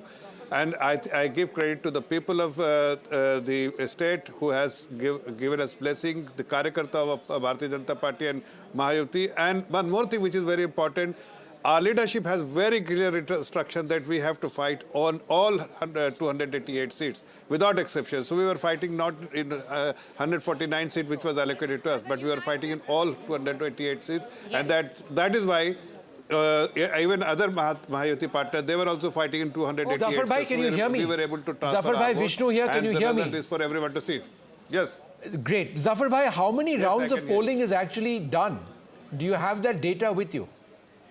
It's almost 12 o'clock. No, see, in some constituency, yes, 9 rounds. Some, like for instance, Worli, half an hour ago I checked that only 4 rounds was done at the where Mahayuti candidate Milil Dera was trailing by merely 400 votes. So in some constituencies, the 9th round, 4th round, 5th round, but put together, I'm saying there is still many rounds left. In some constituencies, even 27 rounds to be counted. So I think we need to wait for some time, but the trend is set. Trend is very much set now. It may be 2 seats here, 2 seats there, but the victory for Mahayuti is done and dusted. It's all settled. Yeah, so it's a massive victory. I mean, 219, and there is this analysis, which is an interesting analysis, that Sharad Pawar's party has 15 seats as of now, leading in those seats. This is Sharad Pawar's worst ever performance in his political career. He has a strike rate of just 11.6% in 2024. I mean, Sharad Pawar, the doyen of politics, someone who's known to be making multiple comebacks. But there's another piece of breaking news, Maria. Yes. That big breaking news is that the exit polls got it right. Can I give you one statistic? Yes. Can I give you one statistic? Go ahead, Zafar Bhai. Vishnu. See, so the strike rate, since Maria was talking about the strike rate, BJP has strike rate as per the current 84%. trend, 86%. 86%. And Congress has 86%. Okay. Congress has 19%. Shiv Sena, Shinde Group, 71%, as against Shiv Sena, Ubata, 21%. And NCP, Ajit Pawarji is 62%, as against 12%, 11.6% of NCP Sharad Pawar group. That shows which parties was the preference of the people of Maharashtra. Let's go full frame with those visuals that are coming in. They have blessed, flowers, laddus, patakas, firecrackers all have started arriving at the Mumbai office of BJP. The celebrations have begun. Those are the pictures of the two men who are fronting it in Maharashtra, in the state. Devendra Fadnavis and Mr. Bawankule, who is the state president. You can see Prime Minister Modi's picture and also Mr. Nadda's and image. Devendra Fadnavis. And Devendra Fadnavis. Very much the man of the moment as well, you know, I mean, in all of this. Along with Shinde. Yes, along with Eknath Shinde. You can see Devendra Fadnavis and Prime Minister Modi's image together. But across Maharashtra, when I was traveling, I did see both of their images on posters. So if it was a big picture of Prime Minister Modi, Devendra Fadnavis was also there. Although his own personal acceptability may not be high, particularly in Marathwada because of because of the Maratha agitation, but largely this kind of victory requires togetherness or strategy working at multiple levels. I think two levels, I would say. The RSS is back with the bank as far as campaigning went. Door-to-door, distribution of checks. I think they, unlike the Lok Sabha elections, when they held back, that's one factor. And I think the RSS may also have a say in who becomes chief minister. Number two, I wonder, was there a inherent sympathy for Devendra Fadnavis that manifested itself for this chief minister who was downgraded to deputy chief minister? And somewhere people have voted for the BJP. Was there a factor like a vindication of his honor? I do believe that despite all of the arguments and debate that we've had, that it will be Devendra Fadnavis as the next chief minister. It seems unlikely that it wouldn't be the case. Vishnu, in a poll that we did, when we asked people, are you voting for party candidate or leader? Nearly half the respondents said candidate. It's the candidate who makes the difference, then the party, and then the leader. So I think Fadnavis has got the benefit of a party which was on the upswing and a right set of candidates being chosen, and the two factions supporting what the BJP wanted. I mean, the two parties in the alliance supporting what the BJP wanted, that worked to their advantage. Where I think there was a lot of division within the three partners in the opposition alliance, which is seen in the type of results that we are getting. I'm just saying that 6 months ago, it was a different story altogether. Absolutely. I mean, the same alliance was seen as cohesive. Maha, Vikas, Aghadi, so the narrative in our politics has changed completely, Absolutely. right? I mean, the BJP is on the upswing again. From Rahul Gandhi saying, I think the day after the Lok Sabha elections, that we have reason no longer to fear the Prime Minister. Then, you know, campaigning hard and yet losing decisively in Haryana, doing very poorly as a party in Jammu. And now it appears that they've not done well over here as well. So in terms of the momentum which the Congress believed they had picked up, many would suggest that that may not be the case, though yes, there is a strong possibility that they may win Jharkhand. Also, you know, the consolidation of the OBCs behind the BJP has been very, very strong. And possibly the consolidation of the Marathas behind the MVA has not been that strong. Marathas behind the chief minister, perhaps. Maratha chief minister. There is a split in the Maratha. See, the Maratha vote last time was consolidated with the Aghadi. But now with the projection of the Maratha chief minister and Shinde being very visible in their campaign, I think a segment of the Maratha vote, a big segment has shifted to the And perhaps alliance. the fact that he appeared to be more sincere by giving that 10% reservation which got passed by the Maharashtra Assembly. And nobody else has taken any other position. Nobody they said in excess to 50%, we'll give 10%. They're not agreed, any of them, to making them, you know, in the Kundi vote. Yes. All right, let's take a look at what the overall situation is, and let's have the strike rate numbers up as well. We are gradually getting to a scene where the trends are now going to fast become results, and it appears quite clearly that the NDA is winning Maharashtra. Devendra Fadnavis is likely to be the next chief minister. We would wait, of course, for a formal series of conversations between the alliance partners. Vishnu, you spoke too soon on Devendra Fadnavis becoming the chief minister. For the moment, it appears that the BJP could very well go with the same formula of having Are you hearing that? Are you hearing that? That clearly has been the indication as of now. All right, so we'll see where that goes. But for now, that's what the situation. No, they haven't said it, but the indication. I got an indicator that it could be Fadnavis. Maria, we'll go with her word. She covers this much closer than I do. But We're going to take a short break, and then when we're back, when Team NDTV is back, we'll be looking closely at Maharashtra and Jharkhand. In many ways, an equally fascinating election, but one that seems to be headed to the India alliance. We'll take a short break. There's more coming up.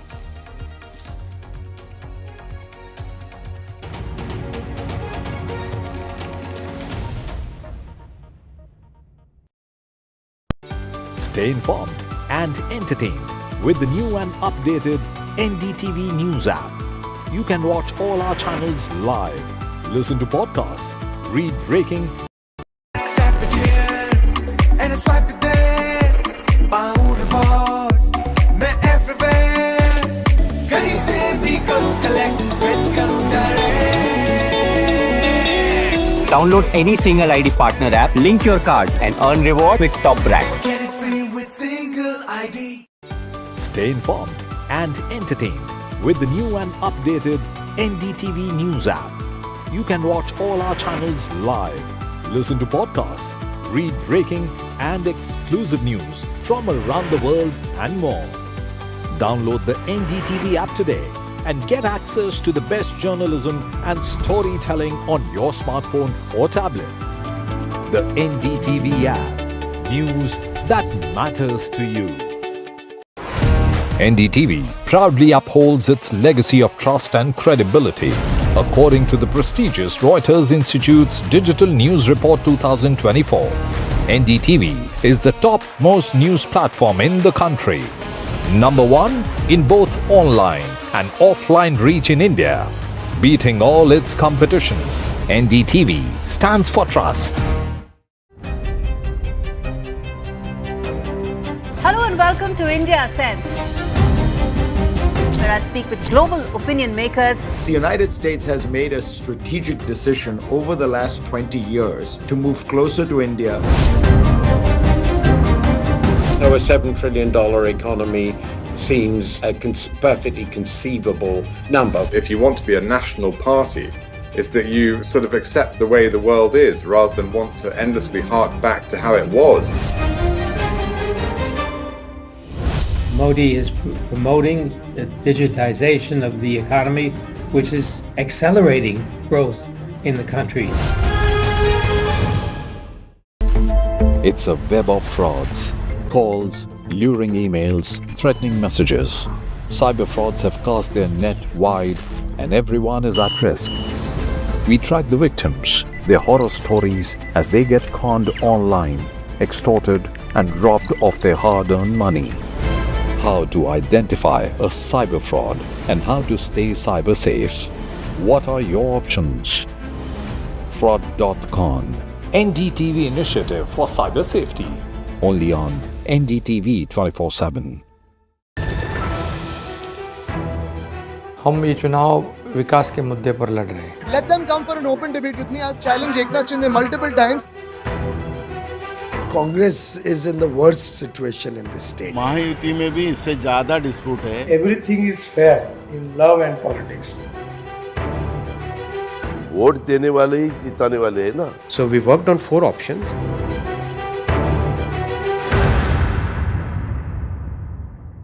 I've been reporting on all issues, big and small, from Andhra Pradesh, Telangana, rest of South India, bringing you all the action, all that you need to know, all that you want to know. The energy of Maximum City is infectious. I bring in that energy in our news coverage from financial capital, Mumbai.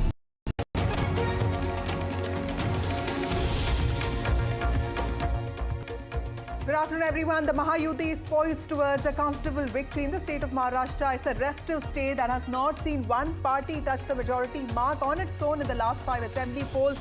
And in the last 5 years, it has seen 3 chief ministers, 4 deputy chief ministers, multiple wars for symbols and names. But leading in over 127 seats, the BJP also seems to have really put on its best performance. But how does that change the dynamics? What are the large implications of this win? All of that is going to be keenly watched.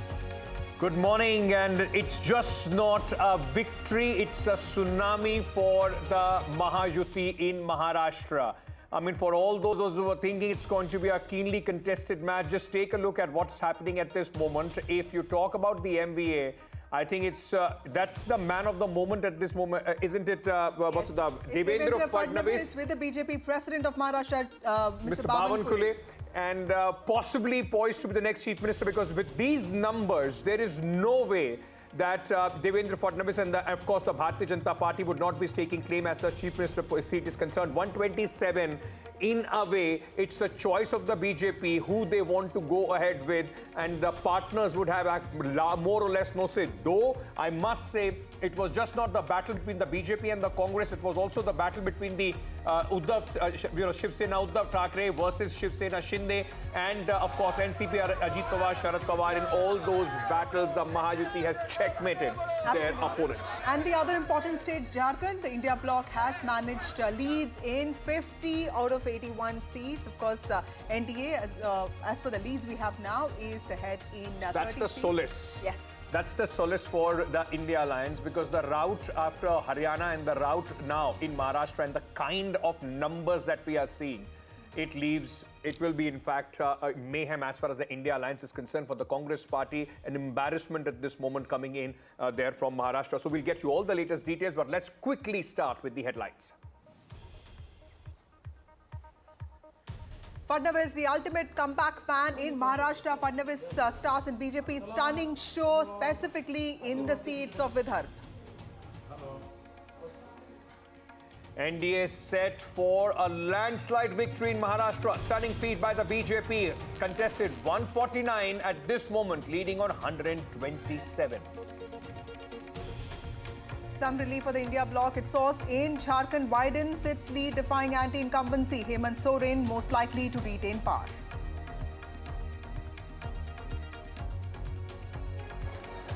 And in Wayanad bypolls, as expected, Priyanka Gandhi on her way for a stunning debut, leads by a margin of over 1 lakh votes.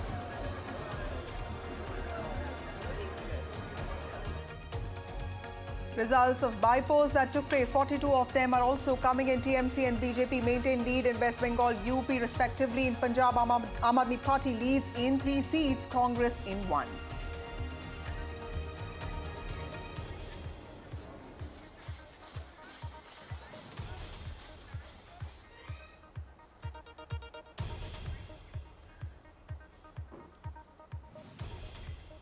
Well, the Mahayuti seems to be all poised towards a comfortable victory in the state of Maharashtra. Remember, it has been a restive state. It's been a state that has seen a lot of political developments in the last 5 years. But this was a battle that the BJP and its allies took head on. Of course, in 2024 Lok Sabha elections, the party faced a major setback. Mahayuti won just 17 out of 48 seats, with the BJP putting on the worst performance. But now, tables seem to have really turned, and it is in Vidarbha that the party has performed really well. In fact, not just Vidarbha, also in Marathwada, also in North Maharashtra, specifically Nashik, and also West Maharashtra, and specifically in Konkan. It's the BJP and its allies that have put on a good performance. Absolutely. It's all regions, and that is reflective exactly on the numbers that we are seeing at this moment. 225 is what the Mahayuti is leading at. So it is across Maharashtra and riding largely on what the game changer scheme was, the Ladki Bahan Yojana, and then of course the massive election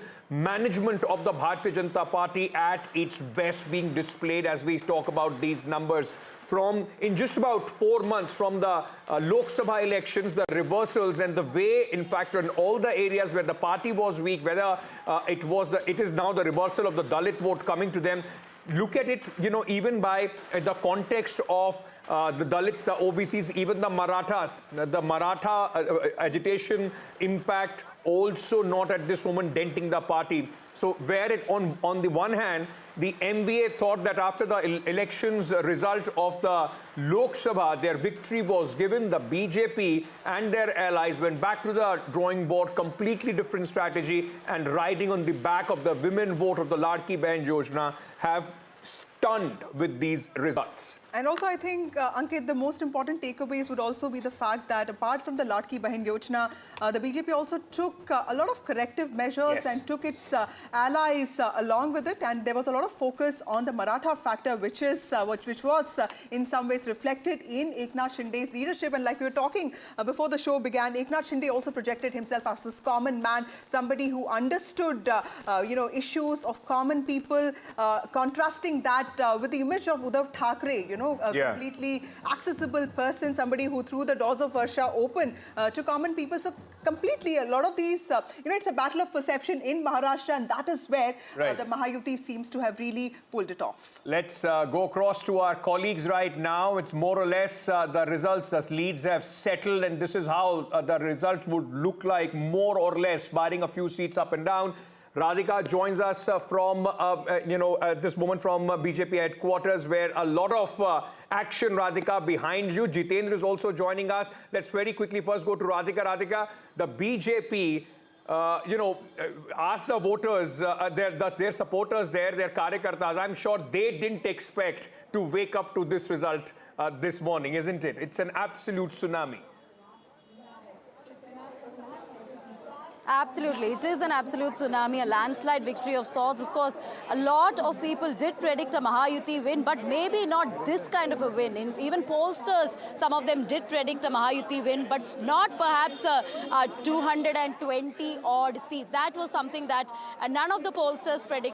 Nobody really wanted to take a chance with that. Even Mahayuti didn't predict.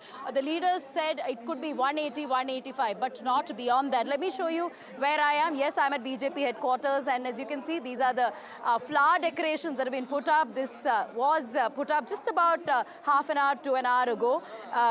Flowers here, and of course a huge banner has also been put up by the BJP just about 10 minutes back. This poster, or rather the banner, has been put up, which says that this is a great victory for the BJP, for Mahayuti, and a huge round of congratulations to all of the winners. That's what the banner here says. And saffron wave is what we are seeing outside the BJP office. BJP flags all around. This is the decoration that just started coming up about half an hour back. Flowers all around, BJP flags all around, and banners in every corner of BJP office. And a lot of karyakartas are here in and around. They were seen sloganeering as well. I will try and go across to some of them. But this is the scene here, and predictably, expectedly so, considering the landslide victory that we are talking about. It is a clean sweep for BJP. Very few seats lost by BJP, and it obviously puts the MVA in shame, and obviously a time for them to perhaps introspect. But this is the situation outside the BJP office, and I will go across to a few कार्यकर्तास. आप बताइए, आप इधर आए हैं, आप victory के बारे में बताइए. ये तो लैंडस्लाइड सुनामी टाइप विक्ट्री हो गया. बहुत बड़ी जीत है, बहुत बड़ी जीत बोलता हूँ मैं तो मेरे लिए. आपने एक्सपेक्ट किया इतना नंबर्स? 180, 185 तक तो सब लोग कह रहे थे. इससे ज़्यादा की उम्मीद थी, इससे ज़्यादा की उम्मीद थी. नहीं, उम्मीद से ज़्यादा हुआ ही है, और इसमें जो है हमारी लाड़की बहनों ने बहुत अच्छा वोट दिया है, जिसके लिए मैं हिंदू भाई बहनों को बहुत बहुत धन्यवाद दे रहा हूं कि उन्होंने अच्छे तरह से मतदान किया, और इसके लिए हम इतने अच्छे से जीते हैं. ये तो बस झांकी है, लोकसभा बाकी है.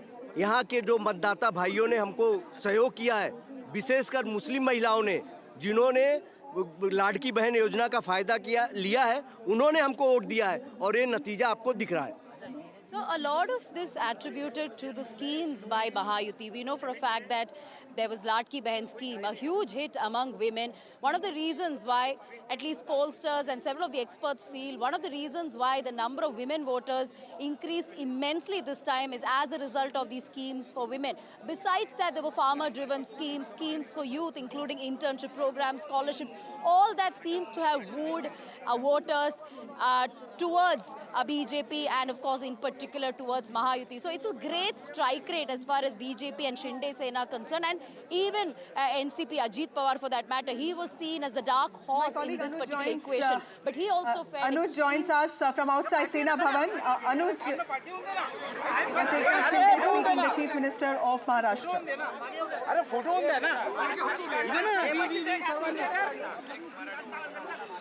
The Chief Minister is also leading from his constituency, Kopri Pashpakadi, and also a strong man there, a Maratha strong person. But of course, the BJP doing well on its own this time.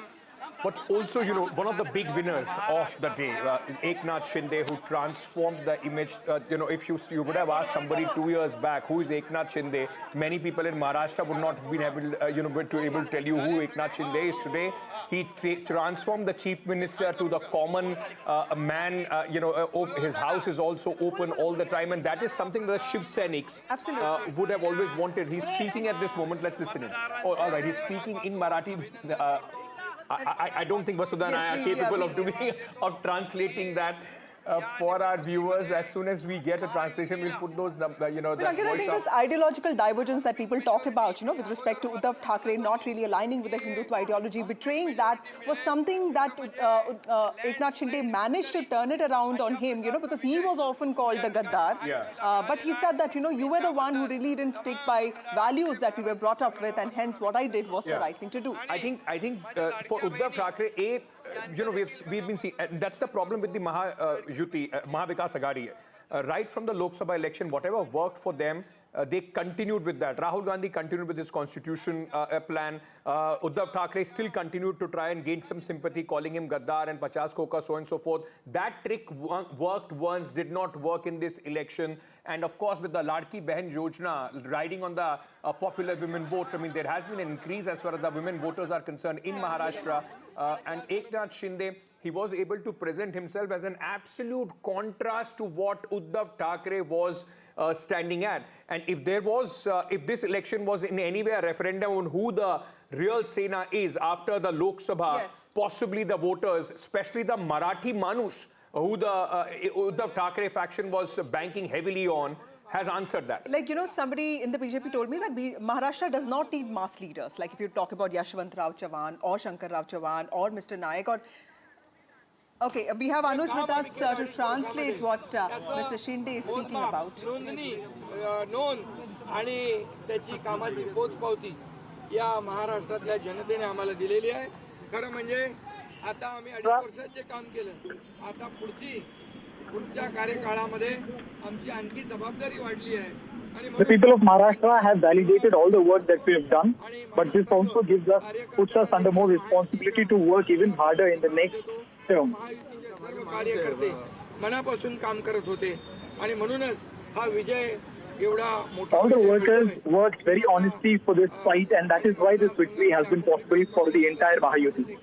मतदारांना धन्यवाद देतो की खूप मोठ्या लीडने, मार्जिनने त्यांनी मला. I would like to thank to all the workers and all the people of Maharashtra for giving us such a huge and unprecedented lead. पुन्हा एकदा सगळ्यांना मनापासून खूप खूप शुभेच्छा. मनापासून सगळ्यांचं सर्व मतदार. I'm thankful to everyone, all the workers and all the people of Maharashtra. आज मैं महाराष्ट्र के तमाम मतदाताओं को बहुत बहुत धन्यवाद देता हूँ, उनका अभिनंदन करता हूँ, क्योंकि ये विक्ट्री जो है ये लैंडस्लाइड विक्ट्री है. ये मैंने कहा था कि महायुति को थम्पिंग मेजोरिटी मिलेगी और इसीलिए मैं तमाम मतदाता जो है, मेरी लाडली बहनाओं को मैं धन्यवाद देता हूँ, लाडले किसानों को मैं धन्यवाद देता हूँ और लाडले हमारे भाई हैं, लाडले सीनियर सिटीजन हैं, सभी वर्ग जो है, सभी वर्ग को मैं धन्यवाद देता हूँ कि उन्होंने ऐसी विजयश्री प्राप्त कर दी है कि न भूतो न भविष्य तो ऐसी विक्ट्री जो इस बार मिली है, जो 2-2.5 साल हमारी महायुति ने काम किया है. ये महायुति ने जो काम किया है उसके काम के ऊपर ये जनता ने शिक्कामोर्तब किया है, काम को तवज्जो दिया है, प्राथमिकता दी है और इसीलिए महायुति को इतनी बड़ी जीत हासिल हुई है. इसलिए मैं महायुति के पूरे महाराष्ट्र की जनता को तो धन्यवाद देता ही हूँ, उनका स्वागत करता हूँ, लेकिन महायुति के सभी कार्यकर्ताओं को भी धन्यवाद देता हूँ. उन्होंने जो काम किया है बहुत ही बढ़िया काम किया है और इस चुनाव में हमारे महायुति को जिताया है. इसलिए मैं बहुत बहुत उनका आभारी हूँ.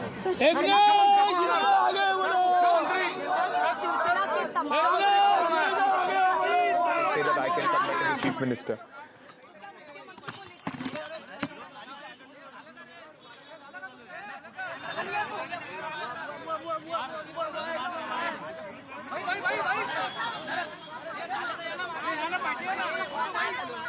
sweet victory for him as the Chief Minister of Mahayuti at this moment. Whether he continues or not, that is going to be $1 million question with the kind of numbers that the BJP has got. But you know, he has proved his utility. He's a Maratha face. You remember the Maratha protest that took place under Devendra Fadnavis. The Peshwai allegation is often there. But you know, remember that it is because of Devendra Fadnavis and also because of Nitin Gadkari that Vidarbha has really turned around for the BJP. So while the BJP is the real winner there, they cannot really deny the utility that Mr. Shinde brought to the table. Yes. But what is going to happen to Ajit Pawar? Let me also tell you that Ajit Pawar has actually performed better than Sharad Pawar's teammates, except of course some of his leaders, which include Chhagan Bhujbal and a couple of leaders here and there. Of course, Nawab Malik seems to be trailing. But other than that, most of his leaders, most of his influential MLAs seem to be really retaining their hold over their seats. Now the big problem for that is what we were discussing, and we'll go into that. The big problem would be with these kind of numbers, whether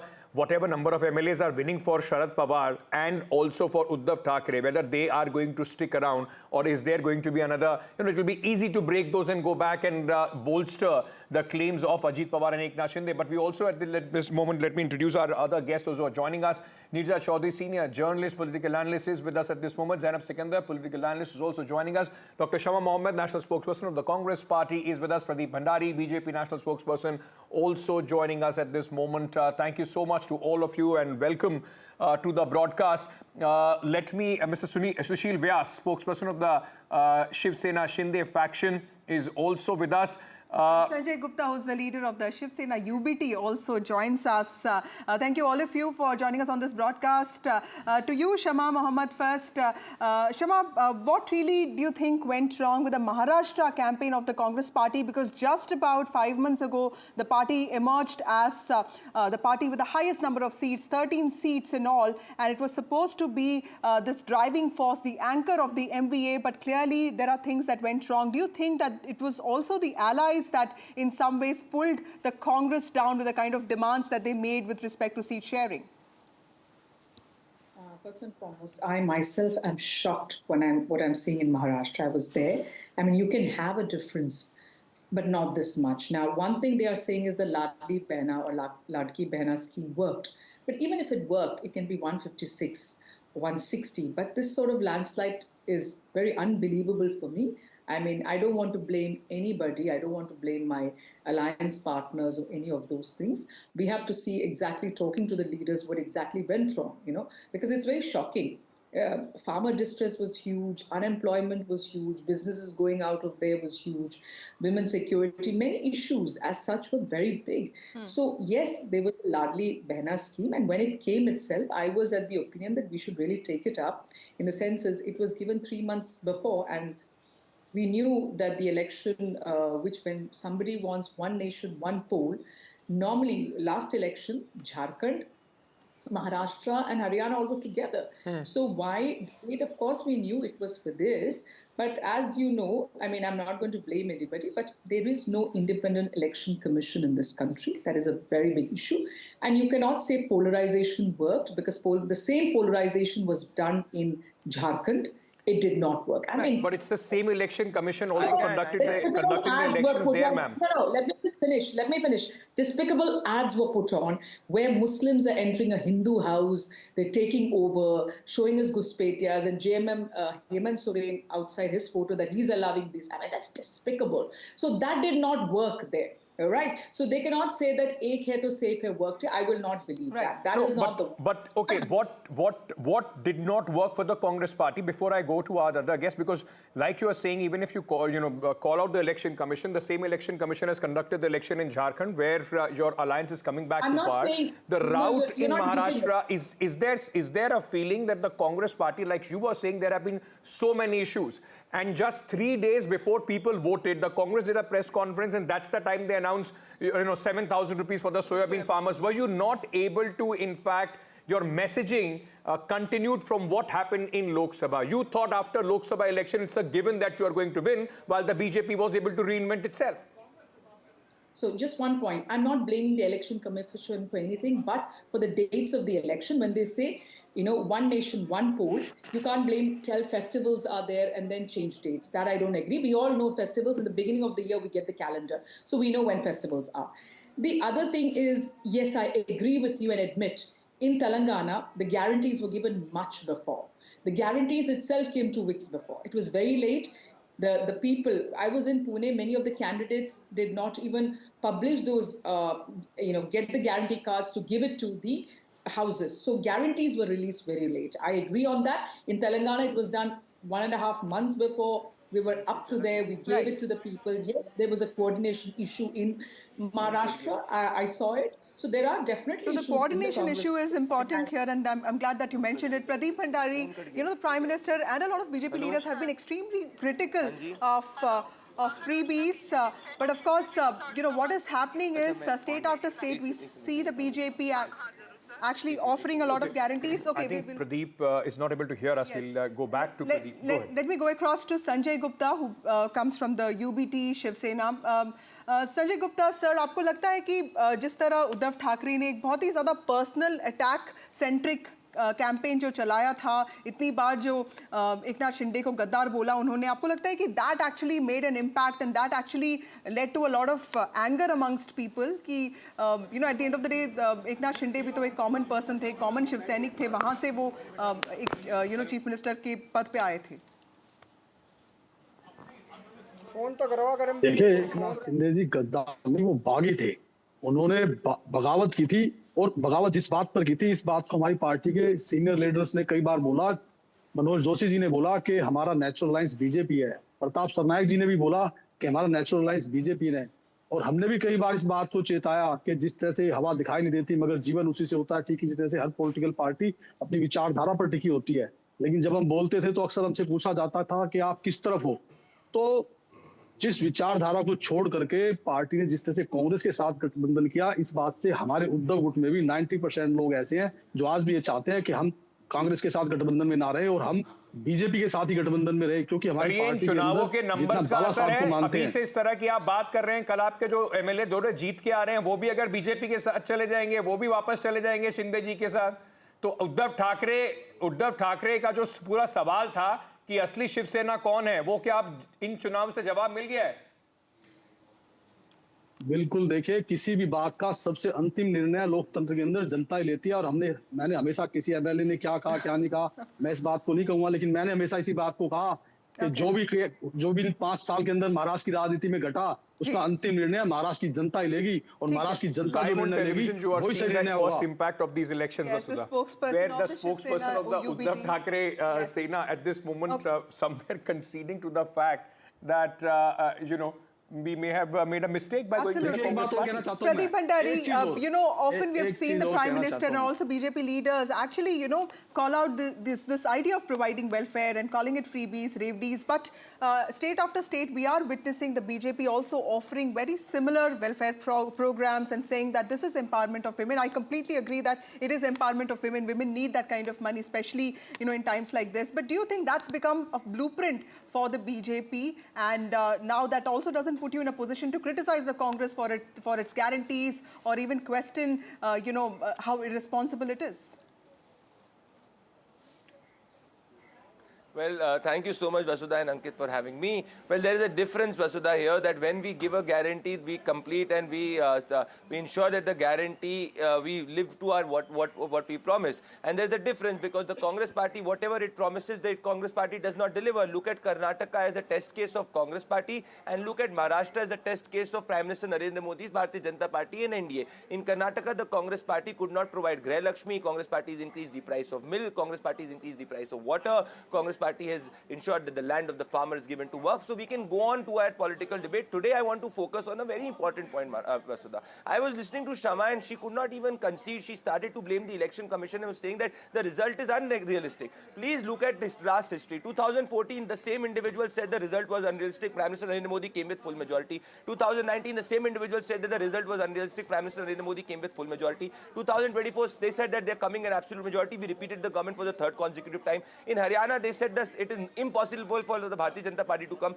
We came back and defeated all odds. In Maharashtra, they were claiming victory. We've got a landslide victory. The commonality in all of this is that we get a pro-governance vote, we get a pro-welfare vote. And in all these elections, the good part for a democracy has been, whether even it is Jharkhand, that the women voting in the democratic process has increased substantially. For the first time in Maharashtra, since 1962 onwards, the women vote surges more than the men vote surge. So in our democracy, it is the women which is the swing vote, and the women is going with welfare and development. Pradeep, may I just come back to you in just a fraction of a second, because our colleague Prabhakar is joining us from Jharkhand at this moment. Jharkhand, of course, Pradeep, interesting things to talk about as well. As interesting as Maharashtra is, this is the only solace as far as the India alliance is concerned. Prabhakar, for Hemant Soren, now, not only does he emerge as one of the biggest tribal leaders, not just in Jharkhand, but across the country, he has also done something which is not usual in Jharkhand. 5 years, we have seen the government changes. This time, he has been able to make sure that the alliance crosses that victory mark. Yes. And is it more of an emotive vote? Because, like Ankit said, that he is, Hemant Soren is the, most popular tribal, in fact, the only tribal chief minister that the country has. He was also jailed for a few months. What is an emotive vote, or was it also the welfare push and also... Maya Samman, I mean, the women voter once again. And the campaign around tribal identity, protecting Sarna Code, is that all, all these factors, did they play an important role in making the voters, go for Hemant Soren's party, or at least as of now, we think that's where the leads are showing us to.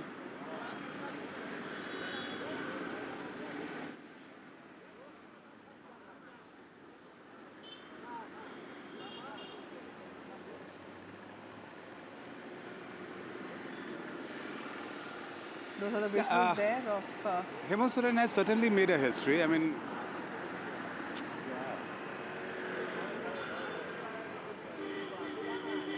so Hemant Soren certainly has made a political history, and it has never been done in Jharkhand before. He is a chief minister who served for 5 years, and then he made a comeback, which was never seen in Jharkhand before that. We are right now at the chief minister residence, though it wears a deserted look as of now, but we are told that as time passes, you'll see laddus and crackers, all laddus being distributed here and crackers being busted here. Now, what actually worked for JMM on ground is something very interesting. Hemant Soren was from day one playing a victim. He said that he was a tribal chief minister, a tribal leader, and the way BJP had not only targeted him, but he was sent behind bars. So he went to his voters actually claiming to be a victim, playing a victim, and that seems to have worked on the ground. As far as BJP's effort to dent into that tribal vote bank of JMM, which is considered to be their vote bank, it did not work on the ground. We saw the narrative of the infiltrators, the Bangladeshi migrants, all being floated on the ground by BJP, but that actually did not seem to be working on the ground and did not work for BJP at all. And most importantly, the women voters.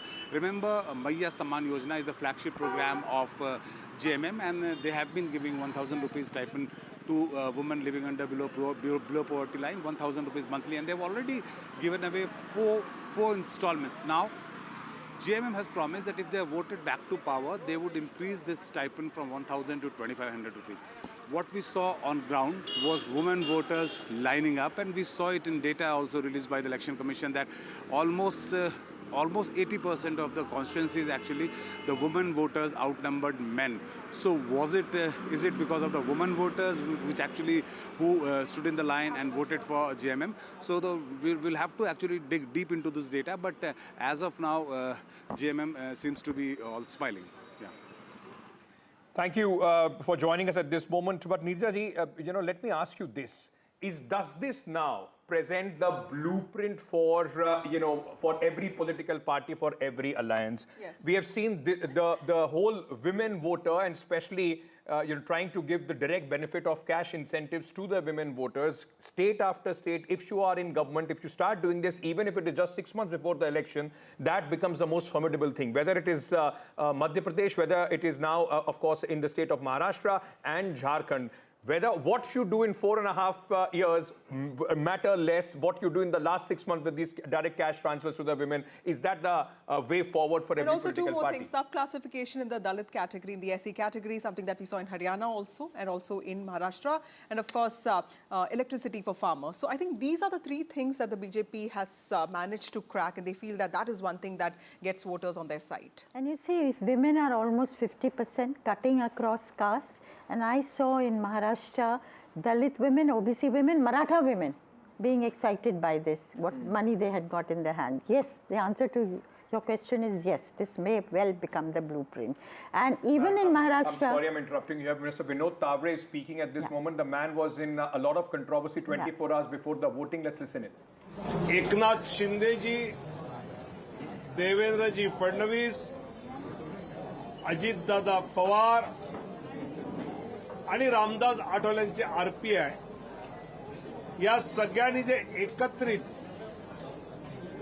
या राज्यात काम केलं आणि माझं तर स्पष्ट मत आहे की अप्रत्यक्ष लाभाचं राजकारण आणि प्रत्यक्ष लाभाचं राजकारण, इन्फ्रास्ट्रक्चर डेव्हलपमेंट, रस्ते, पाणी, वीज, वंदे भारत, मेट्रो म्हणजे अप्रत्यक्ष लाभाचं राजकारण, आणि प्रत्यक्ष लाभाचं राजकारण म्हणजे लाडकी बहीण, शेतकरी सन्मान निधी, शून्य बिल, या दोन्हीचा बॅलन्स एकनाथजी शिंदे, देवेंद्रजी फडणवीस आणि अजितजी दादा या तिघांनी केल्यामुळे जनतेला यांच्यावर विश्वास बसला. दुसरं मला असं वाटतं की भाजप शिवसेनेची जी नैसर्गिक युती होती ती शरद पवार साहेबांनी, उद्धवजींनी 19ला तोडली. त्याचा एक वेगळा राग विशेषतः माननीय बाळासाहेबांच्या मतदारांच्या मनात होता. रोज सकाळी राज्याचं राजकारण कलुषित होणारं वक्तव्य भांडूपवरनं यायचं, आणि ज्यावेळी एकनाथ शिंदेनी बाळासाहेबांचं हिंदुत्वाचं धनुष्यबाण, हिंदुत्वाचं शिवसेना नाव हे हिंदुत्वाच्या मूळ प्रवाहात भाजपबरोबर आणल्यामुळे एकनाथ शिंदे साहेबांना बाळासाहेबांच्या विचारांची मतं ही बीजेपीच्या बरोबर मिळाली. मला असं वाटतं की महाराष्ट्रातला हा विजय, बिहारमध्ये पोटनिवडणुकीत 4 पैकी 4 जागा एनडीए पुढे, उत्तर प्रदेशमध्ये 9 पैकी 6 जागा भाजप पुढे, आणि तसंच राजस्थानमध्ये 4 जागांवर भाजप पुढे. त्यामुळे देशातल्या या सगळ्या निवडणुकांमधलं चित्र हे सांगतंय. Uttar Pradesh and Bihar, BJP is leading not just in Maharashtra but also in the bypolls of the other state election results. जनतेने आपला विश्वास दाखवलेला आहे आणि महाराष्ट्रातला विश्वास अभूतपूर्व आहे. तुमचा पुढचा प्रश्न असणार मुख्यमंत्री पदाचं काय, तर एकनाथ शिंदेजी, देवेंद्र फडणवीस, अजितदादा पवार आणि भाजपचा केंद्रीय नेतृत्व निर्णय घेईल. आज महायुती म्हणून आम्ही खूप खूप धन्यवाद.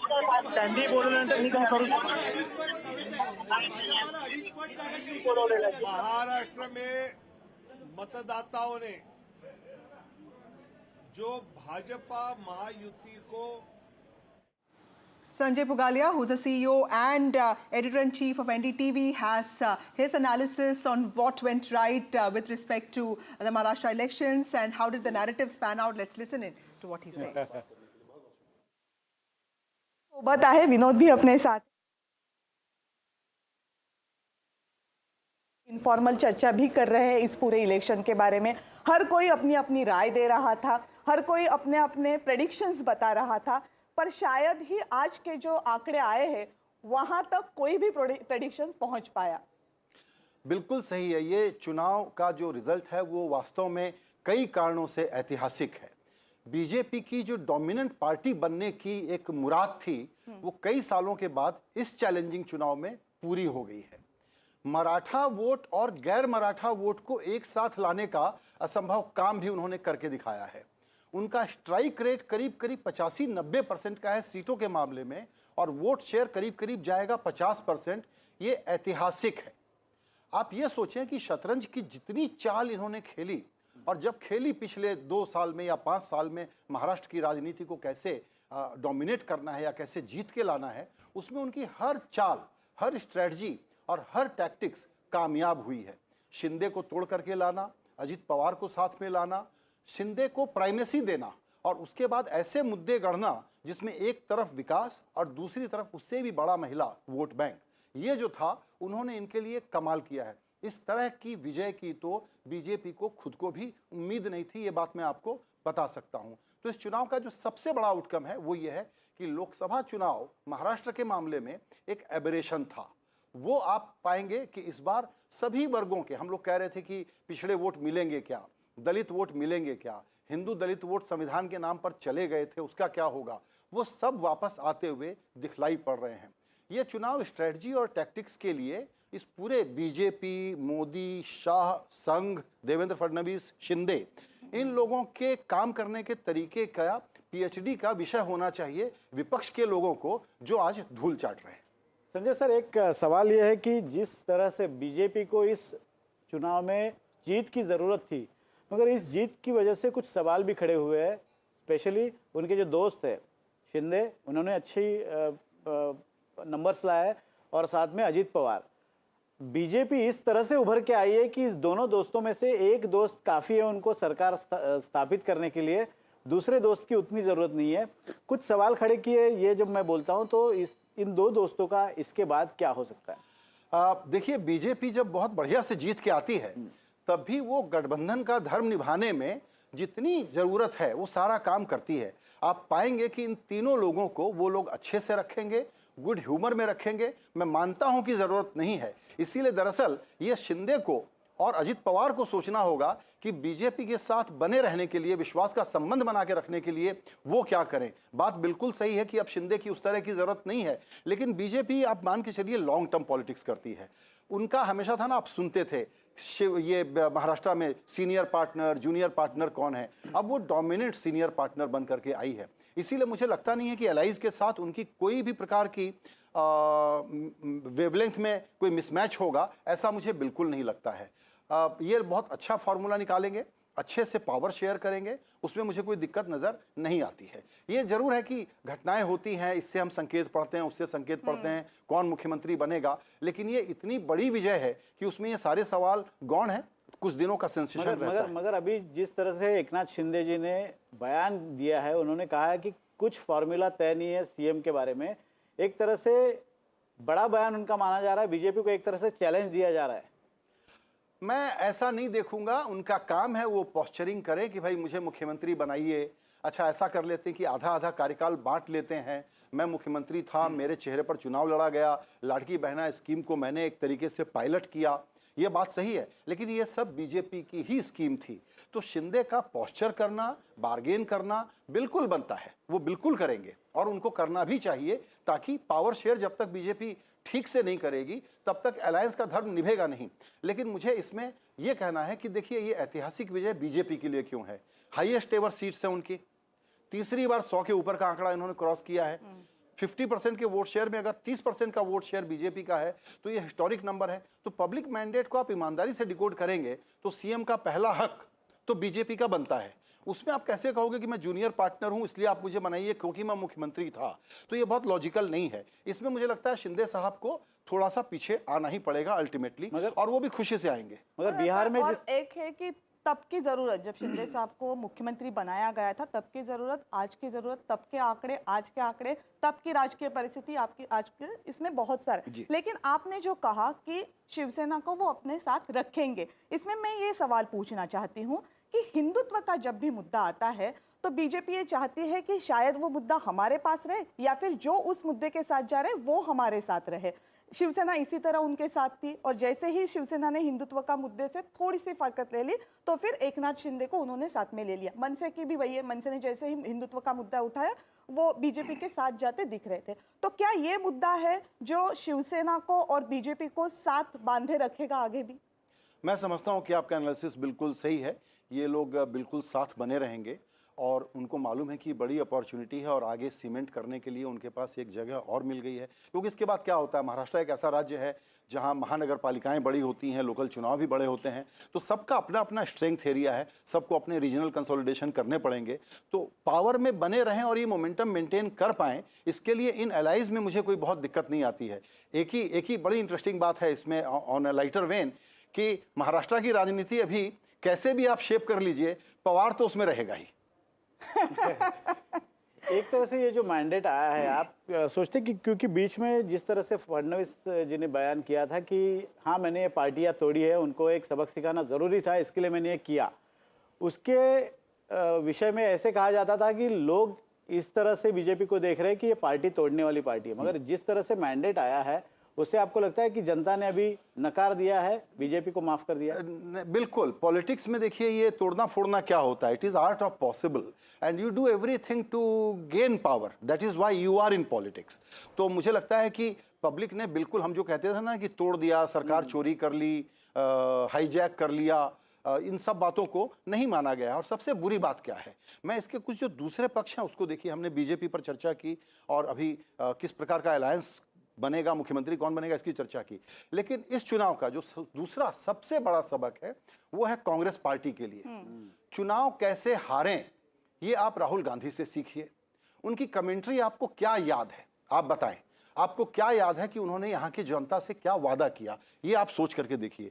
एक मुद्दा जो कि सोशल मीडिया पर ट्रोल का मुद्दा था, तो जब लीडर ऑफ अपोजिशन अपने को ट्रोल बना ले, सिंगल मुद्दा पार्टी बना ले, पूरा मीडिया में उसकी सेंसेशन के कारण डोमिनेट करना चाहे और सोचे कि महाराष्ट्र में वो अच्छा कर लेगा, इससे बड़ा सबक नहीं हो सकता जो महाराष्ट्र ने सिखाया है। और वो ये है कि विदर्भ जो उनका गढ़ होता था, जहां संघ का मुख्यालय है, संघ कभी भी और बीजेपी कभी भी विदर्भ में ये डोमिनेंस नहीं बना पाई थी जो आज उन्होंने बना लिया है। तो कांग्रेस को हारने की कला इतने शानदार तरीके से आती है, ये इसका दूसरा उदाहरण है। वो झारखंड में भी कोई बहुत अच्छा नहीं कर रहे हैं, इसीलिए कांग्रेस पार्टी को यह सोचना पड़ेगा कि इस प्रकार का लैकलस्टर, स्टैमर करने वाला, हकलाने वाला नेतृत्व ले करके वो कौन सी पॉलिटिक्स कर रहे हैं, उनकी स्ट्रेटजी क्या थी, उनकी टैक्टिक्स क्या थी, और चुनाव में जितना एफर्ट उन्होंने महाराष्ट्र में लगाया, क्या उतना या उससे ज्यादा उन्होंने वायनाड में नहीं लगाया? वायनाड जीता हुआ चुनाव था, पूरा का पूरा कैडर अपने नेता को चेहरा दिखाने के लिए वहां पर बिजी था। इसीलिए मेरा यह मानना है कि महाराष्ट्र में कांग्रेस पार्टी के लिए बहुत बुरी खबर है, ये कांग्रेस के ध्वस्त होने की खबर है, ये राहुल गांधी के नेतृत्व के ऑल राउंड फेल्योर का मैसेज है इसमें। और मैं पुराना कांग्रेस बीट रिपोर्टर हूं, इस नाते ये बात बहुत अधिकार के साथ कहना चाहता हूं और पोलाइटली कहना चाहता हूं कि राहुल गांधी जिस पॉलिटिक्स को परस्यू कर रहे हैं, ये पॉलिटिक्स षड्यंत्र की पॉलिटिक्स है, ट्रोल की पॉलिटिक्स है, इस पॉलिटिक्स का इलेक्टोरल कन्वर्जन नहीं है। दरअसल आज तो बीजेपी और संघ का नेतृत्व हो सकता है राहुल गांधी को बहुत बधाई दे रहा हो कि आप जो अडानी अंबानी कर रहे थे, आप सिंगल मुद्दे पर बने रहिए, उसमें आपको वोट नहीं मिल रहे हैं और हम ऐसी हिस्टोरिक लैंडस्लाइड विक्ट्री के साथ आने वाले हैं। दूसरी तरफ आप उद्धव ठाकरे की हालत देखिए, बाला साहब ठाकरे की लिगेसी को उन्होंने कैसे निभाया, इसको समझने की कोशिश करिए। उनकी बातों में भी कर्कशपना था, एंटी डेवलपमेंट बात कर रहे थे, प्रांतवाद को फैलाने की कोशिश कर रहे थे। अब ये कांग्रेस पार्टी क्या जा करके गुजरात में कैसे वोट मांगेगी, ये सोचने की कोशिश करिए। और ये बाला साहब ठाकरे अब के नाम पर कैसे उद्धव ठाकरे आगे की राजनीति करेंगे। 20-20 सीटों की पार्टी हो गई है महाराष्ट्र में, ऐसा जमींदोज इनको किया गया है और बीजेपी की चुनाव लड़ने की महारथ जो है उसकी वजह से किया गया है। और वो कोई सीक्रेट प्ले बुक थोड़ी है, वो सब पढ़ते हैं, सब जानते हैं, आप उसको कॉपी करते हैं, लेकिन कॉपी करते हैं तब तक 5 साल का आपका एक चुनाव निकल जाता है। तो ये चुनाव राहुल गांधी के पर्सनल फेल्योर की सबसे बड़ी मिसाल है, सबसे बड़ा सबूत है। और ये बहुत गंभीरता से ये बात हम आपको समझाने की कोशिश कर रहे हैं कि देखिए, लोकतंत्र चलना चाहिए, बीजेपी का ऐसा डोमिनेंस किसको चाहिए? कोई पब्लिक नहीं चाहती है कि ऐसा डोमिनेंस हो, लेकिन अगर अपोजिशन ऐसी एंटी डेवलपमेंट, ऐसा एंटी नेशनल, ऐसा anti business and no pro people क्या कर रहे हैं, उन्होंने 3000 रुपए दिए, मैं 5000 रुपए दे दूंगा, ये कोई पॉलिटिक्स होती है क्या? इसीलिए मेरा कहना है कि कांग्रेस पार्टी अभी भी, अगर आप लोगों को ये लग रहा है मेरी बातों से कि भ्रम हो रहा हो कि कांग्रेस पार्टी जागेगी इस झटके के बाद भी, तो इसको भूल जाइए, क्योंकि जब तक राहुल गांधी का नेतृत्व है कांग्रेस धराशायी होते रहेगी, इसी तरह से टूटते रहेगी। और आखिरी बात, 2029 अगर ये इस ट्रोल पॉलिटिक्स से लड़ना चाहते हैं तो भूल जाएं। कांग्रेस के प्रचार में जो एक बात दिख रही थी वो ये दिख रही थी कि कोई भी महाराष्ट्र व्यापी, जिसको आप पैन महाराष्ट्र कह सके, ऐसा मुद्दा लेने की वजह एजेंडा सेटिंग लग रहा था। ऐसा लग रहा था कि जो मुद्दे कांग्रेस लाना चाहती थी वो पहले से तय किए गए थे और उन्हीं को कांग्रेस आगे लाना चाहती थी, पर बदकिस्मती महाराष्ट्र के लोगों ने उसको एक्सेप्ट नहीं किया।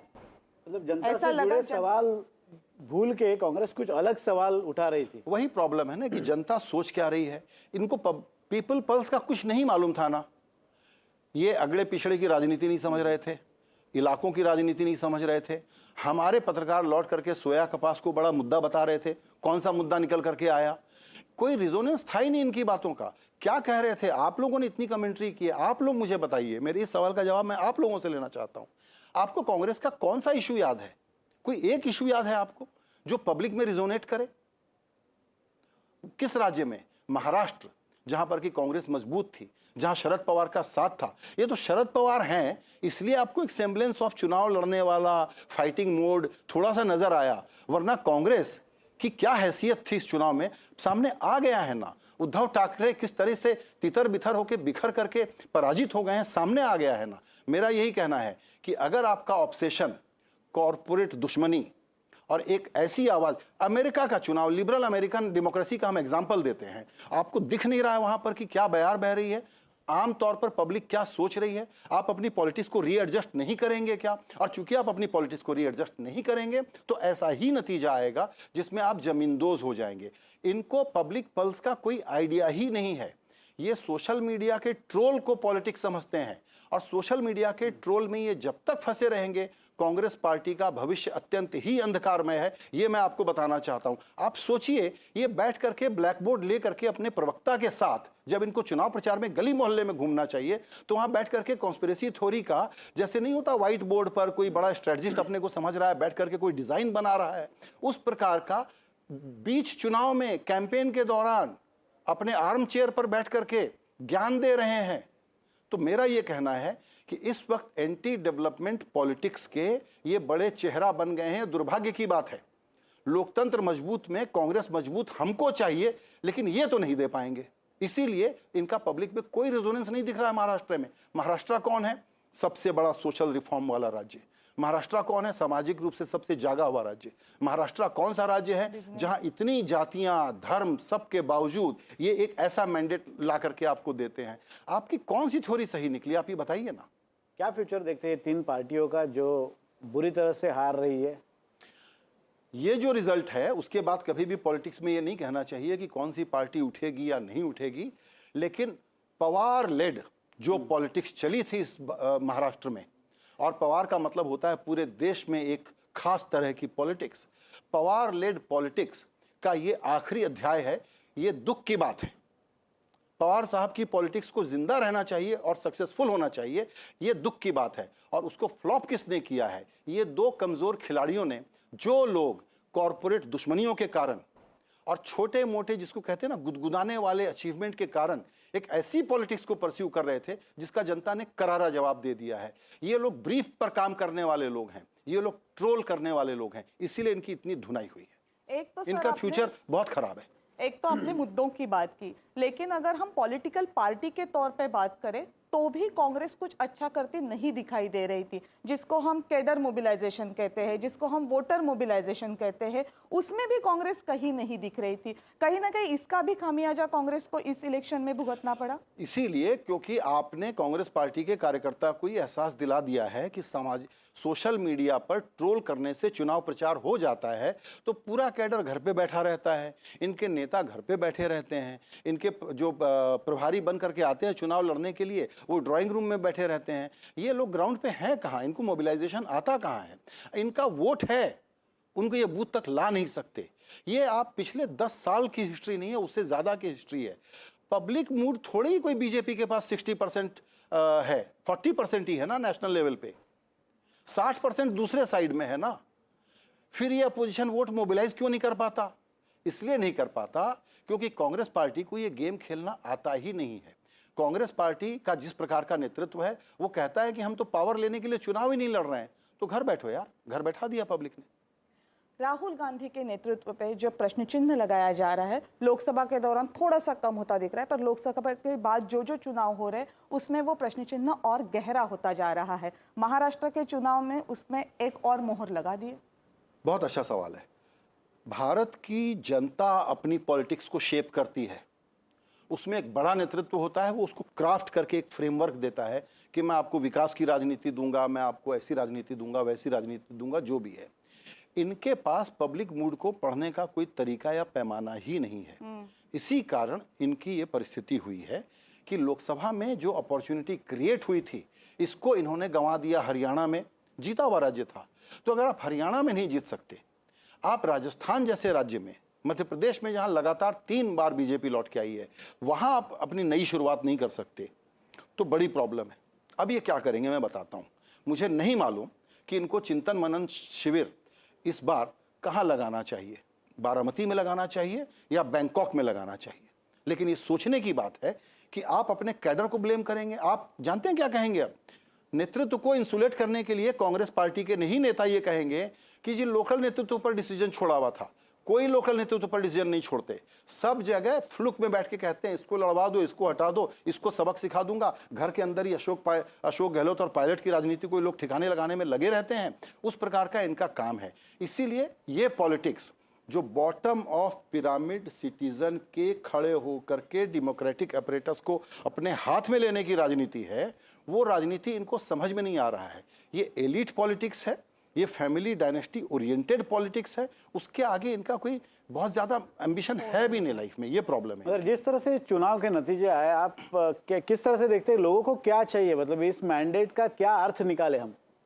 इस मैंडेट का जो सबसे बड़ा अर्थ है वो ये है कि भारत की पब्लिक ने ही, जो आपने सवाल पूछा उसका एक सप्लीमेंट्री आंसर ये है कि भारत ने ही लोकसभा के चुनाव में भारत की पब्लिक ने ही एक कोर्स करेक्शन किया। तो ये उसके विल का कोर्स करेक्शन था कि आप गवर्न करिए एनडीए, मोदी जी की ही सरकार हमको चाहिए, लेकिन हम थोड़ा सा चेक एंड बैलेंस आप पर लगा रहे हैं।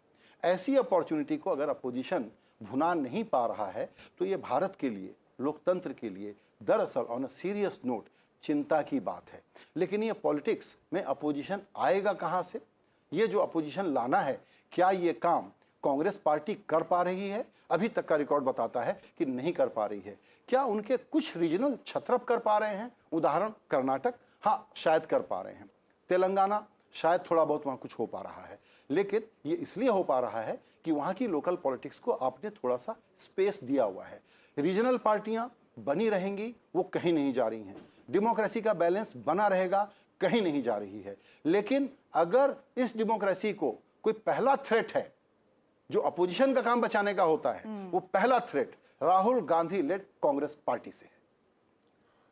ये बहुत बड़ी बात कह दी है सर आपने कि लोकशाही है वो वैसे ही रहेगी, डेमोक्रेसी है वो वैसे ही रहेगी, बैलेंस भी बना रहेगा।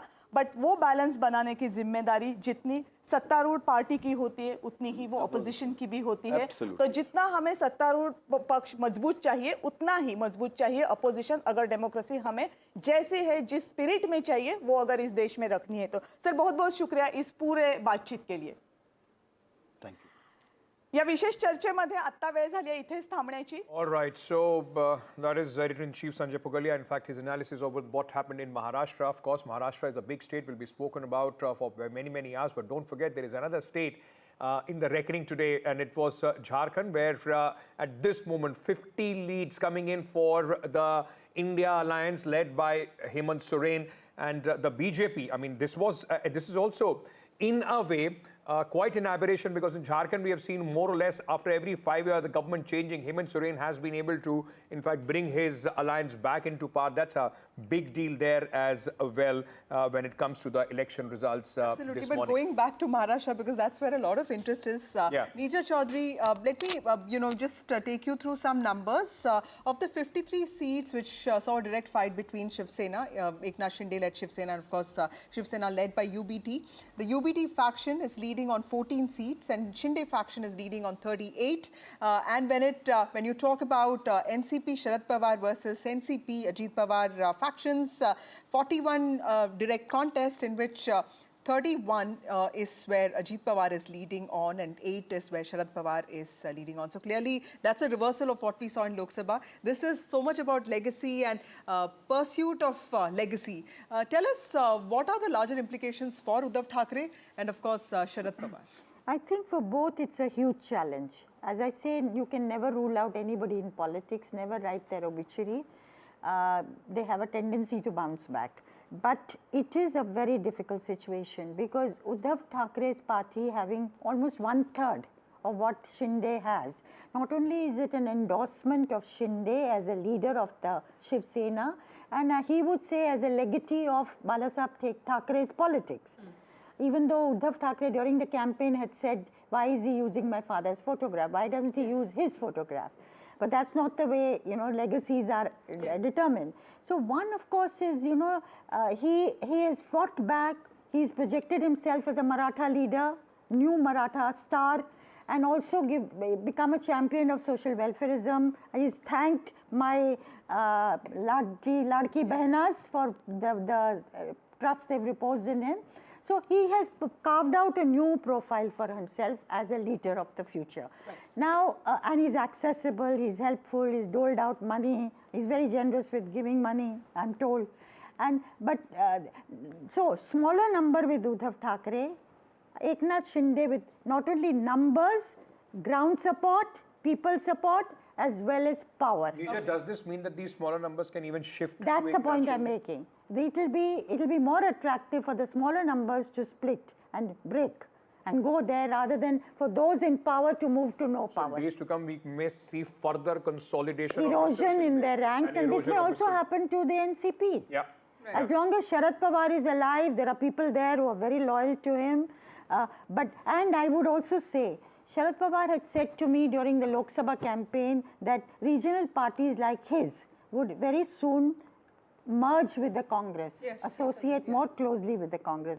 Now, is that something that may be on the table for him? There's a very famous interview of Nirja Chaudhary. It's a very interesting thing. Maybe that's the only way for him to survive. For the NCP to survive. Practical solution to...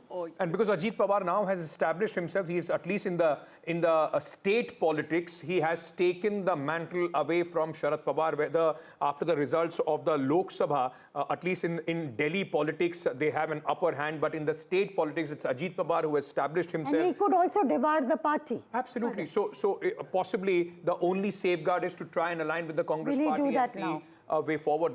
These are very important questions. Do that when the Congress is, not feeling very great or strong. But Sharad Pawar is 84. But he is probably the real Chanakya of politics in India today who understands the system. Like people steeped in politics. Can he bring together elements of India closer together? Possibly facilitate other parties also merging in the Congress to strengthen the opposition. And he played a pivotal role in this. Also, like people steeped in politics always say... I'm sorry. We have been told we have to take a break at this moment completely. Obviously, being into a very short break. We'll keep coming back with very, fantastic insights that we have at this moment. Stay tuned. We are coming back on this 360-degree coverage of the last election result day of 2024.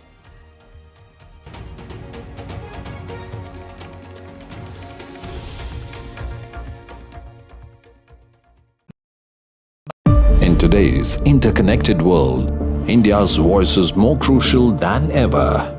When India speaks, the world listens. At NDTV World, we are that voice, bringing you intelligent and insightful news from India and beyond. From geopolitics and diplomacy to economic shifts, migrations, tech disruptions, and the stories of our diaspora. We cover the news that shapes our global future. NDTV World, your new home for global news is here.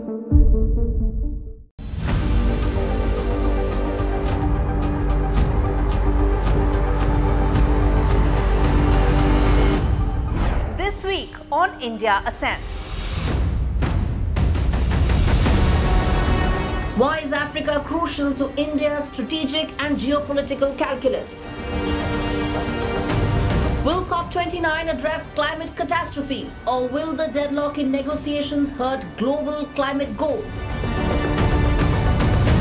What does thaw in India-China ties mean for business and regional security?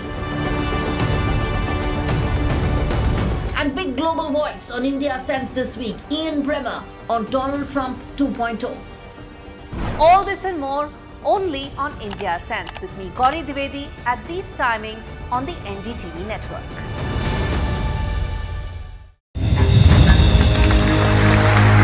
I now request the Honorable Prime Minister to launch NDTV World and address the summit. It was the grand launch of NDTV World by Prime Minister Narendra Modi. NDTV World, as he laid out his vision.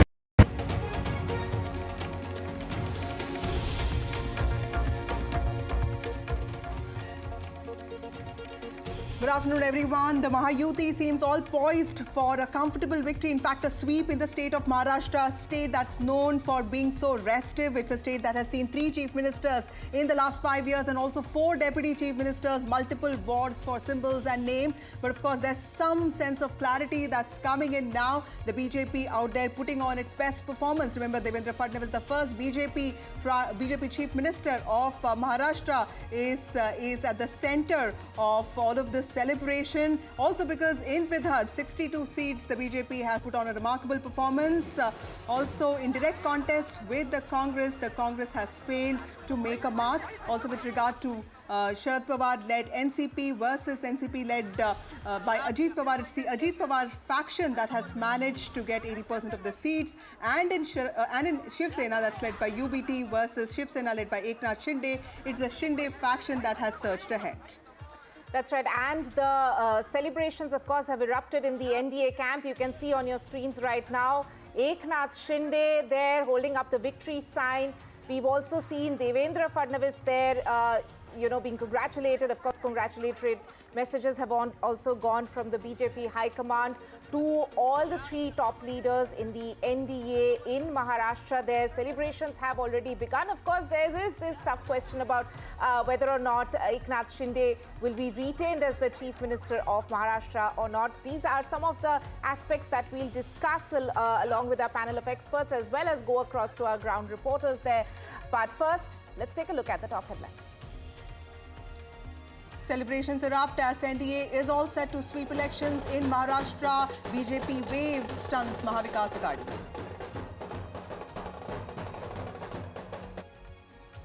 BJP's best ever show in Maharashtra, leading in about 124 seats out of the 149 seats that they contested in the state.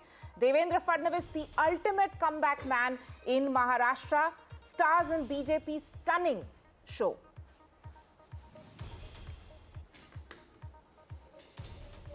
Home Minister Amit Shah congratulates Mahayuti leaders. The Home Minister has spoken on the phone to Eknath Shinde and also Devendra Fadnavis. He has also spoken to Ajit Pawar. Big win for India bloc in Jharkhand as voters reject NDA's infiltrators campaign. Hemant Soren defies anti-incumbency, set to win another term in the state.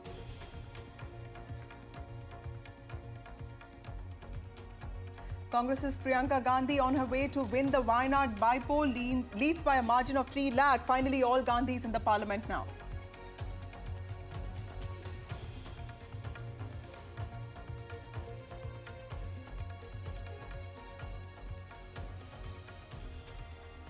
Right, and we are, of course, looking at the battleground state of Maharashtra first, as we have, in fact, seen BJP scoring their biggest ever victory, win in a way in the state. But it's the NDA camp which is, of course, celebrating over there. All the 3 parties over there of Shiv Sena as well as the NCP doing remarkably well in order to get this stunning victory by the NDA.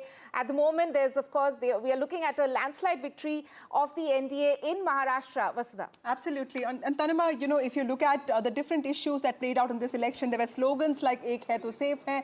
There was also "Batenge to katenge." But at the same time, there was a lot of social engineering attempt that the BJP put in. In fact, Bhupendra Yadav, Ashwini Vaishnav, the in charges of from the BJP side, had this whole mandate to ensure that the OBC castes are with them. They also tried uniting the Marathas and also going to Dalit bastis to ensure that the Congress's narrative that the constitution can be changed is something that is worked upon. So a lot of corrective actions is what the BJP took.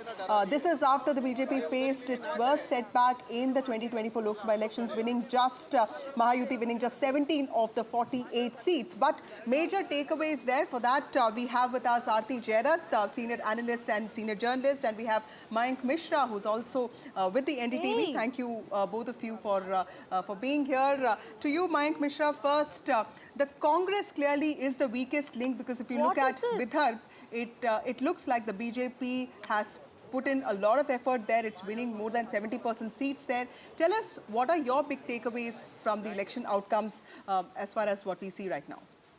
I will give you some data which I picked up from Election Commission. Congress vote share, Congress got fewer votes than all other parties, all 5 parties, major parties. Congress vote share is at 10.6% as of 12:30 from Election Commission. NCP, both the factions of NCP got more votes than Congress. UBT faction got more votes than Congress, and Shinde faction also got. Right. So undivided. Okay, Shiv Sena had. Mayank, I'm really sorry to interrupt you there, but we will, of course, finish that point. But let's go across to my colleague Radhika, who is standing on the ground there. Radhika, what's the latest on the ground where you are reporting from? That's right. It is an incredible victory for Mahayuti, and BJP is, of course, celebrating. I'm outside BJP office. A stage has been erected where all the BJP top leaders are expected in just a bit. Devendra Fadnavis, Chandrasekhar Baumkule, and several other winning candidates will be taking over the podium in just a bit. You can see saffron all over, and of course, people here celebrating, sloganeering. बताइए, नहीं बताइए आप आज की जो महाराष्ट्र की जो कामयाबी है, ये हर कार्यकर्ता ने मेहनत किया है, और महाराष्ट्र शासन में जो माझी बहन लाड़की योजना लाई, उस तरफ से बड़ी कामयाबी मिले, और महायुति का मुख्यमंत्री भी बनेगा। भाजपा और महायुति बहुत बड़ी कामयाबी बनी, और महाविकास आघाड़ी तो पूरी खत्म हो गई। क्या रीजन एट्रीब्यूट करेंगे, क्या रीजन है ऐसे वाले विक्ट्री के लिए?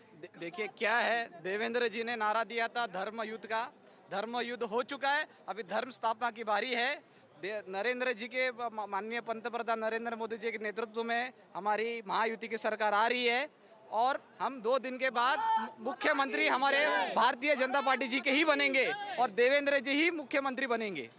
वुमेन कार्यकर्ता, देखिए लाडली बहन जो योजना बनाई मुख्यमंत्री शिंदे जी ने और उप मुख्यमंत्री देवेंद्र जी ने, वो काम में आई। लाडली बहनों का भी आशीर्वाद मिला है। फिर बटेंगे तो कटेंगे, एक है तो सेफ है, और हमारी जो मातृशक्ति है भारतीय जनता पार्टी की संघ वाले, उन्होंने जिस प्रकार से ये मुद्दा उठाया था कि हिंदुओं ने अपना वोट करना था, वो भी एक कामयाब हो गया। जैसे मुस्लिमों ने फतवा निकाला था कि मुस्लिम ने महाविकास आघाड़ी को वोट करना चाहिए, तभी हिंदू जागृत हुआ कि अभी हमें महायुति को लाना है, और उस प्रकार से एक विकास और हिंदुत्ववाद, ये पूरा, और महिलाओं का जो लाडली योजना है, ये पूरा फैक्टर है जो आज महायुति के। So those are the reaction and responses from BJP karyakartas here. Of course, victory sloganeering is what we are hearing, and we also heard some firecrackers, laddus being distributed. So all that taking place outside BJP office, a lot of movement activity going on, and of course, as this, this particular person was in fact commenting, it is the development factor as well as women's schemes that seems to have worked well as far as Mahayuti, particularly BJP and Shinde Sena are concerned. So Radhika outside the BJP office and reporting all those visuals there. Radhika, tell us, this is the best performance of the BJP when it comes to Maharashtra. And of course, the party is leading in more than 129 seats. Tell us what is the demand of the BJP workers? The Prime Minister is also expected in the BJP headquarters today evening. There will of course be a lot of meetings today. this is not something that the BJP will let go of, and there will be a lot of power play that we can see in the next few days.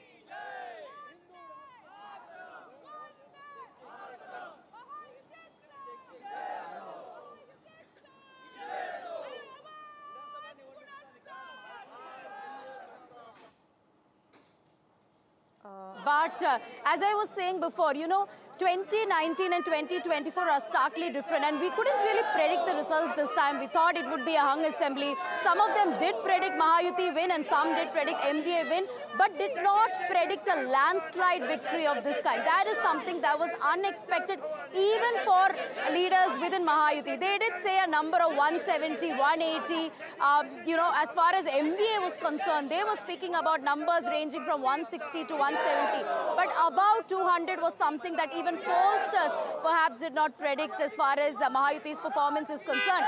And all this, just a couple of months after the Lok Sabha elections saw a defeat of sorts as far as Mahayuti is concerned. And we saw what happened to Devendra Fadnavis. Soon after Lok Sabha defeat, Devendra Fadnavis decided to resign as the Deputy Chief Minister. He wanted to concentrate on strengthening the organizational structure of the BJP obviously, his resignation was not considered by the BJP top brass, but he continued to work for the organizational structure. And this time around, what was different from Lok Sabha is that, of course, there are unlikely alliances, unlikely parties within Mahayuti as well as within MVA. During Lok Sabha, there were a lot of disputes, bickering over seats, candidates. BJP as well as Shinde Sena announced candidates and seats in the last minute. That really cost them dear. Constitutional narrative by the Congress, that cost them dear. But this time, they made sure that those narratives did not adversely impact Mahayuti, one. And secondly, they made sure that the candidate selection, the meetings, all of them happen in a very structured way and much before the election. So they were very careful in terms of planning for these elections, and certainly the campaigns and all the schemes seem to have worked wonderfully well as far as BJP, Shinde Sena and Ajit Pawar NCP are concerned. Right. Thank you, Radhika. We'll keep coming back to you. Joyce, celebrations happening there at the BJP headquarters. We also have GVL Narasimha Rao from the BJP joining us. Thank you, Mr. Rao, for joining us on NDTV. The Mahayuti faced its worst setback in the state of Maharashtra in Lok Sabha elections 2024, winning just 17 out of 48 seats. But today the tables have been completely turned. Can you tell us what are the corrective measures that the BJP took, and also this welfare pitch? It seems like the BJP will no longer be able to blame the Congress for its guarantees, because welfare has also become your hallmark. Yeah. Good afternoon to you and all the viewers watching NDTV. First of all, we'd like to thank people of Maharashtra for giving us such a massive mandate. I think first let me explain the significance of this mandate. For over 4 decades, a magnitude of this magnitude has not been given by the people of Maharashtra. This is the largest seats tally for the BJP. This is the lowest tally for the Congress and the opposition. And the most important, the headline point is, there will not be any party which can really claim the leader of the opposition status in Maharashtra Assembly. Congress will fall in the same league as they have in Lok Sabha. For 10 years, they could not claim a leader of the opposition post. So this is and then we have polled close to 50% votes. Last time when we won the mandate in 2019 with Shiv Sena, we polled only 42%. Together, this time we polled 50%. So a big voter, big support from the public across segments, various sections and segments. I think in the recent elections, we are seeing people cutting across the geographic divides, the demographic divides. They're voting for development, they're voting for Vikas, they're voting for welfare. And this is the welfare pitch of the BJP is different from that of the Congress. Because for Congress, welfare is deceit. They've only been making empty promises. They've done that. They have won elections in Karnataka, Telangana, Himachal, making such promises which they never fulfilled. On the contrary, BJP has fulfilled every promise that we have made. So that certainly there is a credibility gap for the Congress party, whereas the BJP under the leadership of Honorable Prime Minister Modi ji and the state leadership in Maharashtra has the credibility today the Congress has plunged to its lowest ever tally because the Congress suffers a serious credibility question. Okay, They have Mr. made Rao, first of several all, also lucrative congratulations, promises, given that, you know, the but BJP has people have not performed believed them. remarkably well. You know, can we also expect the party to, you know, to really align with the alliance dharma? But, you know, this is politics, and given that the party may not really need two of the allies who have also not really performed that badly, what can you tell us about what is in store for the future? Because this is politics, and I'm sure BJP, I mean, this is also BJP's chance of making Maharashtra BJP yukt, you know, something that the state has not been in the last many years. No, but between 2014 and 19, it was a BJP-led government with Mr. Fadnavis as the chief minister. So it's not that BJP had never led government in Maharashtra, but this time certainly the central leadership of the BJP, the parliamentary board of the BJP, in discussion with the state unit, will take a decision, and that will not be a problem at all. You've seen how BJP has been able to elect governments without any murmur. So certainly this is not, today is a day to understand and also to swallow the victory. And a government formation has never been difficult for the BJP. It will not be difficult now. It will certainly be a decision that will be collectively made by our parliamentary party in discussion with the state unit. But another important thing, today the Shiv Sena, the NCP, another major takeaway from today's election is people have decided which, you see, there has been a discussion all through this campaign that people might vote against Mahayuti because certain Shiv Sena split and NCP split. On the contrary, people have given legitimacy to the Shiv Sena led by Mr. Shinde and NCP led by Mr. Ajit Pawar. They have given legitimacy to them. They have clearly given their verdict that they consider them to be the real parties. And they have punished these parties, Shiv Sena particularly, for betraying the mandate of the people in 2019 and siding with the Congress party, which was defeated in 2019 polls. So this is a result against Shiv Sena, Uddhav Thackeray's betrayal of the mandate of 2019, and it's certainly some sort of legitimizing. The constitutional authorities, Election Commission, Supreme Court have already given the legitimacy, but today people have put their stamp on it. So certainly in all respects, it's a huge victory for the Mahayuti and the biggest setback for the MVA ever. Right, sir. Thank you, Mr. Rao, for joining us on NDTV. Quite a remarkable victory for your party. Congratulations on that. Going back to our guests, Aarti Jairat and Mayank Mishra. Mayank, you were saying you were talking about the big takeaways from this result. It was one headline, stunning headline is stunning rejection of the Congress in Maharashtra, and I was going through some of the data. Undivided Shiv Sena had polled 16% votes. Now, if you combine the two factions together, it comes to around 23%. So everybody else has gained and Congress has lost. BJP remains intact. And second takeaway is, whoever has allied with BJP, BJP has pulled them up, whereas Congress has pulled everybody down. That is one. On Jharkhand, I would like to say, it is Hemant Soren's victory, not India Bloc's victory. Okay. Hemant Soren has gained 4 percentage points in terms of vote share, which is huge in a multi-corner contest. Everybody else stays either at the same level or has gone down, except JMM in Jharkhand. So it is not India Bloc's victory in Jharkhand, it is Hemant Soren's victory, and it is rejection of Congress in Maharashtra and BJP lifting all its allies. The same thing happened in Kashmir with National Conference saying that, you know, it was our victory and Congress's. Aarti Jairat, what would you say with the BJP actually surging ahead, registering this remarkable victory? Now what happens to Mr. Shinde and of course to Ajit Pawar? They have prove their utility, because if you look at numbers, 53 seats, Sena versus Sena. UBT-led faction is leading in 14, and Shiv Sena, led by Shinde, is leading on 38, which means that Shinde has actually performed very well. He's the face of the welfare. He's the Maratha face of the Mahayuti. Do you think, what do you think is going to happen in the next few days? So I think, well, there's really not very much time. The new government has to be in place by the 26th of November. So swearing in ceremony by 25th, I think. So they've got just 2 days in which to take the decision. Now, it depends on how the BJP decides to play this. Are they going to sort of settle for continuity, which was the mantra after the Lok Sabha elections, and coalition dharma, in which case, maybe Shinde will be the chief minister. Alternatively, they have several bargaining chips in their hands, actually. If you look at the numbers, they can form a government without Eknath Shinde, just, Ajit Pawar's faction and the BJP together. That's a bargaining chip, as far as Shinde is concerned. Secondly, they can also accommodate Shinde at the center.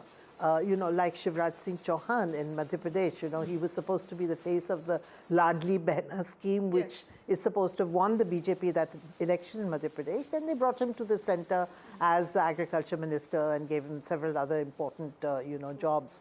So they could accommodate Shinde here and make Devendra Fadnavis, the chief minister, because the BJP's tally is no question. It is the highest. Their strike rate is the best.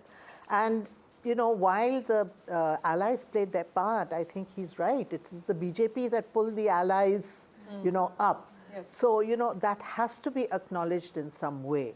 So, I think the decision really will rest partially on what Amit Shah and Narendra Modi decide. Amit Shah particularly, because he's been so deeply involved in the Maharashtra elections. And I think also on inputs from the RSS, which behind the scenes has played a fairly crucial role on the ground, to help the BJP, with this Samvidhan Yojana that they started, which was basically to counter the Lok Sabha campaign of the MVA, that these people were against the constitution and they'll take away your reservations and so on.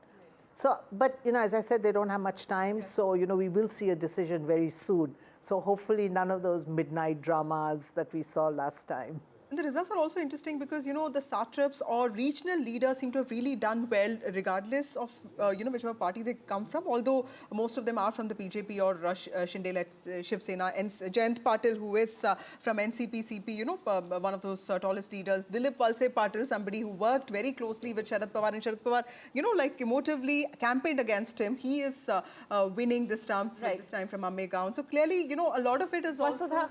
Right, sorry to interrupt there, but I believe we have Mr. Prakash Javadekar, who has joined us, senior BJP leader and former union minister, who is joining us live directly on the broadcast there. Mr. Javadekar, thank you so much for speaking to us here on NDTV. The big question, of course, congratulations, of course, on the decisive victory that BJP is seeing in Maharashtra and, of course, the NDA alliance in total.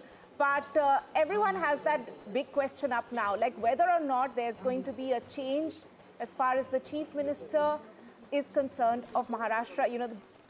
Devendra Fadnavis is being seen as the comeback man.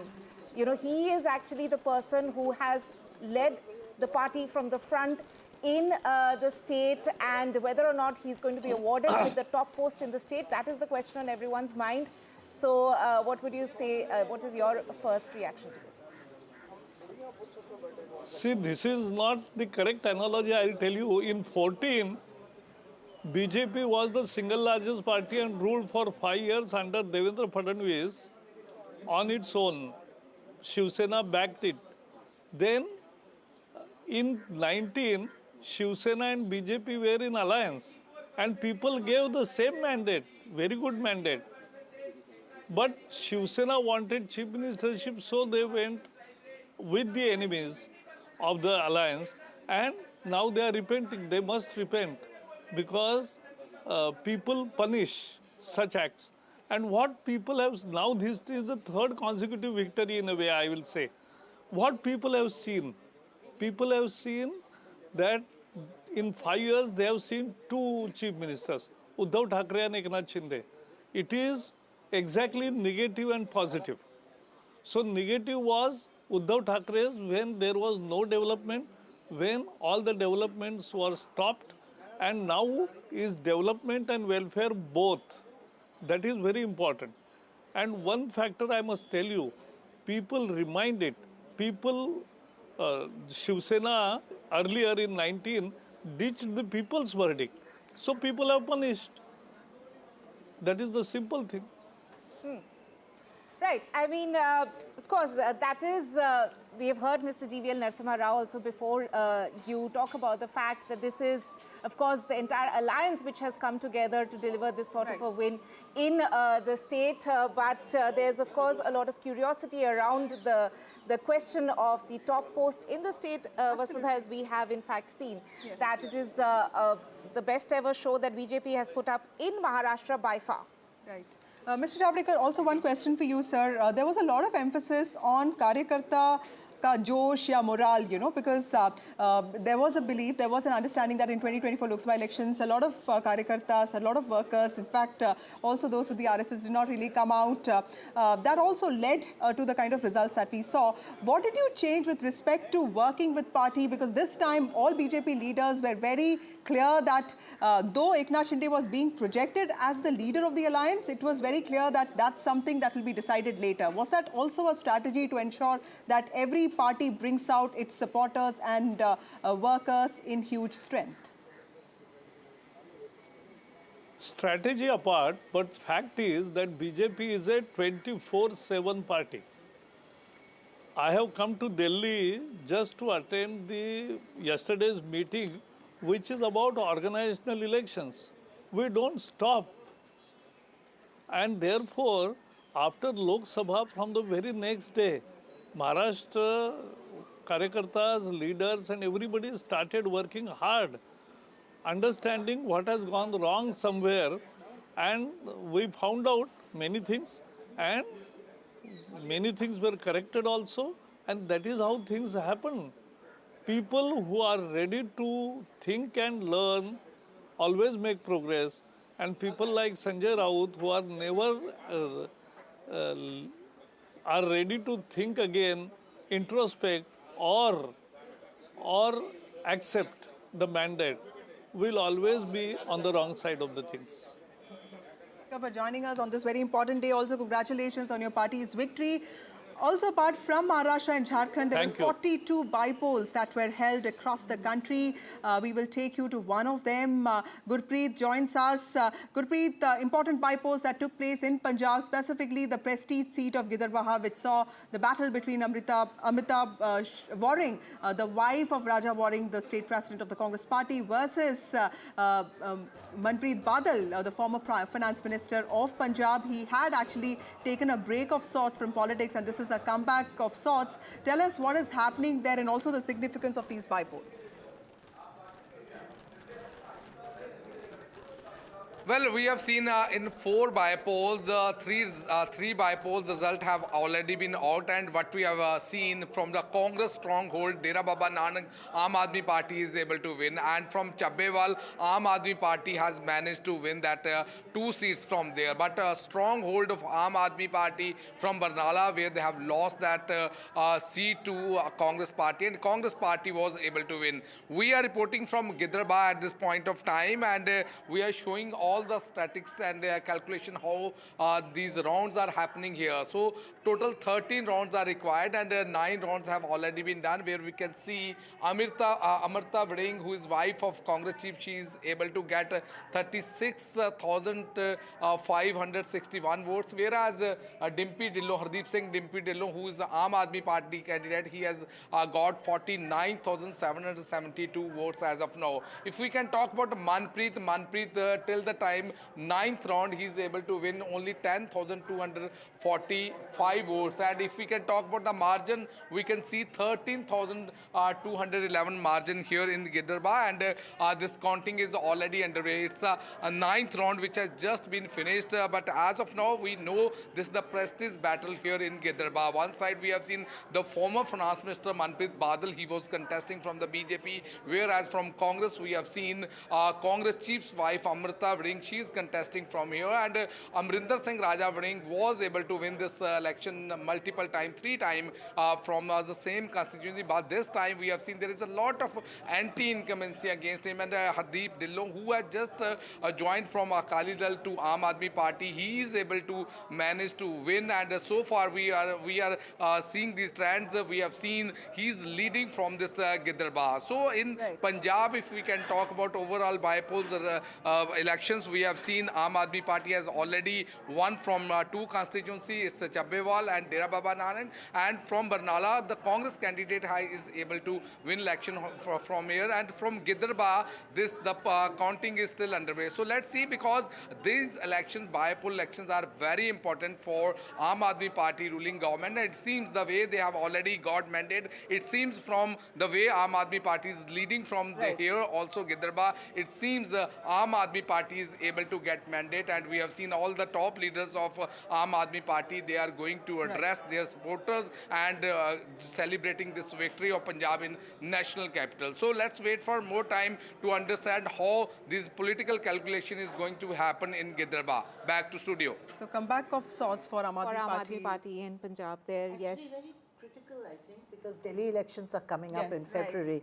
So, you know, if they win 3 of the 4 seats, it's going to be a big morale booster for Aam Aadmi Party, which is pretty much down in the dumps after all its top leaders have gone behind bars. And I can notice one more trend. After 2019, BJP lost votes and seats in all assembly elections, most assembly elections. Now, this time there has been a trend reversal of sorts. In Haryana, we saw BJP making a comeback, in huge comeback in Maharashtra, and BJP did not do so badly in Jharkhand. And now Aam Aadmi Party reversing its Lok Sabha. So we used to think that BJP performs very well only in Lok Sabha elections, and that trend is getting reversed because they're performing better in assembly polls. Also, let's go across to Ratnadeep, my colleague. Ratnadeep, tell us about these important bypolls that took place in the state of Assam. 5 bypolls. Himanta Biswa Sharma found time to campaign despite being the Jharkhand in charge, and also the importance of Gaurav Gogoi, the significance of these bypolls with respect to the kind of prestige that is attached to both Mr. Sharma and also to Mr. Gogoi. That's right. In fact, as we speak, the counting is underway. There were 5 seats for which bypolls have taken place, of which in the assembly elections of Assam, 4 were with the BJP and allies and 1 with Congress. And that 1 seat is Samaguri, where in the run-up to the polls, we saw massive pre-poll violence. There was death of 1 person. And Samaguri is a seat, remember, which is a strong hold of the Congress since 2001. Congress has never lost there. Congress heavyweight Rakibul Hussain, a former minister, this time chose to contest the Lok Sabha election and won with one of the highest margin in the country. And this time in the bypolls, his son Tanzil Hussain is making his electoral debut. He is just 26-year-old, and at this moment till round 4, Tanzil Hussain was leading with about 4,000 votes. But from round 8 onwards, the BJP candidate is closing on that gap. Remember, BJP has tried a lot in terms of the campaign to try to win this seat, which is a Muslim majority seat in Assam, Congress stronghold. In the other seat, Bihali, where Gaurav Gogoi had campaigned for Congress has actually lost that seat. BJP has been able to retain that seat. So that has been a setback for Gaurav Gogoi, who is seen now as the emerging face of Congress in Assam. The BJP is leading in another seat, which is Dholai, which it was its MLA who was elected in the last election, and its allies AGP and UPPL are also leading in 2 other seats. So at this moment, BJP and allies are leading. BJP has won 1 seat and 3 seats. Its allies and BJP is leading, and Congress is leading in 1. However, let me tell you, this election was one election after 2016 Assam Assembly election, when BJP came to power for the first time in Assam, that the campaign of the party in Assam was not led by Himanta Biswa Sharma because he was busy in Jharkhand. Perhaps the Jharkhand result would be also a setback for Mr. Sharma. Remember, ever since Mr. Sharma delivered Assam elections for the BJP in 2016 and subsequently helped BJP and BJP allies to form governments in several states in Northeast, his services were taken for states like Odisha, where the BJP had done well, and this time he was he was made the co-in charge for Jharkhand, where the BJP, however, could not as of now is trailing. So this might be a setback for Mr. Sharma. But having said that, there is good news in neighboring Meghalaya, where Chief Minister Conrad Sangma's wife, Mehtab Chandi Sangma, who made her electoral debut in the by-election in Gambagre seat, she has won her seat. So this is going to be a good news for the ruling NPP in Meghalaya. Right. Ratnadeep there, thank you so much for joining us with that update of the northeast bypolls, the bypolls which are taking place in Assam and Meghalaya there. Thank you so much for joining us. I'm also being joined by Mr. Arshpreet Karyal of the Congress party. Mr. Karyal, thank you so much for joining us here on the broadcast on NDTV. Even till yesterday, there were murmurs being made by several people from your party that Congress would be leading the MVA in terms if they get a favorable result in the Maharashtra elections today. But now we can see that Congress has actually registered probably its worst performance. It is the worst. It is the worst performance that we are seeing coming in from Congress in Maharashtra.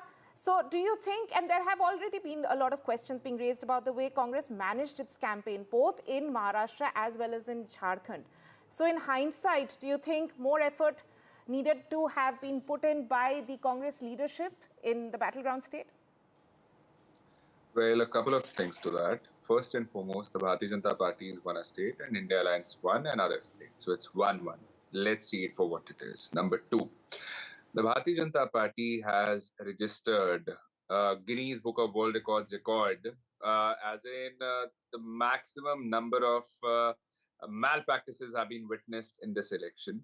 We all saw how the General Secretary of the Bharatiya Janata Party, there's a BJP spokesperson here, he should tell us, was Mr. Vinod Tavade caught on camera influencing votes, distributing money, or was he not? Number two, the Operation Lotuses that have taken place under the BJP regime, everybody's witnessed that. Number three, the misusage of the agencies, whether it be the IT, the ED, the CBI, we've all seen how the arm twisting happened and how all the complaints that went vis-a-vis the violation of the Model Code of Conduct, all of them went unaddressed. We did not get any substantial action taken against any BJP leaders that were violating it. And these things have been caught on camera.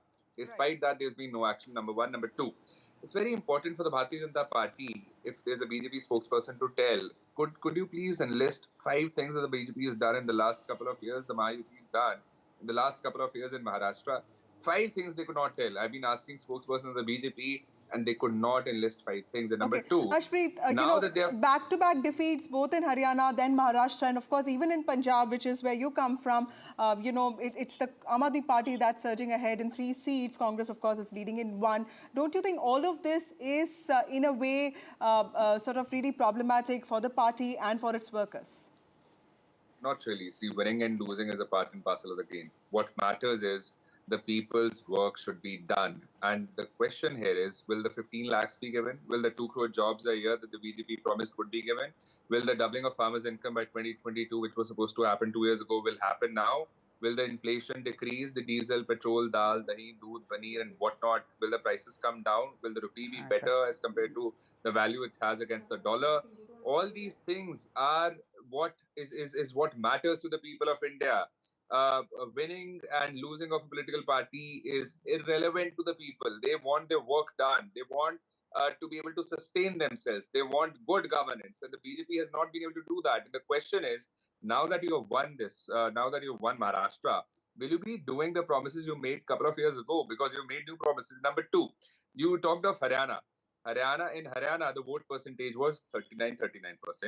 And if the Bharatiya Janata Party had won Haryana, at the same time, India Alliance had won Jammu and Kashmir. If this time the Bharatiya Janata Party has won Maharashtra, India Alliance has won Jharkhand. And in the other states, the bypolls, we have swept Karnataka bypolls. Everybody's seen that. We have swept it. And the BJP's questions, the allegations that they were leveling against our government, all of them have gone out of the window. And very soon you will see that the other seats, the other bypolls where we have either won or where we are leading, the Congress party will make a significant development in all the other bypolls which are happening. In totality, if we were to talk of the results in Maharashtra, in Assam we have won 1, in Gujarat, 1, Karnataka, 3, Kerala, 1 with a massive lead, lakhs. There's a margin and there's a difference of lakhs of votes. In Punjab, there's 1, in Rajasthan, there's 1, in Jharkhand, there's 15, and so on and so forth. So basically, the fact of the matter remains that will the Bharatiya Janata Party start delivering on their promises, or will they keep on coming up with hollow promises and hollow hollow statements? That's an important point. Thank you, Ashpreet, for joining us with your views. Aarti Jairat, what happens now? Because, 2024 Lok Sabha elections, we saw a different sentiment.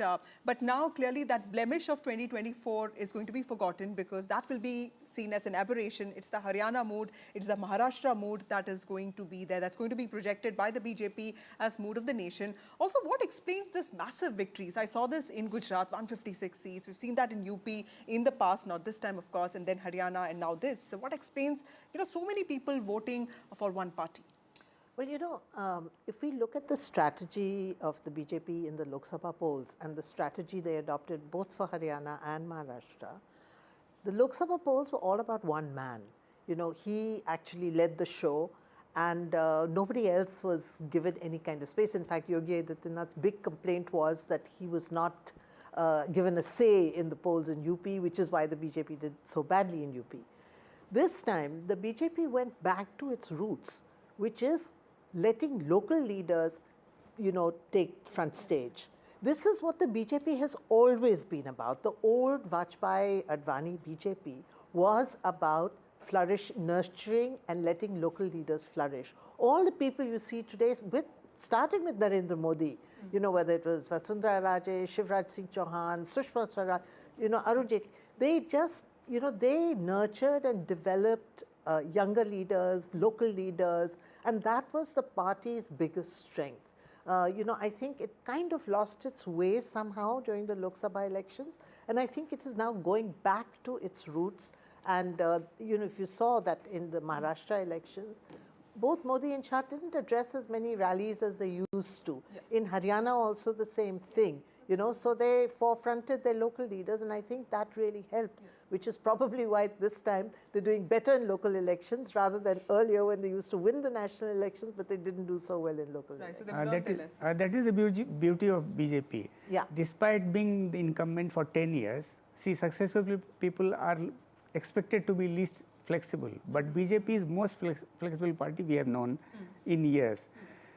They always change their strategy. Whereas in the case of Congress, and we heard the spokesperson, they blame everybody except themselves. Same agencies worked in Maharashtra, same agencies worked in Jharkhand and elsewhere, in Wayanad also, and we have different outcomes. Why can't they understand that people have rejected them in some places, they have accepted them because of different issues altogether. So brushing everything under one carpet and saying that agencies are to be blamed, this is... But again, to go back to this issue of local leaders, the only place where the Congress is doing well actually is Karnataka, where they're winning 2 of the 3 bypolls. And that's because that's one state where they still have strong local leaders. An organization. And an organization. Everywhere else, Maharashtra, for instance, they've lost everybody. Either they have passed on because they were too old, or people like Ashok Chavan have left, and they don't have local leaders left. So, I think really the BJP, Congress needs to learn some lessons from the BJP about the flexibility, adaptability, reading the mood on the ground, and, when necessary, push your local leaders forward, when necessary, push your national leaders forward. Ma'am, on that aspect of local leaders being at the forefront, another important thing which is of course coming out is the legacy war that everyone was talking about. How Uddhav and Sharad Pawar had the sympathy wave in their favor in the Lok Sabha elections, and the tables seem to have turned this time around. So in terms of these 2 big political stalwarts in Maharashtra, this mandate, what would it mean for their future career? Well, honestly, for me, the biggest shock in Maharashtra is not the poor performance of the Congress, because I really wasn't expecting the Congress to perform well, when challenged by the BJP. For me, the really big story is Sharad Pawar's complete eclipse in these elections. in his home turf of Western Maharashtra. Yeah. You know, his nephew's party, breakaway party, has done better than him. Absolutely. I mean, he has dominated Maharashtra politics for 4 decades. You know, for me, this is, and he had said this is his last election. So it's his eclipse, and maybe the eclipse of the NCP, because I really don't know who can take his legacy forward now that, you know, Ajit Pawar seems to be in the driver's seat as far as NCP is concerned. So yeah, I mean, this is the most shocking story, and you know, it's also very. It'll have an impact on the India alliance, because you know, Sharad Pawar was a major strategist for India through the Lok Sabha polls. Now with his eclipse and his failing health and his age and everything, I mean, they don't really have anybody left anymore to, you know, do a kind of national strategy for them. Right. Asif Pamla of the BJP also joins us. Asif, when it comes to, Asif, first of all, thank you so much for joining us. Also, congratulations. I was Thank you. It's a good day for us. Yes, I was looking. Thank you to all the media people as well for, you know, bearing us at many times of challenges as well. Thank you. Okay. Sir, I was looking at some numbers, but before that, tell me, is Devendra Fadnavis becoming the Chief Minister, or is it going to be Eknath Shinde? Well अभी थोड़ा सा suspense भी रखना चाहिए ना. सारी बातें आप लोग को अभी बोल देंगे तो क्या फिर आप लोग हमें बुलाना ही बंद कर दोगे. But in all possibilities, it looks like he's on the driving seat. And it's not that he's on the driving seat now. He was always on the driving seat. I mean, if you know, in the last time, in the last time we got the mandate for 5 years. But apparently हमारे पीठ पे खंजर पोपा गया था और उन्होंने जाकर अपना अलायंस तैयार किया. 2.5 साल all the progress of the state, all the infrastructure projects, all were pushed to the back burner just to show Devendra ji down. And of course, after 2.5 years, when they themselves, being in the ruling, their own people left them and went away. And they preferred to join us not being in power. And when we came in power, we got the trail back. But then again, after that, Lok Sabha came. And after Lok Sabha's victory, they saw no end to themselves. And to an extent that they were so trumpet about the fact, although देखिए क्या झूठ ज्यादा टिकता नहीं है. आपने संविधान की बात की, वही किताब जिसके अंदर पन्नों में कोई संविधान के बारे में जानकारी नहीं, आप वो दिखाते रहे, मराठा आरक्षण बरगलाते रहे आप. तो ये चीजें जो है उस समय उन्हें बहुत फायदा हुआ. Except that we in all humility we accepted our defeat.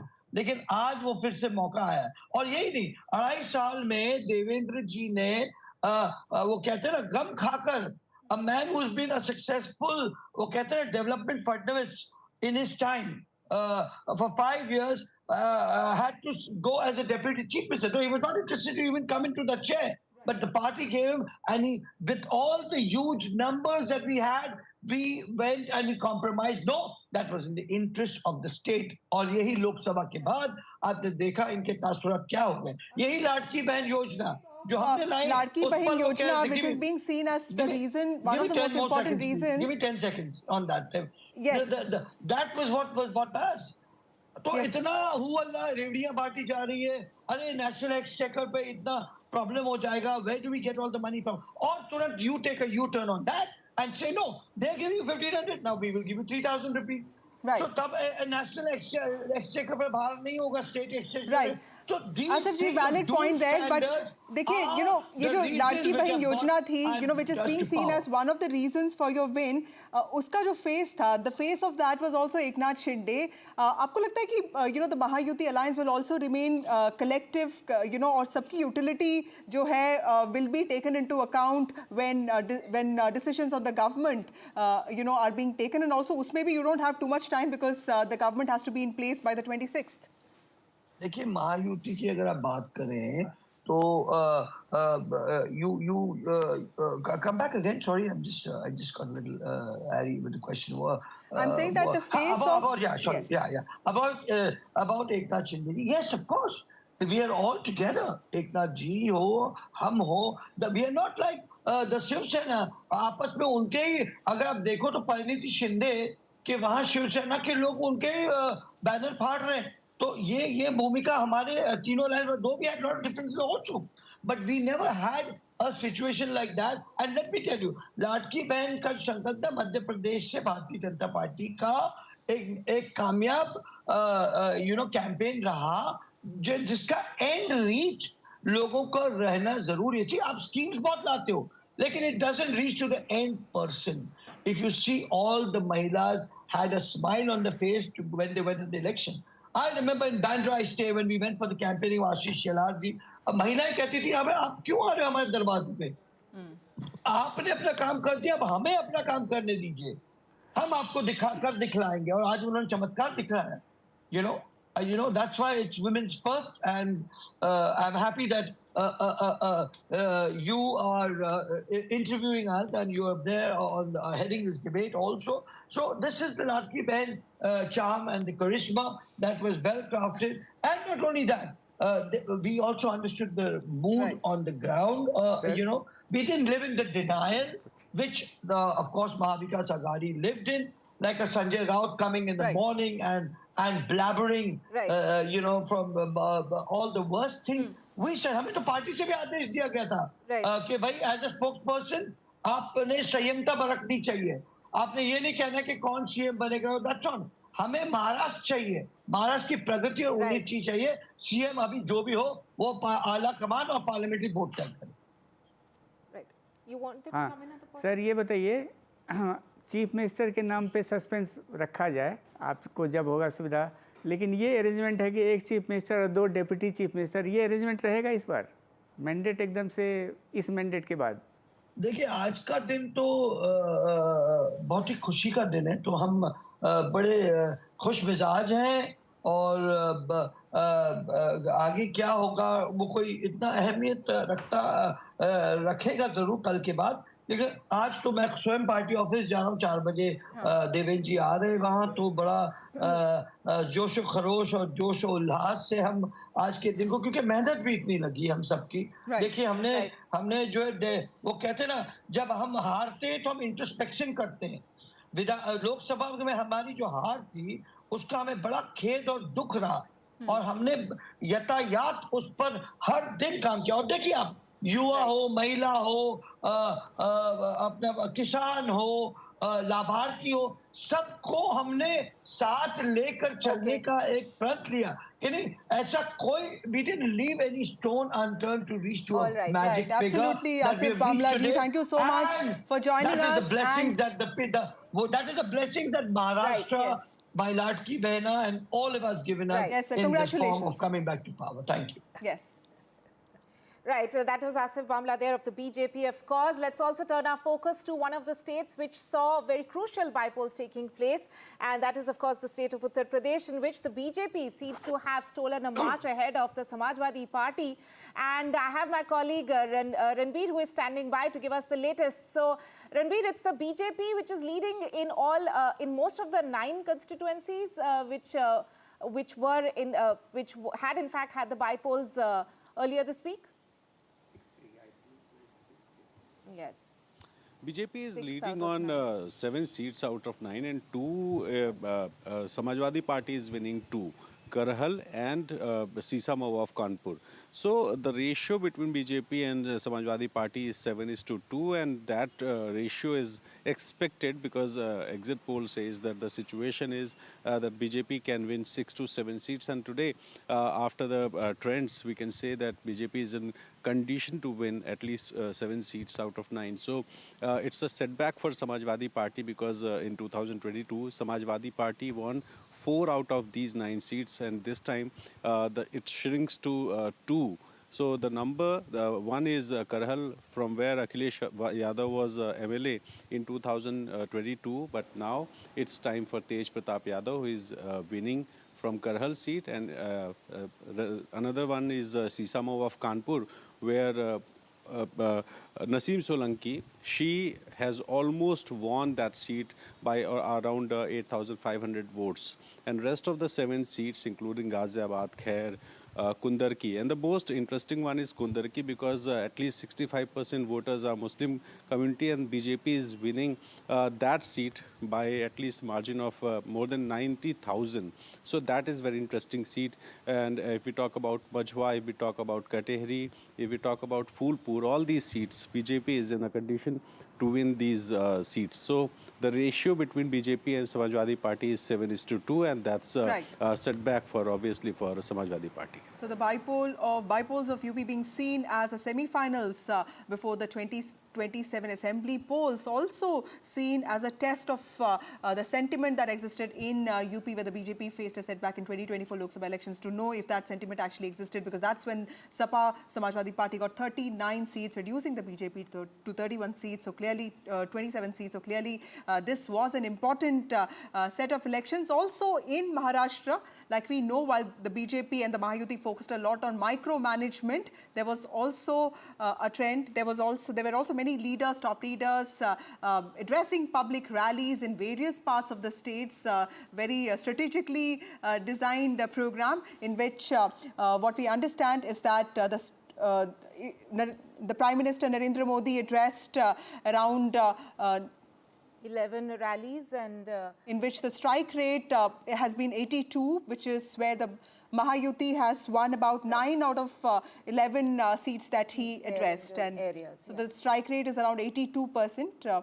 For Rahul Gandhi, he addressed around 7 rallies in which the Maha Vikas Aghadi has won 1 seat, which means the strike rate is around 14%. Right.